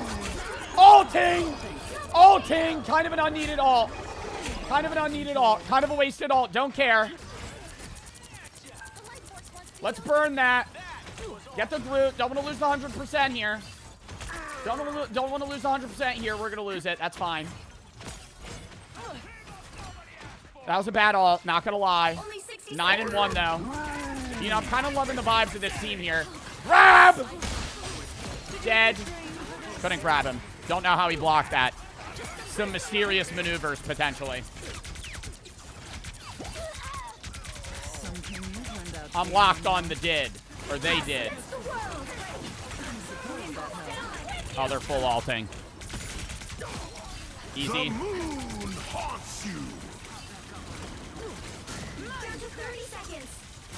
Dude, Emo's like the easiest champ in the fucking world to play. Grab him. Dead. Yo, these guys are terrible. I'd FF if I were them. If they don't cap at all, it's just GG's, dude. Should I ask them to FF? Be a real douchebag about it? Wow. FF. The current score is 0-0. Time to switch things up, including which side you're on. Lady of the Nile. Code 1 Cowboy. Team to win this one. I'm the muted guy. Are you really? What'd you say in chat that got you muted? I am Groot. What'd you say that got you muted? The more dazzling the diamond. Yeah, that's a great first half, team. Anybody want to VC to me? I've been really alone this first half. You said what? Oh, it's nice for you to talk. Yo, is this Joe Bart? Who's Joe Bart? Round 2. The only thing stronger than my skin is. He's like a streamer. He's like. What does he stream? He just be streaming, like, he be reacting to videos and stuff like that. 30 seconds before you attack. Get ready. Is he like a funny guy or like smart or something? Like, what is he? The ocean at sunrise does not glimmer as I'll say he's pretty funny. He's pretty funny. Flattery will get you everywhere. Might have to watch him one day. Of all the land dwellers, yeah, for sure, for sure. Beauty by Susan Richards. You should have stopped while you were ahead. The battle starts in 5, 4, 3, 2, 1. Would you say he's handsome? All you need to do is Would you say that he's like, I don't know, like... Probably not, right? You're about to find out. Bro's glazing. I was purposefully prompting him questions that would glaze me. Imagine that I was like, is he funny? He's like, no, I fucking hate him. Uh-oh, Thor. I wouldn't do that now, buddy. Bonk. Buddy's queuing Thor like he's the best. I mean, pal. I know. Ah! Heal me! I know how Thor works. Yeah, real low right now. Getting real low right now. Hey, buddy. Let's stop upgrading there, DP. The old Deadpool. Get some heals on the Bartman. Thank you. For the cobbler. Once I have alt charge, I feel like we just walk in on them. This is kind of a no-lose scenario. Worst case, this is a draw. I have a feeling we're probably gonna cap this shit though. Their Moon Knight's braid dead. The moon haunts you. Uh-oh.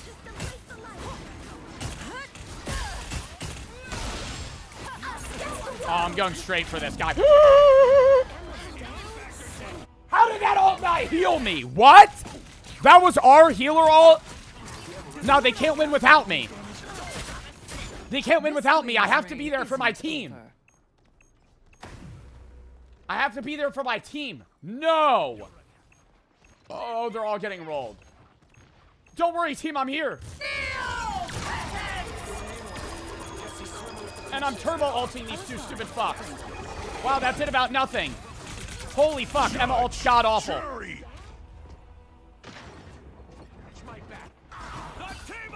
Switch to the main.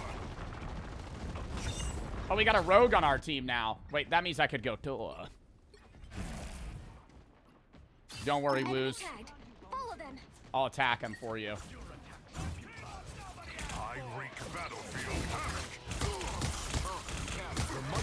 Yeah, gonna need heals on the old Thor guy. Can't really throw up a shield for myself.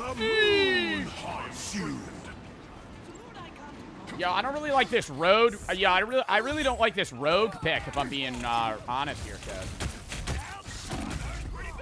Is Code the guy that recognized me? Not really liking the rogue pick. No Thor skin. This is the Love and Thunder skin, dumbass. Portal? Brother, we have a minute. I ain't portaling.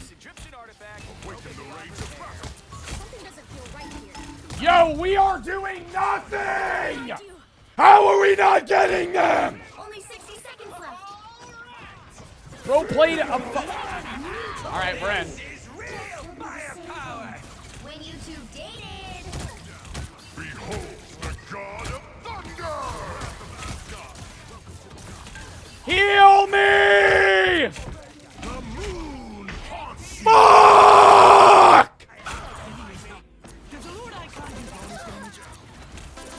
Bro's just spam healing rogue. Down to 30 seconds. Oh my god. I'm not stranging. I'm not stranging. I'm getting back on because I have all in like 5 seconds. Tell me we get this, dude. Kill that stupid fuck! Threw lightning down his fucking throat! Kill him too! Oh! Get in here, bitch! Dead! Dead! Dead! And that's it! Final score 1-2-0.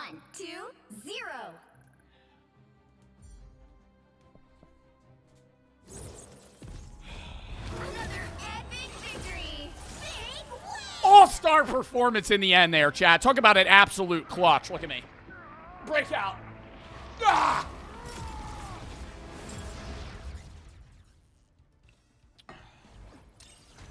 Yeah, give me 30 RR for that. Appreciate it. Next. Doom Q. Doom Q. Diddy, thank you for the sub. Disc and Noah and Daly and Tyson, thank you for the sub. Dairy for the 3. I feel for the Deadpool in this game is crazy. His kit design pisses me the fuck off. Fast for the sub. Clock for the sub. 9, thank you for the 3.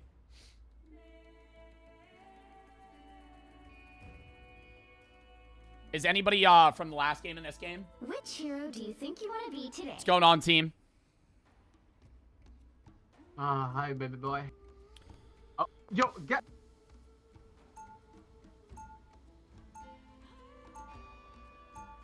Freedom's an idea. I kind of want to play Captain America. Now, who am I gonna banish from this match? You kind of threw me off with that response, if I'm being honest. I didn't really expect that. You confused the other Hispanic. Or you confused the. Yep. That was a B. Sorry, were you asking if I was Hispanic? No. You responded to him.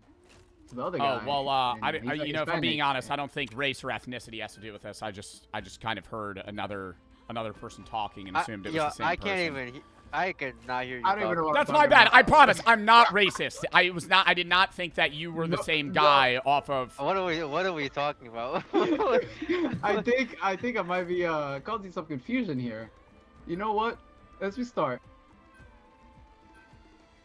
Hey guys, how's it going?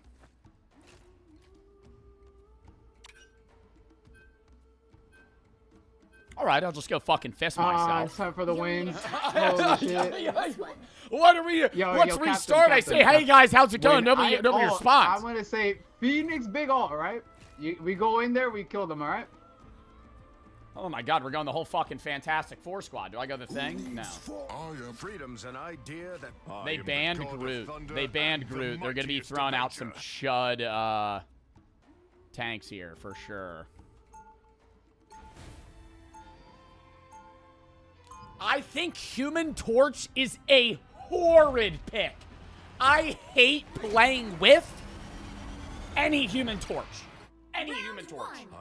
I'm not trying to be that guy. Fine. Human Torch. I'm being forced to go strange. Fuck. 30 seconds before you Oh, thank fuck he got off Human Torch. That's weird. the worst part about white costumes? The bloodstains. Am I right? I am the god of thunder and the mightiest avenger. If he's going strange, do I go Deadpool? We can't lose. How we doing, fellas? Honestly, battle starts in 5. Oh, thanks for responding 4 minutes late, Rusty. I'm doing fine. How are you? All you need to do is capture the Good, mission area. magnificent. Got it? That's awesome. sounds easy. Which means it's probably not, right? Do anything fun today? You're about to find out. Love that healing feeling. Guess not. What have you summoned Guess now not. anymore? A little No, not really. You can't handle the cute. Wait, is the they did guy the dude that was in the last game? Okay, I'm missing every shot. Awesome. Super awesome. The moon! No! Oh my god! Damn. Health? Oh, I wanted a fire flower. Barely made it out of there, chat. Faced by Deadpool.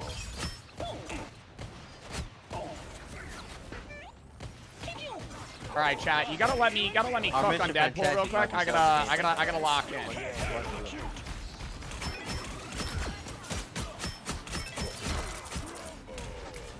Why can't I dash? Upgrade my gun. Holy piss. Chat, anybody know the prime upgrades for Tank Deadpool here? Kill thing, he's half. Kill thing, he's one. Kill. He's not one!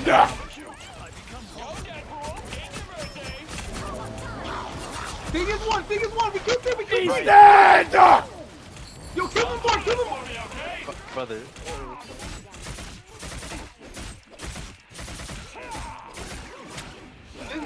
Are we dead ass? Oh my god! Upgrade my E! Trade dog coming in 3, 2, 1. Get the back line. Go.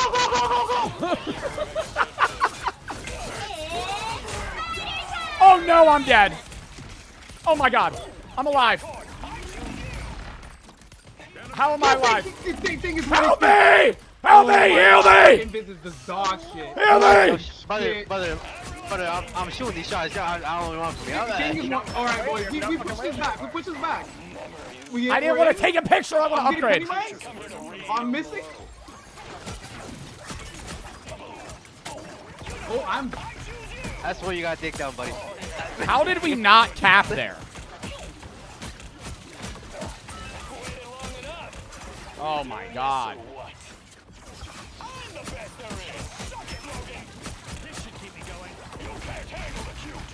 Dude, I am frontlining. Where the fuck is Strange at? Did he die? At least he got cons this game, true. Easy. Yeah, I'm pushing. Let me upgrade my ult. And then use it! I can't! Oh my god. And then use it! Go!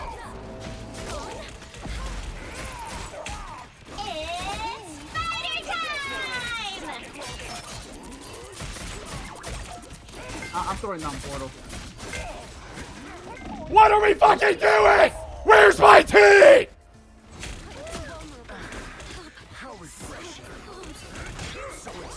Yo, I'm the only person getting killed. This is our last push. You sent us back to spawn? Ha! Weak. Oh my god, portal.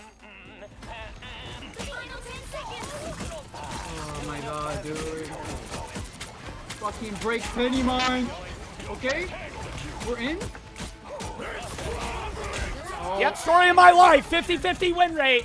50-50 win rate. 50-50 win rate. 50-50 win rate. Give me the worst fucking team in the world. Holy shit. How are you 1-4? Father Smurf. Yo, can we not play Wanda or the fucking stretchy guy? You'll need a top-notch team to win this one. I am the god of thunder and the mightiest avenger. Let's hop off those two. Let's hop off those two. Not liking the Mr. Fantastic pick.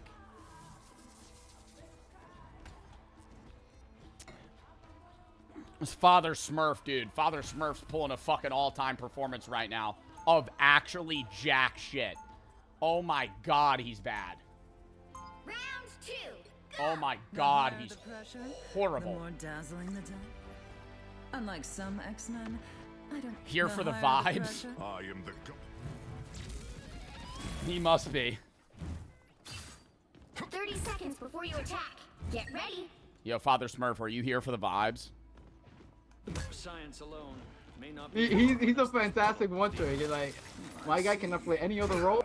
It's kind of crazy. You consider worthy of exploration? Fantastic. I mean, he's either that or a captain. You don't want to see his Captain America, I'm sorry. Shut the fuck up, bro. You can't heal for shit, alright? 3, 2, 1. You have to stop them from securing the One mission trick area. and ranked. Bro, I don't understand how you could have a one trick in fucking Marvel Rivals. Like, how do you not know any? Out of any one trick, you pick Mr. Fantastic. He's like the worst character, dude. What? Who would pick that? Why would that be the person that you want to play? Dude, we're just looking for a draw right now.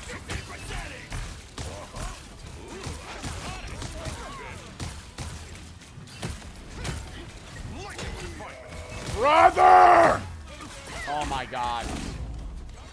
Hey, hey, hey, hey! I'm pushing on Portal. What are we doing? Oh, they're already capping. Alright. What battle can continue without Thor? Release me. The moon haunts you. Yo, you guys are my 50-50 win rate. Final score 0. Father Smurf, hop off that character, bro. Out of any character you want to trick. Ooh. Yeah. Well, you can't expect to win them all. Ooh. Mr. Fantastic, 0-0. I'm the only one. I'm the only one outside of our fucking healer that got a kill. I'm the only one. I'm the only fucking guy on the whole team. On the whole fucking team. I'm the only one. Our healer is the only other person with a fucking kill. Holy shit.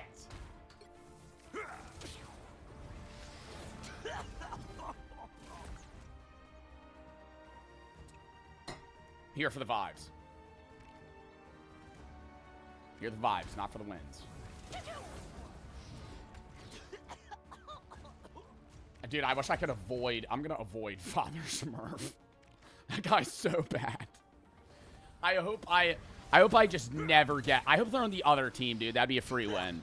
Sam for the sub, Rich for the sub. How much RR did I lose there? Or LP? 13. Okay, we're still up. We're up 17 right now. GTA and Sam for the sub, Rich for the sub. She rate Jeff out of 10. I love Jeff. I'm trying to get 8-bit Jeff right now in the event. If I get 8-bit Jeff, I'll start playing Jeff.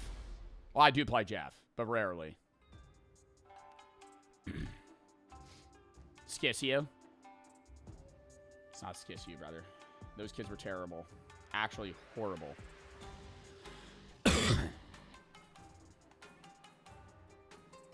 Thought this was going to be a react stream. We did reacts for 3.5 hours.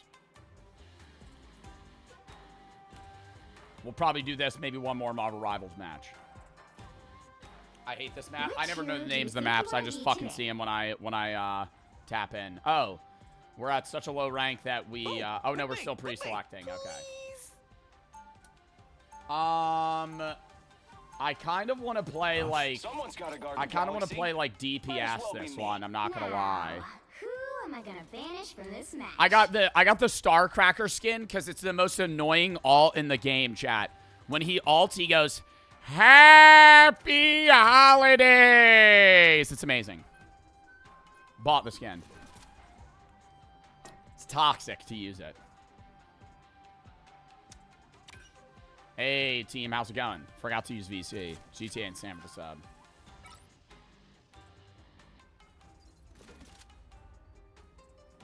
Go check on that Voice-U game? No. Should I play epic fucking funk music to lock me in? Let me play an Aura song real quick.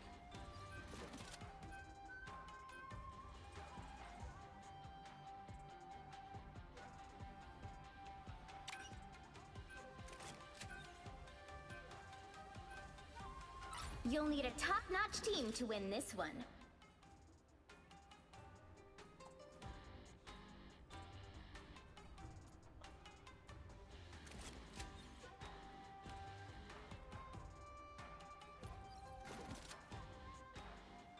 Yo, what is this team, bro? We banned Gambit? Oh my god.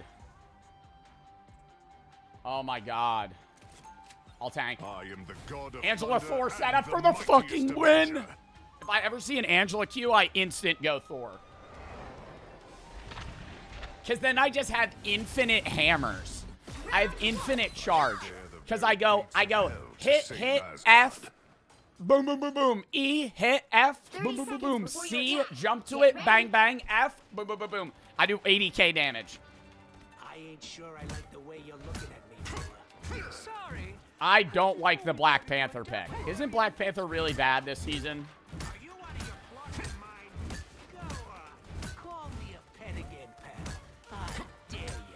What was that, funk music? The battle starts in 5. Actually, the best pick on this map's like a Groot. 2, 1. But I'm a Q Thor. Because I want that team up. Get in their face immediately. Start just hitting their back line. Help get that vehicle to its destination. Do you happen to have a map? I'm directionally challenged. Just stick with your team and you'll be fine. Groot's best. Are we in sub-only mode? No, we're not. Good. I was gonna say, there's no way we've been in sub-only mode that long. I want to use my C, but if I dive in there, I might die. I'm gonna do it! I might have thrown it too far. It might be out of range.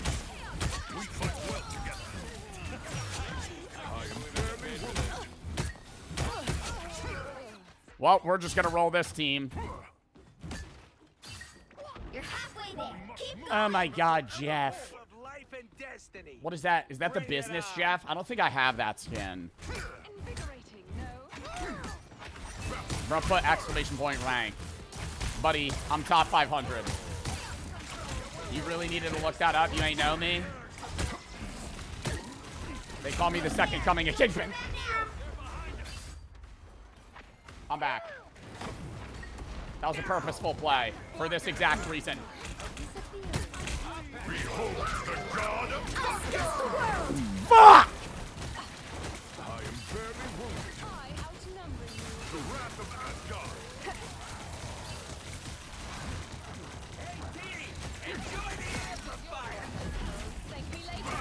Bro, the fucking lamps, dude! Stop it! Whatever you must do, Spider-Zero. We will. Did we just alt that?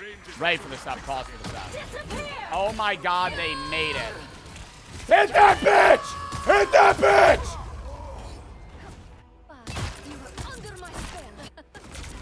More backup. You're ready for action.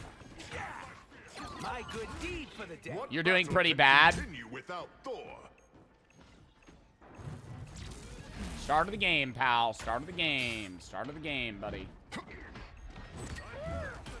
Why don't we fucking relax and let me lock in, okay? Okay, I'm missing every fucking shot. By the eye of Agamotto. How did that hit me? How did that hit me? Yeah, let's double ult. Yeah, let's double ult that. Yeah. Let's double ult that. Now you guys are all gonna fucking die. I'm killing your healers. Us against the world. Thank you, sister. Jump to that shit. Kill Squirrel Girl. Oh no, don't run. Where'd she go? Where'd she go? She pulled a fucking Harry Houdini. Where did she go? I'm ulting. Dead. Yeah! When you two dated, double KO. Damn it, Jeff. The vehicle reached a checkpoint. You had me scared there. Take a quick break. I'm sure my team can handle the rest. Holy dead chat, 7K people, and it's not going crazy. I bought all my views. Or it's because I'm playing a game that most people don't usually watch me play. Holy dead chat. Holy dead chat. Dude. If I was in another streamer's chat with this many viewers, there would be so many people talking right now. Are you freaking serious? Dude, your community is just straight buns, let me tell you. Like, what a lame comment, bro.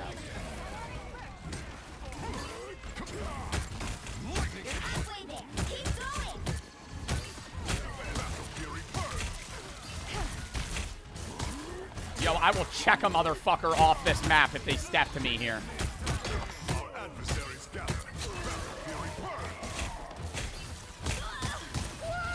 Dead. You're welcome. All right, well, we're moving this one pretty easy. They can't TP a million times. I think we get this. Easy. Beautiful. Great job, team. Really proud of you guys. Kill Squirrel Girl. How am I missing? I'm terrible. She's dead.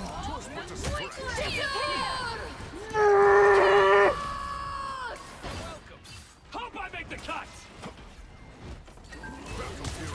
It's like PTSD hearing that shit, dude. Ulting. Damn it!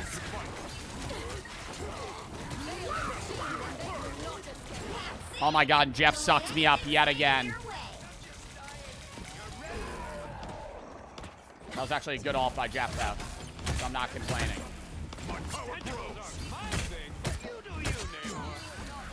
Where you going, Jeffy? Buddy just died right next to his spawn. Probably should have walked in there. Just threw the game. GG's no more. You're terrible. Go next. Oh, he's on Iron Man. Oh, he's on the worst pick possible. Why would he go Iron Man here? Lovely. The current score is Epic, thank you for the raid. Fear and Fear for the sub. B, thank you for the 55, thank you for the 3. You're gonna watch the Royal Rumble next week? No. Ray GTA and cause for the sub. Sam and GTA for the sub. Right for the sub. All right, gotta play another war song for second half.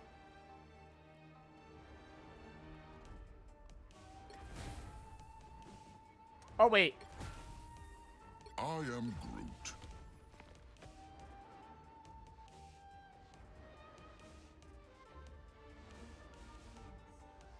Yep.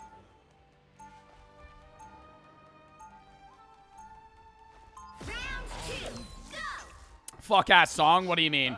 You smell that? Chad, that shit's aura as Groot. I'm just walking in that bitch. Oh, it's me. I'm sorry. 30 seconds before you attack. Get ready. They got scared. They got scared. It was the song. We just win the game. Another epic That easy. victory. Big win. That easy. Love to see it. We have a Jeff MVP. Oh, I love this one. He got all angry. He got all angry. Work mode activated.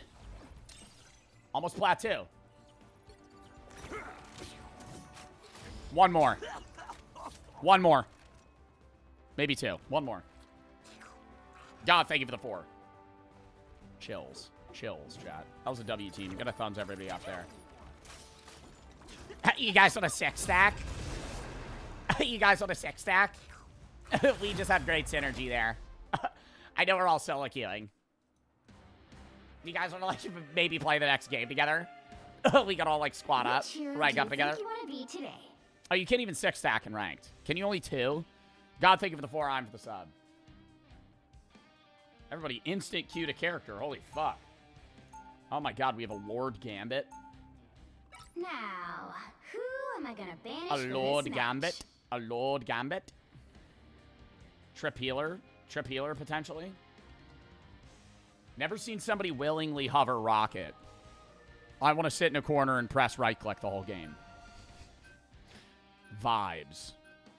Vibes. I just want to press, I want to hold right-click. Go duelist? I'm going to go duelist. I don't want to play tank again. Ooh, they banned Gambit. I guarantee you near midnight swaps healer.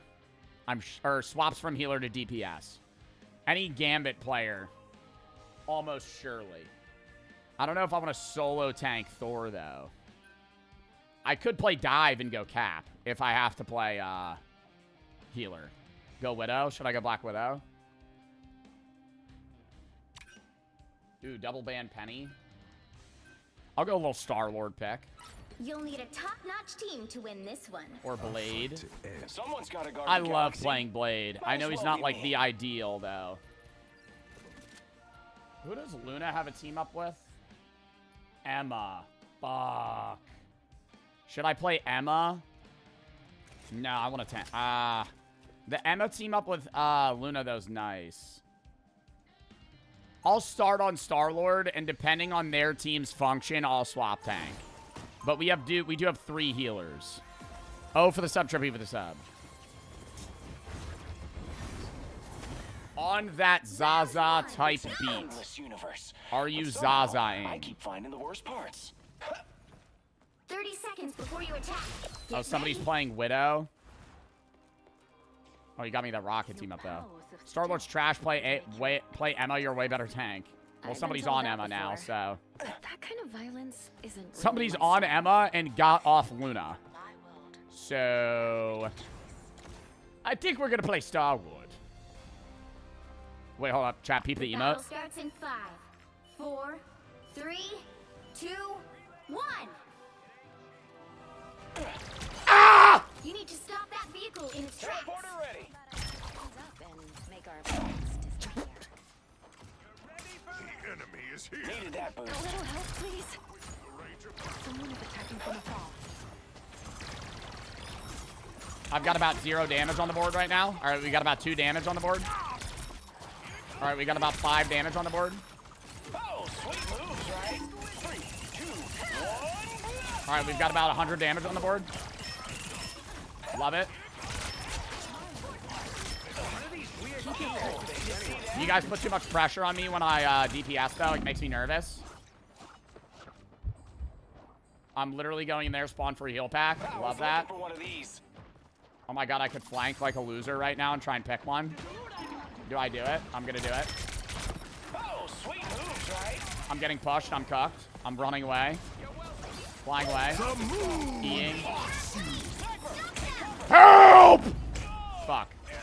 Yo, I think Star-Lord's not the pick here. I think Star-Lord's not the pick here. I'm gonna stay on him though, because I'm here for the vibes. No stopping the Star-Lord.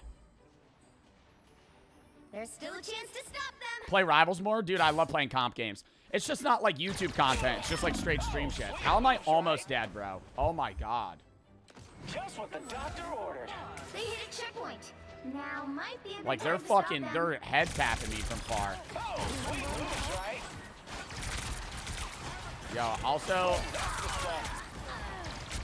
not loving the heals, but I'm also not taking the angles I should be. Did you see that? Play like a loser right here. Better stop that vehicle. This is peak angle for alt charge. Teleporter ready. Oh, sweet moves, right? Oh my god, they have a Black Widow. I was looking for one of these. Did they have a Black Widow that whole time? Oh, sweet moves, right? The moon. I'm ulting! Heal me! Heal me! Wow, 4 in a row. And that's why you Q Star-Lord. It's the easiest character in the game. Just what the doctor ordered. It's aimbot. That's the stuff. Time to spread my wings. I've reached full power. Huge. Huge.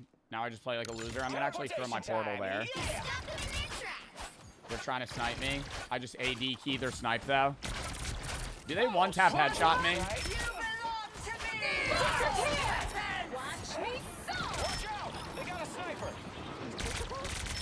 Why are they pushing out of that?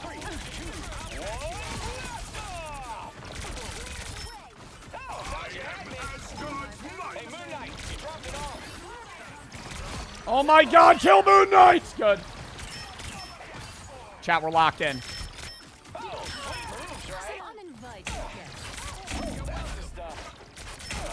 I gotta run. Not using the port. Port is last ditch scenario. I'm gonna push out and then we'll port. Ah! Porting, fuck!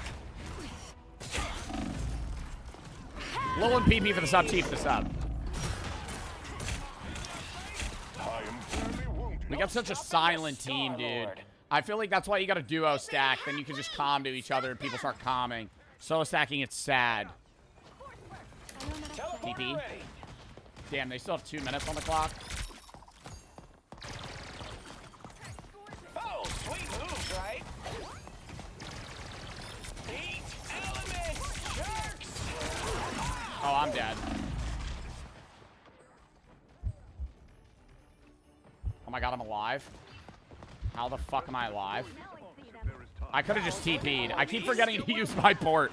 I just flew all the way around to just not use my port.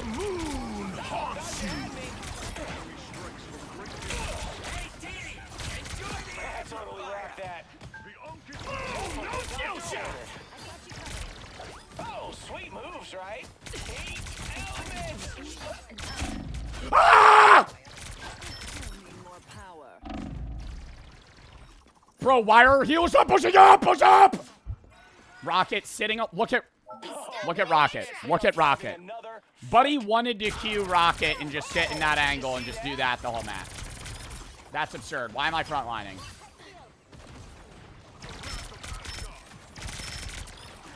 Why am I frontlining? When they push up, I'm gonna ult. Yell me. I'm gonna ult. Ulting. Okay. Died immediately, chat. That didn't go as planned. Low for the sub. Probably should have waited until they were in the middle of the team stack, but I don't know why. See, like, that's why I love tanking is because you can fucking control pace of play. And, like, if I'm a tank, bro, I'm holding that corner so much more aggressively. Only 60 seconds left. And I'm not like a pro, dude. I'm not like that good at the fucking game. But like, I feel like they're holding like so far back. Like we could hold that fucking corner like on the dot. And so I shouldn't have ulted that because I should be playing around them.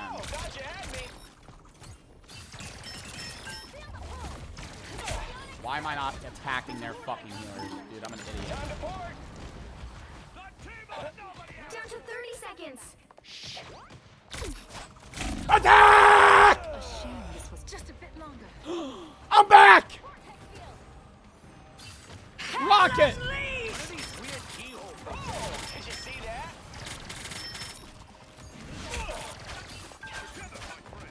The final 10 seconds. Clear portal. Teleporter ready. I was looking for one of these. Oh, sweet moves, right? Oh my god. Oh my god. Oh my god. Oh my god. I blocked myself with my own portal. I'm so deck on him. I'm hopping off. Right at half, too. Low for the sub. Fucking 10 and 5. Bro, they got it. I'm streaming. I'm streaming. When you're done, you should play Fortnite. Pass. Playing this today. The moon Dude. Slice and dice. Enjoy the I am ready to put on a show. Oh, they're getting every all under the fucking sun out. Only 60 seconds left. All right, missed every shot. Love it. There we go.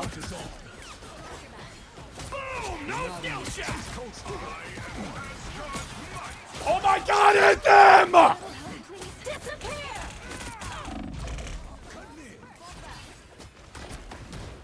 I'm my ult. This is ideal scenario right now, chat. You gotta hit him with the wombo combo here. Ready? Wombo combo. I just fucking whiffed my E. I'm dead. You're gonna die in 7 seconds. I did die very quickly there. That was a bad play. I might be the worst player on the team right now. I might be the worst player on the team right now. They've got the numbers on us. Die immediately. The final 10 seconds. Deepest voice that I've ever heard. It's now or never. That had to be a voice changer. Okay, what the fuck is happening right now? Okay. Like, brother. Where the hell did my whole team get wiped? Caleb and Loaf the sub. That was Freddy? Who the fuck is Freddy? What's the name of the guy? Dude.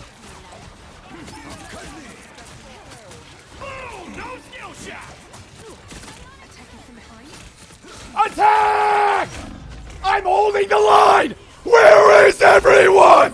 Where are they? Why are the tanks not on cart? There's no tanks? No, they're behind me. We're at the fucking line, dude. Get on the cart. I've got your back. Watch me. I am ready to put on a show. Oh my god, I love that.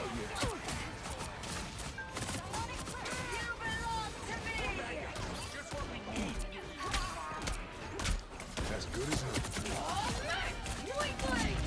Attack! You're not in this alone. And we hold them off. And we hold them off, and I pull it back through with Blade right at the very end. Caleb and Lowell for the sub. 2-2. Time to switch things up, including which Are you just spamming? No, I'm not just spamming. I literally click their heads. I'll fight to end. What are you talking about? That spawned me. Ass. I could play Deadpool DPS. No. No. No. We're going to play Moon Knight. Or not Moon Knight. We're going to play fucking Blade because of Moon Knight. You will team up. Does he even know how to play Blade? Yo, this is why I love streaming competitive games, because I have every chatter think that they're the next fucking Mace and tell me how to play the game, dude. I have 1 million Kingsmans in my chat right now. You guys are not rank 500. I could tell you that for certainty. Just straight up raw dogging, just acting like they know the game. You don't know the game. You're not that good.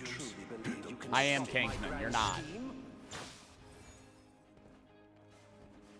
I'm Emerald. Is that even a rank? That's not a rank. Emerald. Emerald. The battle starts in 5. What the fuck is Emerald? 3. That's not a rank in this game. 1. I'm SSL. Okay, that's fucking Rocket Let's League. get that vehicle to its destination. Being good at Rocket League transitions to no games whatsoever. We won't stop until the captain is anyone willing to As help. good as new. Outside of maybe like racing games. Would it transfer to racing games? I don't really know. Okay. What was even hitting me? I'm behind corner. The moon haunts you. Moon Knight already ulted. How are they gaining all charge that fast? Because they're better than you. Because you're garbage feeding them. Because you're garbage feeding their MK. You're so bad. You're so bad you're just feeding them constantly. Maybe if you didn't suck absolute horse dick. How did I miss those shots? Maybe if you didn't suck absolute horse dick. Okay, got rolled. Needed that, thanks. Dude, honestly, I could trip tank and we could just walk them right now. After we don't get anything, we will. Boom, one shot. Could use some help. It would be awesome if I got a heal. We're in our fucking spawn right now. Sick. Scared voice changer. Yeah, that's weird using a voice changer in in-game VC. Like, you don't want to get, like, judged or something. Awesome. Gotta back out of that.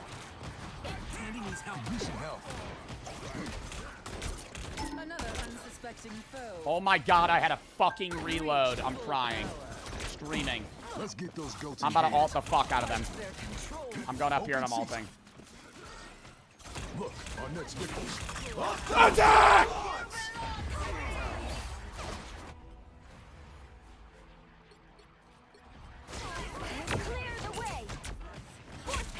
I now play Cap Dive.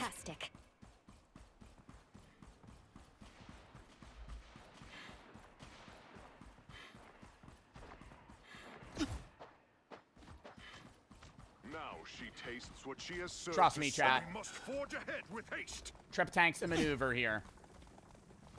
Log off, buddy. Might as well, dude. I'm terrible. You'd be good if you uninstalled. Well, that doesn't make any sense because then I wouldn't be able to play the game. I do love a trip tank, though. And I do want to play dive. Dude, I don't know. I don't think this is the team comp for the Blade Star-Lord. Those are the people I want to play right now. I'm not trying to play fucking Deadpool. Easy, see? You just play, chat. The Cobbler's meant to tank. He can DPS. I'm talking about myself in third person, by the way. Oh, no. They have a Wolverine. He's probably dog ass. I love when people swap Wolverine. Holy ego. You're halfway there. Keep going. Chat, I'm just here for vibes. I am ready to put on a show. I mean, talk about that combo. Just spamming, question mark? Would somebody just spamming abilities be able to do that? Oh, I don't think so.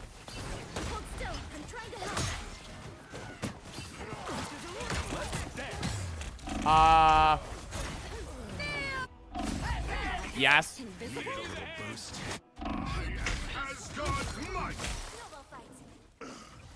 Oh, I thought that was me. I was like, I'm not frozen.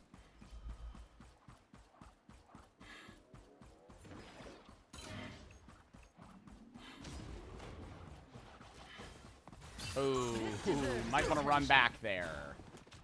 Might want to run back there. Hold up. My chat's lagging. Oh my god, I'm ruining the game. Oh my god, I'm ruining the game. Oh my god, I'm ruining the game. Lock in. Go. The moon haunts you. Shields up. Get in there!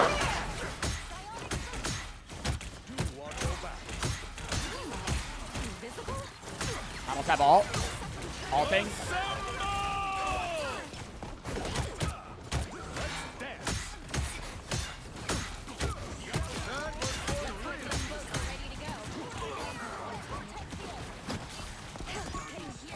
Give me the heal! Can't beat battlefield medicine. I'll be ship-shape in no time. Dude, my whole team just didn't go with me.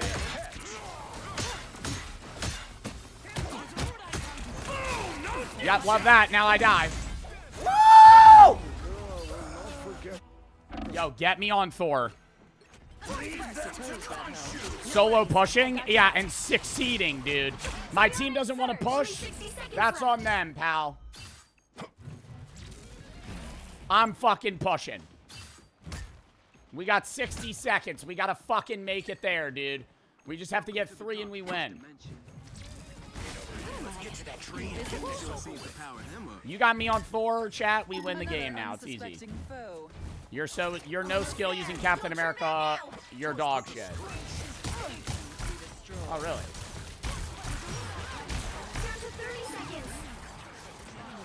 The moon haunts you. Good. Chat, as long as we make it. As long as we make it, that's all that matters. Hey, a win's a win. Heal me, heal me, heal me, heal me, heal me, heal me, heal me. I'm dead. Okay. He just like full fucking card. He just solo ulted the fuck out of me. Ignored everyone else. That's kind of the point of Wolverine, though. I love when they alt trap us in our spawn. It's a really bad idea.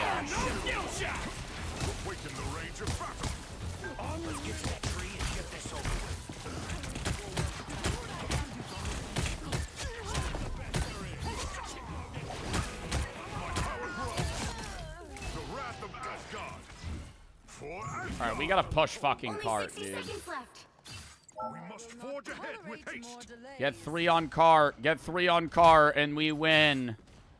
Holy. The enemy is here. Wolverine's going to the okay, and they froze me.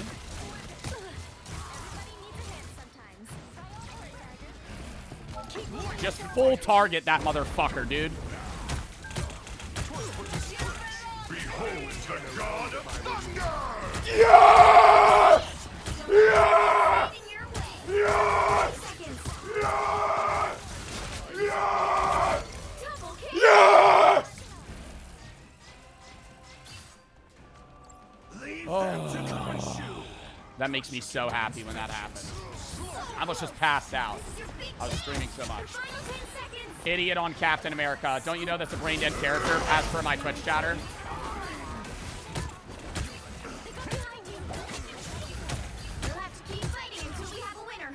GG's. Final score 3-2-2.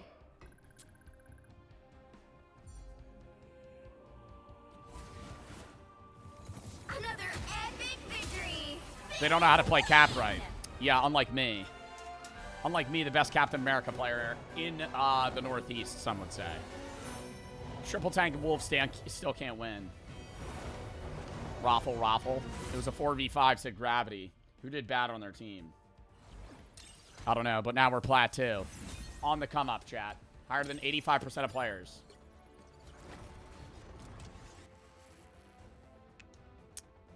Any tips on 4? Bro, dash, hit, right click, E, F. Fucking, you just have to chain your combos. So you build charge for your F and your throws. All right. Chat, we're going to call that there. That was a W fucking stream. We're going to end on a win there. Hope you guys had fun watching. I had a fun time streaming. If you have any videos you want to watch, give us a play video /tab.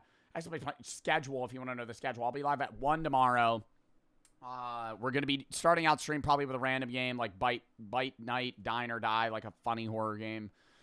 Maybe some random shit. Then we got a Bro v Bro with Yusuf and the SMP. Sunday, I'll be live at noon. There's a snowstorm on the stream before it, doing reacts. Monday, SMP day, whole day. Live at 4. We're going to be grinding out the Ender Dragon, and a bunch of other shit. Tuesday, not live. Wednesday, Hellmart drops, playing that. Other horror games, Quarantine Zone. Thursday, VR day at 3:30. Friday, Stay Collab playing Roblox and reacts. Next Saturday, SMP Bro v Bro with Edward. Next Sunday, PCRF charity stream, matching chat stonos. Hoping to raise like 10K or so. And then I'm gone 2nd, 3rd, on 4th for the Fortnite tournament. Gone the 5th to the 9th, doing a bunch of vlogs for YouTube. Then we'll be back. Joe's for the sub. Grinding out a bunch of new games and streams. But yeah, appreciate y'all. Hope y'all had fun. Thank you to everybody that followed, sub, donor, etc. And I will see you guys on tomorrow. Not on tomorrow. Tomorrow at 1. But yeah. Who do we want to raid?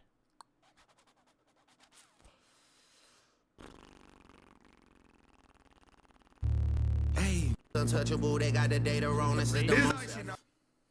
We're doing the Bro v Bro with them tomorrow. All right. We're going to raid chat. I'm going to post in the main in the gaming right when I end. Scratch that. But outside of that, chat, appreciate y'all. Hope y'all had fun. And I'll catch y'all tomorrow. 1 EST. Be there, be square. Got a bunch of random games. Bro v Bro. A bunch of other shit. And see y'all then. Peace.